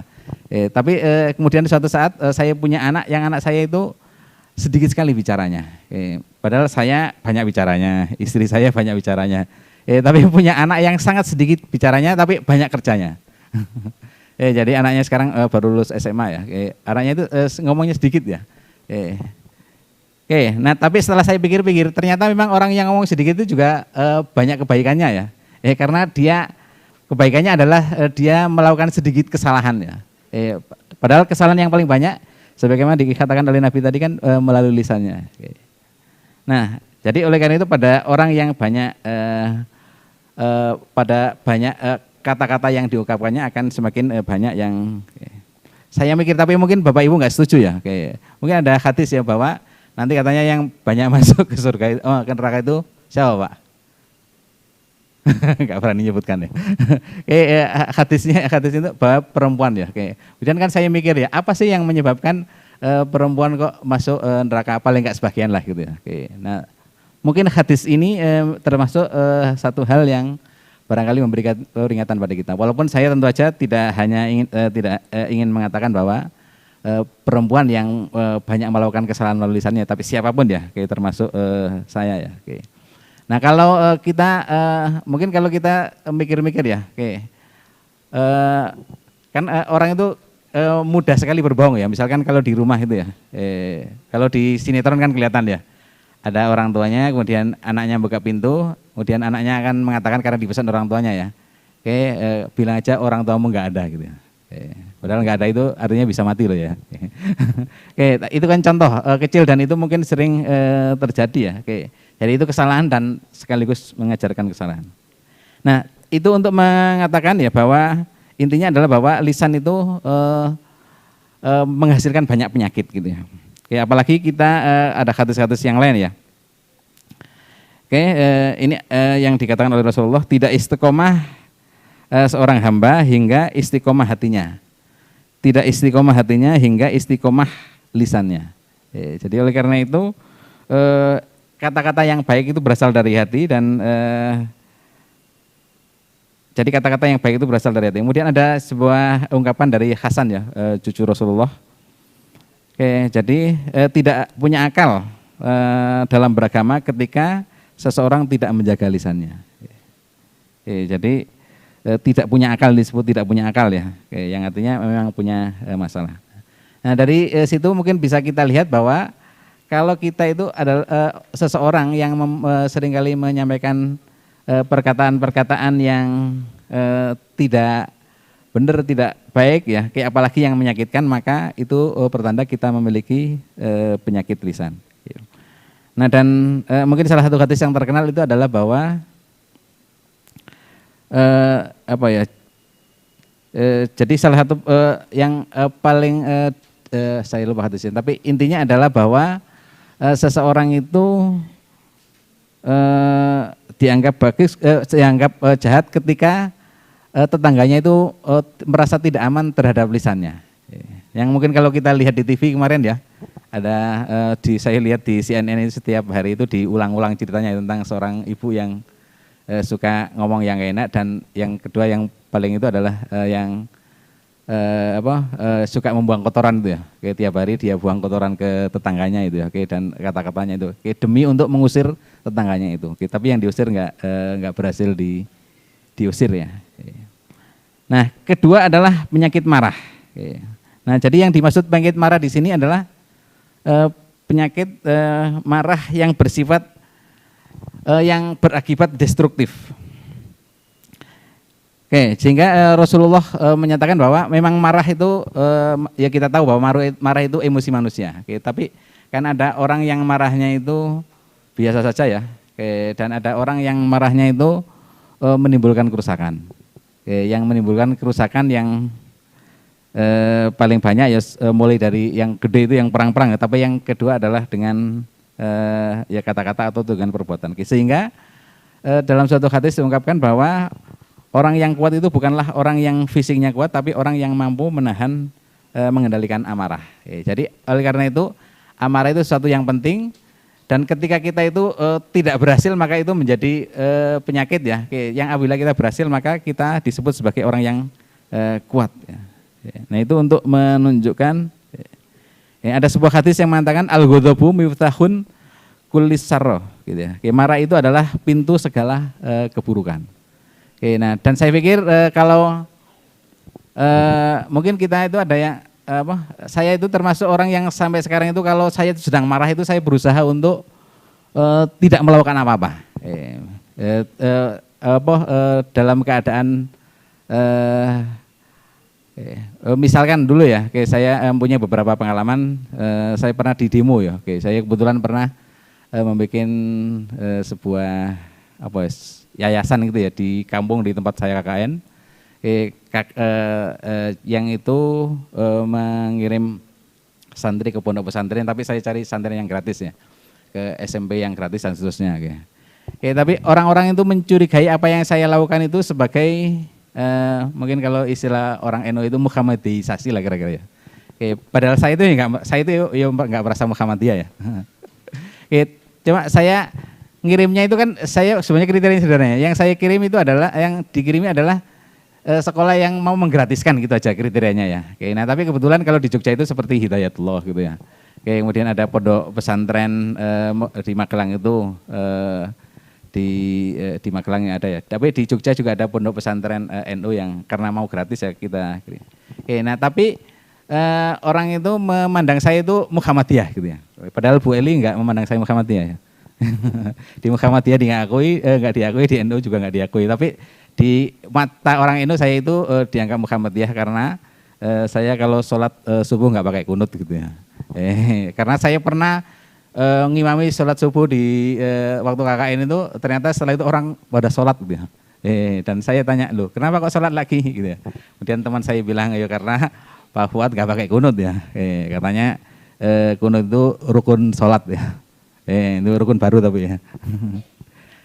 Nah jadi nah saya di suatu saat karena itu saya di demo ya. Jadi pemuda itu datang lebih kurang 20-30 orang demo dan mereka bilang satu kata, satu frase ya, NU gadungan gitu ya. Nah, tapi saya kemudian ngomong yang jelek-jelek lah tentang saya ya. Tapi saya itu di sebuah desa di gunung ya, di Wonosobo sana ya. Nah itu mungkin contoh yang pokoknya kalau dikatai yang jelek-jelek ya intinya adalah memang menahan amarah. Karena mungkin saya pernah punya pengalaman ya marah dan setelah itu saya marah dan saya tapi nggak mau saya ceritakan karena ini jelek ya. Tapi pokoknya saya marah gitu ya. Tapi saya ternyata marah saya itu menimbulkan itu ya, menimbulkan masalah gitu ya. Jadi walaupun kalau saya ceritakan ke detailnya itu saya merasa nggak salah juga ya. Tapi pokoknya saya marah. Tapi setelah saya marah itu saya merasa ternyata marah itu jelek ya. Marah itu jelek sehingga tapi itu menjadi pengalaman bagi saya. Saya berhadapan dengan tekanan apapun ya. Kata orang yang pasif aja. Jadi berserah diri pada Allah, minta perlindungan dari Allah. Dan alhamdulillah selama ini kalau di demo orang atau dikata-katain orang ya, itu ternyata mengendalikan diri ini ya. Paling nggak ini pengalaman saya. Jadi kalau kita mampu mengendalikan diri terhadap dorongan marah yang kuat itu, maka insya Allah akan jadi kebaikan ya. Tapi kalau kita melepaskannya ya, perbuatan perkataan yang tidak menyenangkan kita balas dengan yang tidak menyenangkan, maka akan menimbulkan kerusakan. Saya percepat. Yang ketiga adalah penyakit hasad ya. Jadi penyakit hasad ini adalah penyakit yang mungkin kalau dalam bahasa yang sederhana itu, kalau ungkapan populer yang beberapa tahun lalu muncul itu smos ya. Suka melihat orang susah melihat orang senang ya. Jadi orangnya itu tidak senang ketika orang lain itu mendapatkan kebaikan ya. Ketika teman kita masuk Skopus kita nggak senang gitu ya. Nah itu contoh orang yang, apalagi kalau orang itu kepingin ya, kalau bisa teman saya itu yang Skopus itu dinyatakan discontinue kalau bisa gitu ya. Nah itu lebih hasad lagi ya. Lebih hasad lagi kalau bisa kenikmatan yang dia miliki itu untuk saya gitu ya. Jadi moga-moga misalkan ada kekeliruan, misalkan dia menjadi dosen terbaik ya, kemudian saya berharap bahwa itu salah sehingga dikoreksi dan pindah ke saya. Nah itu contoh hasad ya. Nah dan mungkin kita harus hati-hati ya. Nah saya kemarin datang ke seorang tokoh Muhammadiyah di Muntilan namanya Pak Habib ya. Tapi saya suarakan pendapat beliau ini ya. Jadi kalau bisa memang orang di kampus itu saling mempopulerkan begitu ya. Apalagi kalau ada teman kita yang tulisannya itu dimuat di jurnal, maka semestinya ya didukung ya, dengan cara dikutip lah gitu ya. Kita kan kadang-kadang tahu ada teman kita itu tulisannya bagus ya, tapi karena kita nggak senang ya kita nggak pernah mengutipnya gitu ya. Nah jangan-jangan itu indikasi ya hasad ya. Nah itu ya bahan untuk kritik bagi diri sendiri ya. Oke. Nah kemudian yang berikutnya adalah penyakit cinta dunia. Penyakit cinta dunia yang terkenal itu adalah yang namanya tamak dan pelit ini ya. Jadi kalau tamak itu jelas artinya rakus ya. Yang orang itu kalau contoh orang yang tamak jelas adalah koruptor ya. Dia orang itu misalnya kan dengan satu mobil aja sudah cukup, tapi dia butuh mengkorupsi miliknya orang ya. Tapi intinya adalah, nah kemudian yang kedua itu bakhil ya, yang artinya adalah orang itu pelit ya. Nah pelit, nah mungkin termasuk kalau untuk kalangan orang terpelajar itu pelit itu ya mungkin pelit untuk berbagi ilmu gitu ya. Kalau kita punya ilmu atau punya rahasia, mungkin rahasia untuk nembus kopus misalkan ya, tapi nggak mau bagi, maka itu contoh orang yang pelit ya. Nah mungkin ya kita bisa mengoreksi diri kita sendiri. Kalau orang yang lumoh atau orang yang murah hati itu kan apa yang kita miliki dan orang lain membutuhkan, kita itu mudah untuk memberikannya gitu ya. Tapi kalau kita terlalu mencintai dunia ini ya, maka yang terlalu tamak dan rakus, maka itu tanda ada penyakitnya. Kemudian yang berikutnya adalah riya ya. Jadi yang riya ini kalau ini memang zamannya orang riya ya, zamannya. Walaupun mungkin tidak semua orang yang suka pamer itu mungkin artinya riya ya. Tapi saya itu dulu waktu saya aktif di Facebook ya, saya itu mencoba yang paling halus loh ya. Yang paling halus itu adalah saya suka menceritakan kebaikan orang. Itu ya. Saya nggak menceritakan kebaikan saya loh ya, tapi saya menceritakan kebaikan orang. Tapi itu pun saya kadang-kadang nanggap jangan-jangan saya ini riya juga ya. Seakan-akan gini, tapi ini godaan saya ya. Seakan-akan saya mengatakan kamu orang lain begitu baik sama kamu, itu artinya kamu sangat baik gitu.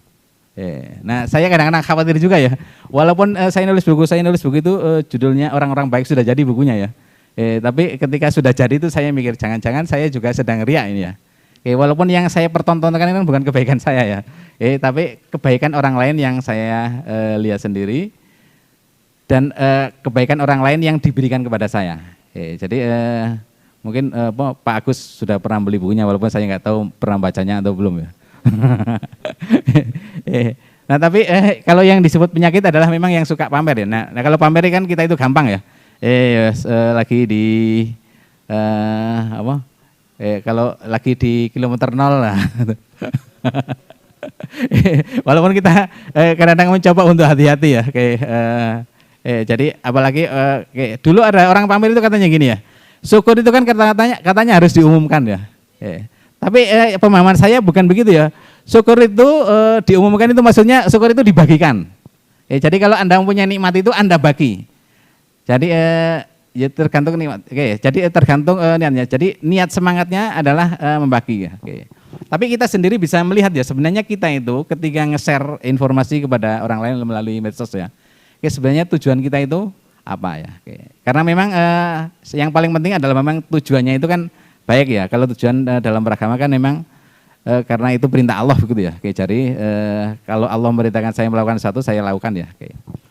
Karena dalam kenyataannya dulu para nabi dan para sahabat itu kalau beramal juga ketahuan orang kok ya. Tapi kan memang dia itu mempunyai yang namanya niatnya itu ikhlas ya. Jadi niatnya itu semata-mata karena Allah. Rasulullah atau Abu Bakar dulu atau Umar atau Utsman itu kan Abu Bakar sama Utsman ya, kan sering kali beramal sangat besar-besaran ya, dan semua orang mengetahui. Rasulullah juga pernah ngasih 100 ekor unta, semua orang tahu ya. Nah tapi yang paling penting sebenarnya di sini adalah bahwa Rasulullah itu memang beramal itu karena Allah ya. Nah yang kita mungkin yang kayak gitu itu agak susah ya. Nah oleh karena itu menurut saya kalau memang kita itu kepingin menghindari penyakit suka pamer ini, mungkin memang harus yang pertama-tama dijawab itu adalah niat saya itu untuk apa ya. Kalau niatnya itu agar saya ketahuan betapa solehnya saya, betapa baiknya saya gitu ya. Maka mungkin sangat mungkin itu adalah penyakit riya ya. Kemudian yang berikutnya adalah simptom berikutnya yang yang keenam adalah penyakit sombong ya. Kayak kalau sombong ini semuanya orang sudah tahu bahwa sombong itu nggak baik ya, sehingga nggak usah diterangkan juga nggak apa. Tapi inti dari sombong itu adalah memandang diri itu lebih hebat atau lebih baik dari orang lain dan memandang orang lain itu lebih rendah dari kita ya. Kayak itu memang sombong itu memang lawannya tawadhu ya. Nah, ketujuh adalah penyakit terlena. Kayak yang dimaksud penyakit terlena itu adalah orang itu terlalu terpesona dengan keindahan dunia sehingga dia itu ya larut di dalamnya, yang mungkin bahasa populernya itu hedon itu ya.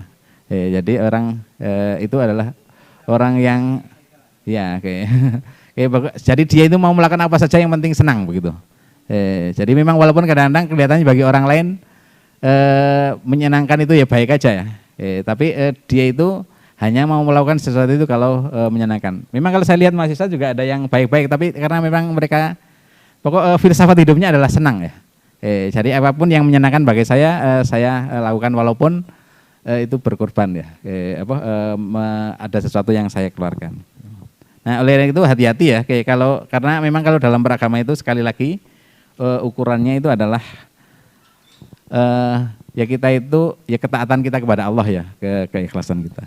Nah, itu cara pandang yang melihat kesehatan mental itu dari simptom-simptom yang bersifat negatif, tapi yang orang sebut sebagai akhlakul madhmumah ya. Kemudian tapi simptom yang berikutnya adalah bisa dilihat dari akhlak. Waktunya habis. Saya percepat aja. Jadi yang berikutnya adalah orang yang sehat mental itu bisa dilihat. Jadi sehat mental yang pertama tadi adalah tiadanya ya, tiadanya simptom-simptom yang bersifat negatif. Tapi yang kedua itu cara melihatnya adalah adanya atau tumbuh kembangnya simptom-simptom yang bersifat positif. Nah, tentu saja kalau kita itu orang yang banyak bersyukur ya, bersyukur pada Allah. Kalau walaupun saya harus catat bahwa yang syukur dalam konsep Islam yang namanya syukur itu adalah menyadari ya bahwa nikmat itu berasal dari Allah, menyampaikan secara lisan ya, baik kepada Allah maupun kepada sama. Dan yang ketiga adalah membagikannya ya. Jadi dalam bentuk perbuatan. Artinya kalau kita punya kenikmatan itu baru disebut syukur kalau mau membagikannya. Gitu ya. Kalau nggak mau membagi maka itu karena kalau Islam itu memang yang paling real itu kan yang membagikannya itu ya. Sehingga sebenarnya orang desa yang sering syukuran itu orang yang menunjukkan sehat mentalnya bagus ya. Karena dia suka berbagi. Gitu. Kemudian yang sabar ya, syukur dan sabar itu sudah kita ketahui dua perkara pada seorang muslim yang dia itu yang baik untuk ya, ketika kita itu menderita kita bersabar, ketika kita memperoleh nikmat kita bersyukur ya. Yang berikutnya adalah rendah hati. Jadi rendah hati itu mampu memandang sisi-sisi positif orang lain ya, dan mampu melihat kekuatan-kekuatan orang lain sekalipun orang lain itu mungkin secara sosial di posisi yang terbawah ya. Sebenarnya kalau kita mengamati ya, orang yang paling tidak berdaya di sekitar kita itu juga punya kelebihan ya. Bahkan orang yang kita sebut sebagai orang yang paling jahat itu ternyata juga punya kebaikan ya. Saya pernah mempelajari, tapi saya lupa namanya ya, seorang preman yang paling terkenal ya, yang katanya dari Nusa Tenggara Timur itu, siapa namanya ya? Nah itu kan jadi ya tugas preman yang paling sering ya itu ya menjadi debt collector, pokoknya ya nggak sai orang lah gitu ya. Tapi ternyata walaupun ternyata orang yang di mata sosial itu sangat buruk ya karena memang pekerjaannya seperti itu. Tapi ternyata orang dia itu, tapi saya lupa namanya ini ya. Ternyata orangnya berjiwa sosial ya. Dia mempunyai desa binaan di Indramayu gitu ya. Dia santuni para petani yang paling bawah dan dia bantu ya petani itu untuk memperoleh kemajuan-kemajuan dalam pekerjaan mereka. Artinya dan kita itu bisa lihat ya, siapapun misalkan di gang saya itu ya, ada orang yang tidak bekerja gitu ya, tidak bekerja, maaf ya tampilannya kumuh gitu ya. Nah tapi ternyata dia itu punya kelebihan ya yang orang lain tidak melakukannya ya, yaitu dia setiap hari itu membersihkan halaman masjid ya. yang orang lain.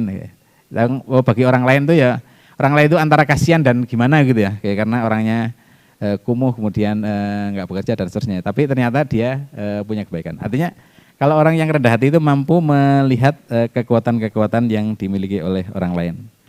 Dan seterusnya ya. Kalau dalam Islam itu orang itu antara khauf dan roja ya, antara takut dan berharap ya. Kita itu berusaha untuk menjadi orang baik, takut jangan-jangan amal kita itu nggak diterima ya. Roja itu, tapi kita punya harapan ya, tetap punya harapan, dan oleh karena itu kita berusaha agar amal kita itu diterima oleh Allah. Nah, saya sendiri juga seringkali mikir ya, saya itu merasa sudah berbuat ini gitu ya.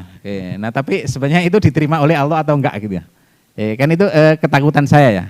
Nah, tapi untuk agar diterima oleh Allah, maka saya seringkali bertobat tuh, ya Allah ya Robbi, mungkin ketika saya melakukan ini saya niatnya nggak bagus gitu ya. Kadang-kadang niatnya nggak bener, tolong diampuni gitu ya. Kemudian kalau saya kadang-kadang melakukan sesuatu dengan yang baik, tapi kadang-kadang caranya. Nah, jadi oleh karena itu kecemasan itu saya kurangi dengan bertobat gitu ya. Nah, kalau tentang ahli tobat itu mungkin Buyun ini ya, nanti bisa ngundang Buyun ya. Nah selanjutnya adalah ya tawakal ya, berserah diri pada Allah, kemudian mencintai dan ridho ya. Jadi ya, orang yang sehat itu adalah orang yang memiliki yang secara umum ya rahmatan lil alamin ya, kita memiliki cinta terhadap orang dan membantu orang ya, ikhlas. Muraqabah itu maksudnya adalah kita merasa selalu diawasi oleh Allah. Nah kalau kita itu kalau merenung ya, seringkali merenung, kita itu sebenarnya melakukan sesuatu itu karena manusia atau karena Allah gitu ya. Misalnya kadang-kadang bahkan orang sholat aja mungkin kadang-kadang masih bisa karena manusia ya. Karena saya juga itu ya. Saya itu kalau ngimami di masjid itu, kalau ngimami di masjid suara saya kencangkan, saya bagus-baguskan. Tapi kalau saya ngimami cuma istri saya gitu ya, suaranya pelan gitu ya. Yang penting istri saya mendengar ya. Saya kadang mikir loh, ini saya sebenarnya tadi saya itu sedang jadi saya kan kalau seperti itu kan saya berpikir saya itu jangan-jangan hanya ingin mendapatkan penilaian manusia, padahal yang paling penting adalah penilaian Allah gitu ya. Nah tapi muraqabah itu memang yang paling penting itu agar kita itu berhati-hati ya. Mungkin kita itu seringkali atau melakukan suatu kesalahan ya, yang orang lain itu nggak tahu ya, tapi Allah kan tahu ya. Nah oleh karena itu memang dasarnya yang di atasnya itu ya ikhlas itu. Ya kalau niatannya ikhlas maka insya Allah. Nah muhasabah ya artinya sering menghitung-hitung diri ya, sebelum dihisab kita menghisap diri. Nah kemudian yang berikutnya adalah saleh sosial ini seperti mau maafkan orang lain ya. Kemudian hilmun itu artinya mengendalikan diri jangan sampai kita menyakiti orang lain. Kemudian rifkun itu mau berbuat baik ke orang lain ya. Kayak ada yang mengartikan itu mau bersahabat dengan orang lain.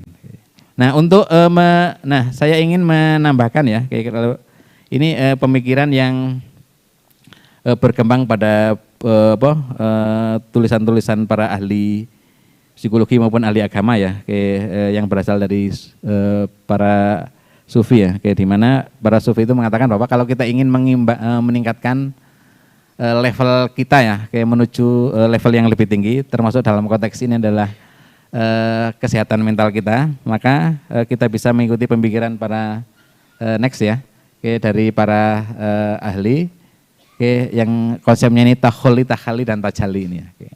Jadi tahap yang pertama adalah kalau kita ingin meningkat ya kesehatan mental kita, kira-kira pakai ini ya, takholi, takhali dan tajalli.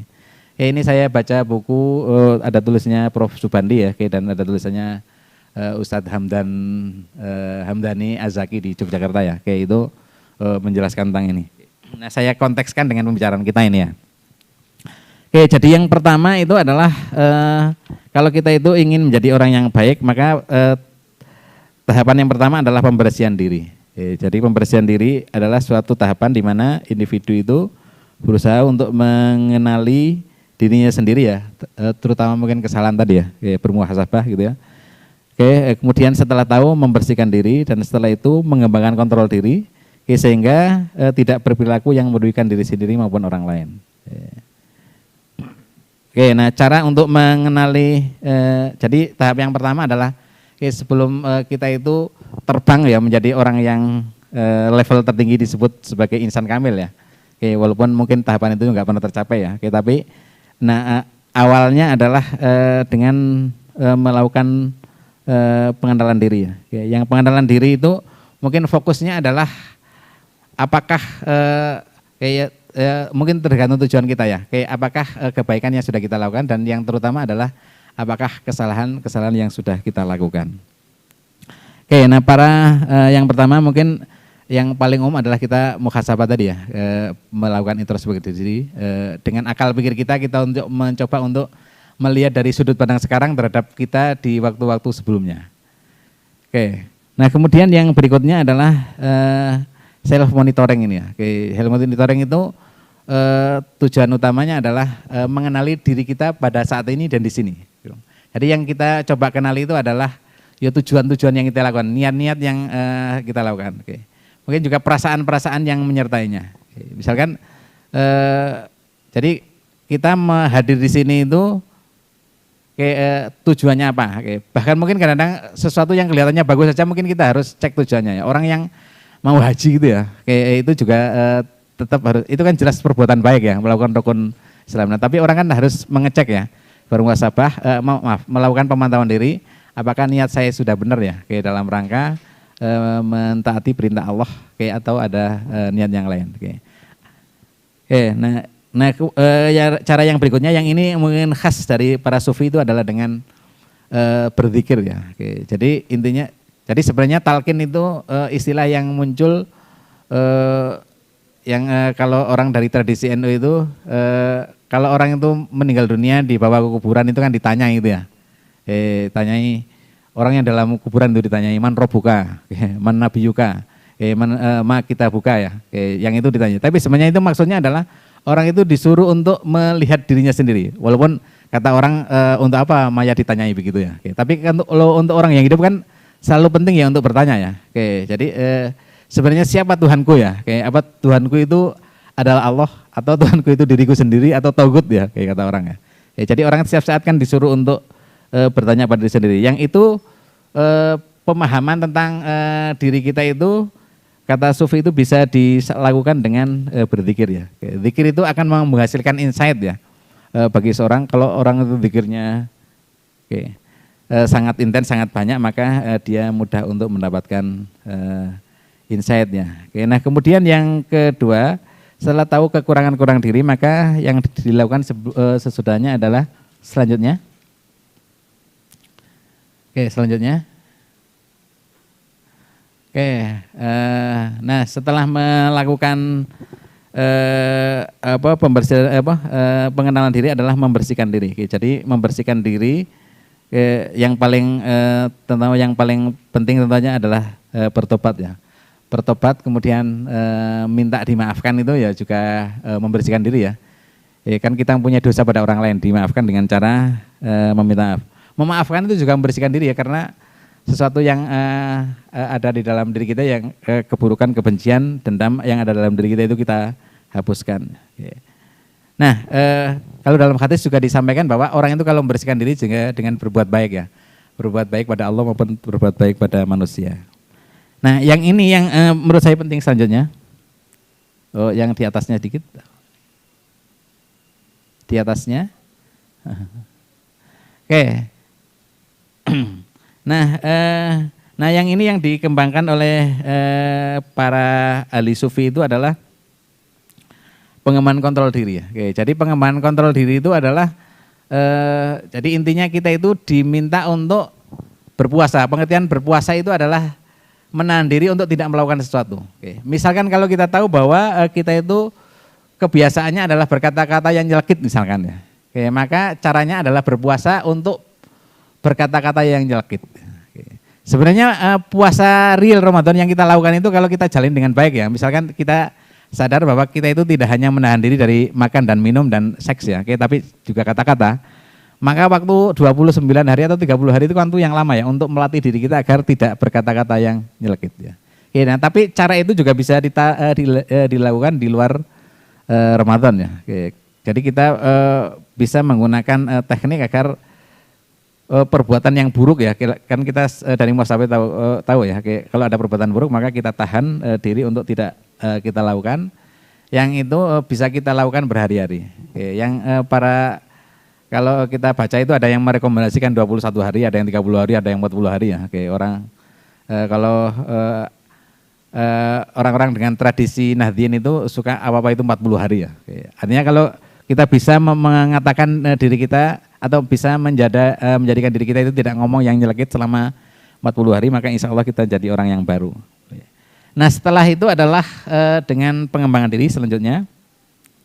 Nah yang pengembangan diri itu kita lakukan intinya adalah dengan mengimplementasikan ya nilai-nilai baik yang ada di dalam ibadah maupun dalam akhlak. Oke, selanjutnya. Selanjutnya bukan naik ya.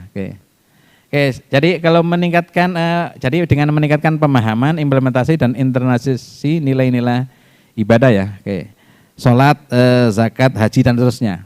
Nah yang patut untuk diperhatikan adalah bahwa sebenarnya ibadah itu kan niatannya itu ya intinya beribadah pada Allah ya. Tapi ada sebuah catatan yang disampaikan oleh Nur Kholis Majid ya, bahwa pada dasarnya ibadah-ibadah yang kelihatannya sangat personal itu pada dasarnya memiliki nilai sosial ya. Seperti sholat itu ya. Sholat itu kan inna sholata tanha 'anil fahsya'i wal munkar ya. Sholat itu mencegah kekejian dan kemungkaran kepada orang lain ya. Artinya kan ternyata sholat itu salah satu fungsinya itu adalah sosial. Begitu juga yang pasti kalau zakat ya, sosial ya. Kalau haji kan kita juga ada waktu tertentu di mana kita itu nggak boleh ngomong yang jorok, ngomong yang mencela dan seterusnya itu ya. Jadi ya ternyata jadi ada pada sholat itu juga ada nilai-nilai yang salah satu nilai yang penting adalah nilai di samping itu saja nilai yang paling penting adalah nilai ketaatan pada Allah. Begitu juga dengan kegiatan-kegiatan yang sosial yang tadi sudah kita sebutkan ya. Yang itu kita implementasikan, artinya kita mengembangkan diri kita dalam tahap tahali tadi ya. Nah kalau kita sudah melakukan yang tahali selanjutnya, sedikit lagi Mbak ya. Jadi setelah terus, nah kemudian yang berikutnya adalah modeling ini. Jadi kalau modeling yang disarankan oleh para ahli sufi tentu saja adalah modeling terhadap Nabi. Kalau Nabi itu kelebihannya adalah bahwa dia itu uswatun hasanah itu overall ya. Dalam segala dimensi kehidupan itu kita bisa mencontoh Rasulullah. Walaupun untuk ibu-ibu untuk poligami itu harus hati-hati gitu ya. Tapi yang lain-lain kan kita bisa tiru Rasulullah ya. Apalagi kalau berkaitan dengan akhlak gitu. Rasulullah itu bisa menjadi teladan untuk semua hal ya. Nah kemudian yang berikutnya adalah karena kalau mau mencontoh manusia itu ya, mencontoh manusia itu manusia biasa, apalagi manusia pada saat ini ya, sebaik apapun ya, kita ambil Ustadz Abdul Somad misalkan atau Adi Hidayat itu kan kalau kita lihat juga pasti ada kekurangannya gitu ya. Tapi kalau mau yang paten gitu ya, maka kita bisa mencontoh Rasulullah. Walaupun menurut saya mencontoh manusia saat ini juga boleh sepanjang bahwa dia itu sesuai dengan Rasulullah gitu ya. Mendukung nilai-nilai yang dikembangkan oleh Rasulullah. Nah kemudian yang lain adalah menjalin relasi hablum minanas ini ya. Yang itu caranya adalah memang kalau hablum minanas ini untuk menghidupkan ya. Jadi untuk betul-betul bersabar maka orang harus bersama orang lain, untuk bisa bersyukur maka orang harus bersama orang lain ya. Nah yang apabila itu tercapai maka kita akan memasuki tahapan yang terakhir yang namanya tajalli ini ya. Tajalli itu adalah tahapan di mana manusia itu kebaikan pada Allah itu sudah paripurna, kebaikan kepada manusia itu atau kepada makhluk itu paripurna ya. Yang itu mungkin yaitu sebuah konsep aja ya. Konsep yang mungkin tidak tercapai karena kalau para ahli berdebat itu siapakah insan kamil, ada yang menjawab tidak ada ya. Tapi ada yang menjawab Nabi Muhammad begitu ya. Tapi kalau ada sebagian orang menjawab Ali bin Abi Thalib ya, walaupun mungkin akhirnya orang berdebat ya. Nah, tapi itu intinya adalah bahwa orang yang insan kamil itu orang yang mencapai tahap tajalli ini adalah orang yang ya kebaikan pada Allah itu konsisten ya, dan kebaikan kepada sesama makhluk itu konsisten. Sehingga mungkin dalam kehidupan sehari-hari dia itu ya terhadap apapun ya, terhadap kucing misalkan ya, terhadap tikus atau terhadap ular ya. Oke, dia memperlakukan itu dengan baik ya. Oke. Nah, tapi memang satu hal yang penting kalau dalam Islam itu agar bisa melakukan sesuatu itu dengan baik, maka orang itu kan harus punya ilmu. Oke, contohnya misalkan ya, Anda itu berbuat baik pada ular itu kan harus punya ilmu ya. Oke. Misalkan kalau dalam Islam itu kalau ular itu masuk rumah kan jangan langsung digebuk ya. Jadi ular itu kan diusir aja ya. Oke, diusir, jangan dibunuh dalam rumah. Oke, karena pada zaman Rasulullah ternyata ada orang itu yang mau membunuh ular ya. Oke, ternyata dia sama-sama terbunuh ya karena dia berkelahi dengan ularnya ya. Sehingga Rasulullah mengingatkan ya agar kalau ada ular dalam rumah kita itu memperlakukannya dengan baik ya. Oke, menurut saya makhluk apapun itu kalau dia itu tidak mengganggu, tidak menyakiti itu jangan dibunuh ya. Nah, tapi memang untuk misalkan saya kadang mikir, saya itu orang yang sangat sering membunuh kecoa ya. Oke. Karena kalau ada kecoa itu mesti anak saya ini tugas abi gitu ya. Oke. Ada kecoa. Jadi kalau ada kecoa itu mesti dibunuh. Oke. Walaupun saya sekarang bertanya sebenarnya kecoa itu harus dibunuh atau enggak ya? Mungkin Pak Muslim bisa bantu ya. Oke. Tapi saya sudah mencoba untuk berhati-hati kalau sama kucing ya. Walaupun ada kucing tetangga itu kucing hitam namanya ya. Kucing itu selalu mengganggu kucing saya ya. Kucing saya itu sudah kucing rumahnya, dia masuk dan menyerangnya gitu ya.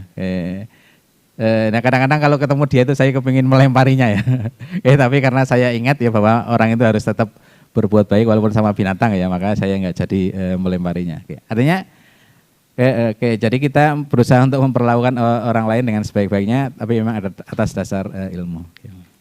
Nah itu mohon maaf apabila ada yang tidak berkenan.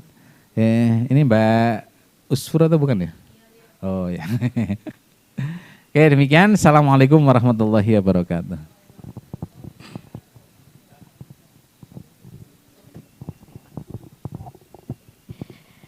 Alhamdulillah, thank you so much for our speakers. Now, because we have very limited time, only one question to the speaker. Yep, please. Ada yang bisa bantu? Anyone can help? Yeah. Thank you.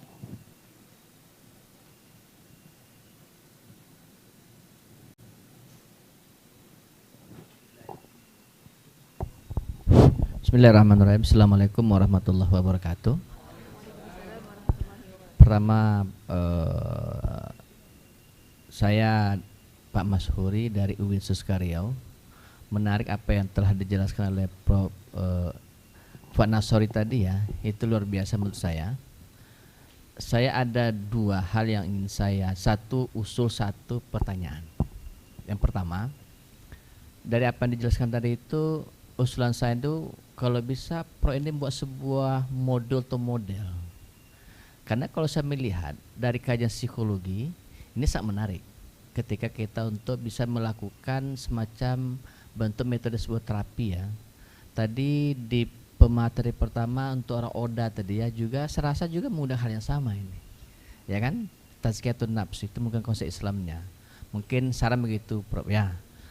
Pertanyaan satu itu tentang konsep tajalli tadi itu. Apakah sama dengan dalam psikologi peak experience itu ya? Terima kasih.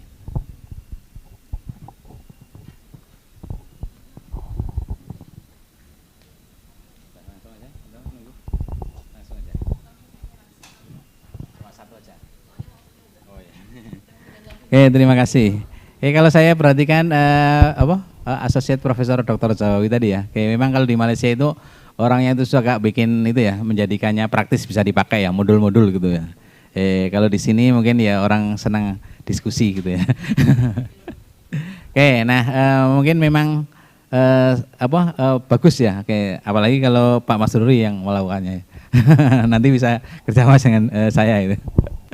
Saya itu memang tidak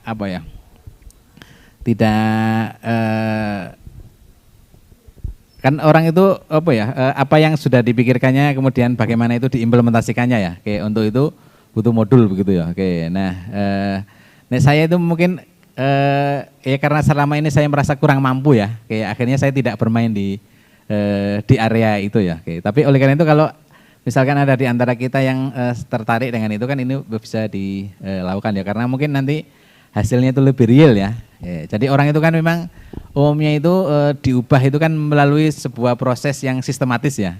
Tidak, kalau yang diskusi ini kan mungkin pengayaan ya, refreshing. Tapi kalau bisa lebih dibumikan ya, lebih diimplementasikan itu akan lebih baik. Dan moga-moga nanti Pak Mas Ruri bisa bekerja sama dengan saya ya, atau dengan yang lain ya. Nah kemudian yang berikutnya, apakah tajalli itu sama dengan atau mirip dengan peak experience ya? Jadi kalau peak experience itu kan sama dengan kalau saya baca konsepnya Abraham Maslow itu ya, itu peak experience ini sebenarnya memang pengalaman puncak, tapi pengalaman puncak ini pengertiannya adalah pengalaman spiritual ya. Nah pengalaman spiritual ini bisa diartikan sebagai pengalaman kebermaknaan hidup ya, di mana seseorang itu memiliki sebuah momen ya, walaupun itu lebih merupakan pengalaman batin ya, momen di mana dia itu merasa berharga begitu ya. Apa yang dia lakukannya itu sesuatu yang penting, yang mencerahkan kehidupan dia sendiri, bahkan kalau itu mencerahkan kehidupan banyak orang. Yang itu jadi momen tapi momen batin ya, momen batin yang dialami oleh seseorang, yang dia menyadari bahwa apa yang dilakukannya itu sesuatu yang sangat penting, yang sangat berharga. Nah tentu saja kalau Nabi itu contoh momen peak experience-nya ketika menerima wahyu itu contohnya ya. Nah tapi peak experience itu juga mungkin tidak harus ada kaitannya, karena ini konsep barat ya, tidak harus ada kaitannya dengan Tuhan ya. Ketika seseorang itu mungkin bisa saja orang yang sekuler begitu ya, orang yang sekuler yang mungkin kalau dalam bukunya itu dikasih contoh itu istrinya Roosevelt itu siapa namanya ya, Roosevelt itu presiden Amerika yang tahun 45-an ya. Jadi dia itu orang seperti Lady Diana itu ya, orangnya itu sangat sosial ya, suka pergi kemana-mana dan mempunyai yayasan dan memberikan bantuan terhadap orang-orang yang tidak berdaya. Nah dia itu mengalami peak experience itu dengan cara memberi itu ya. Jadi ketika kita datang misalkan pada anak-anak yang cacat, diperhatikan oleh istrinya presiden, betapa bahagianya ya. Jadi dia seringkali melihat wajah-wajah yang sangat senang, bahagia ketika didatanginya. Tapi intinya fokusnya adalah sesuatu yang penting, bermakna, berharga, bermanfaat. Nah tapi kalau konsep tajalli ini kan lebih menggambarkan pencapaian ya. Jadi pencapaian di mana seseorang itu terhadap Allah itu sedemikian dekatnya ya, dan dia melakukannya itu secara konsisten ya.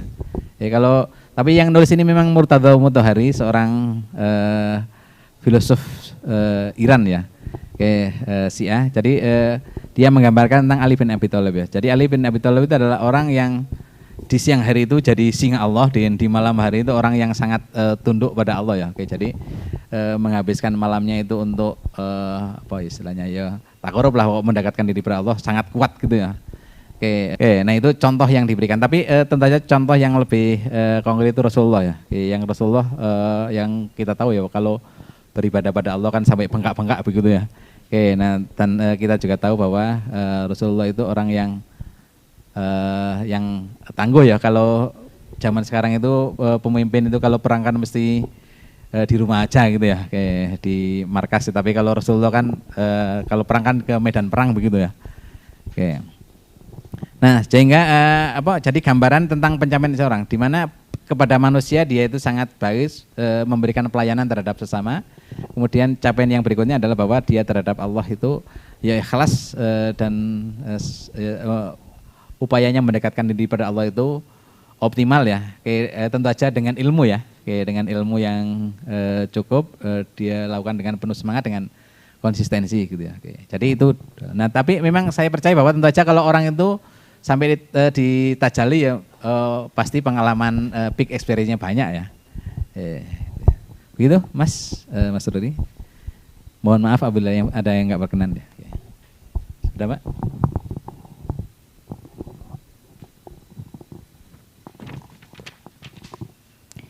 Thank you so much for Dr. Fuad Nasori for your explanations. Ladies and gentlemen, that is the end of our sessions today. as a moderator, I would like to give you some highlights of our sessions today. For the first one from Dr. Zawawi, let's give our chances to our young generation to fight or to change themselves, to fight against drug addictions through the implementations of maqasid syariah with tazkiyatun nafs and psychosocial approach to bring them to the positive directions. And from Ibu Fatmawati, when children see their parents as a secure place for them, it will have a huge impact on how they view the world.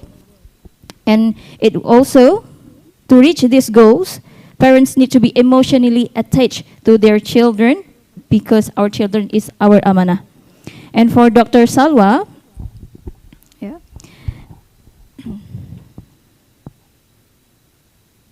there are some take-home message for our today's session. Assess belonging in our spaces. To ask, does everyone with different abilities, culture, religiosity in our school, university, and workspaces feel a part of a group? And the second one, revive a sunnah to ensure belonging for all. And the last one, take the time to research our community and practices. And for the last one, from Fuad Nasari, very short summary. It's about self-improvement process to achieve mental health or kesehatan jiwa, lebih tepatnya Bapak.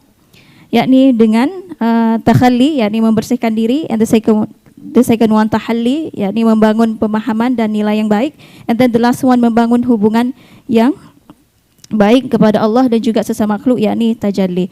That is the end of our session. Let's give a big applause to our speakers today. Thank you so much for Dr. Zawawi bin Abu Bakar, Dr. Candidate Fatmawati, Dr. Salwa Barhumi, and the last one, Dr. Fuad Nasari, for your informative and very engaging presentations, and also to all the participants for their active participation. Okay. Again, I should remind everyone that we will be seeing you again on the second part of this conference after break, where we will have parallel sessions at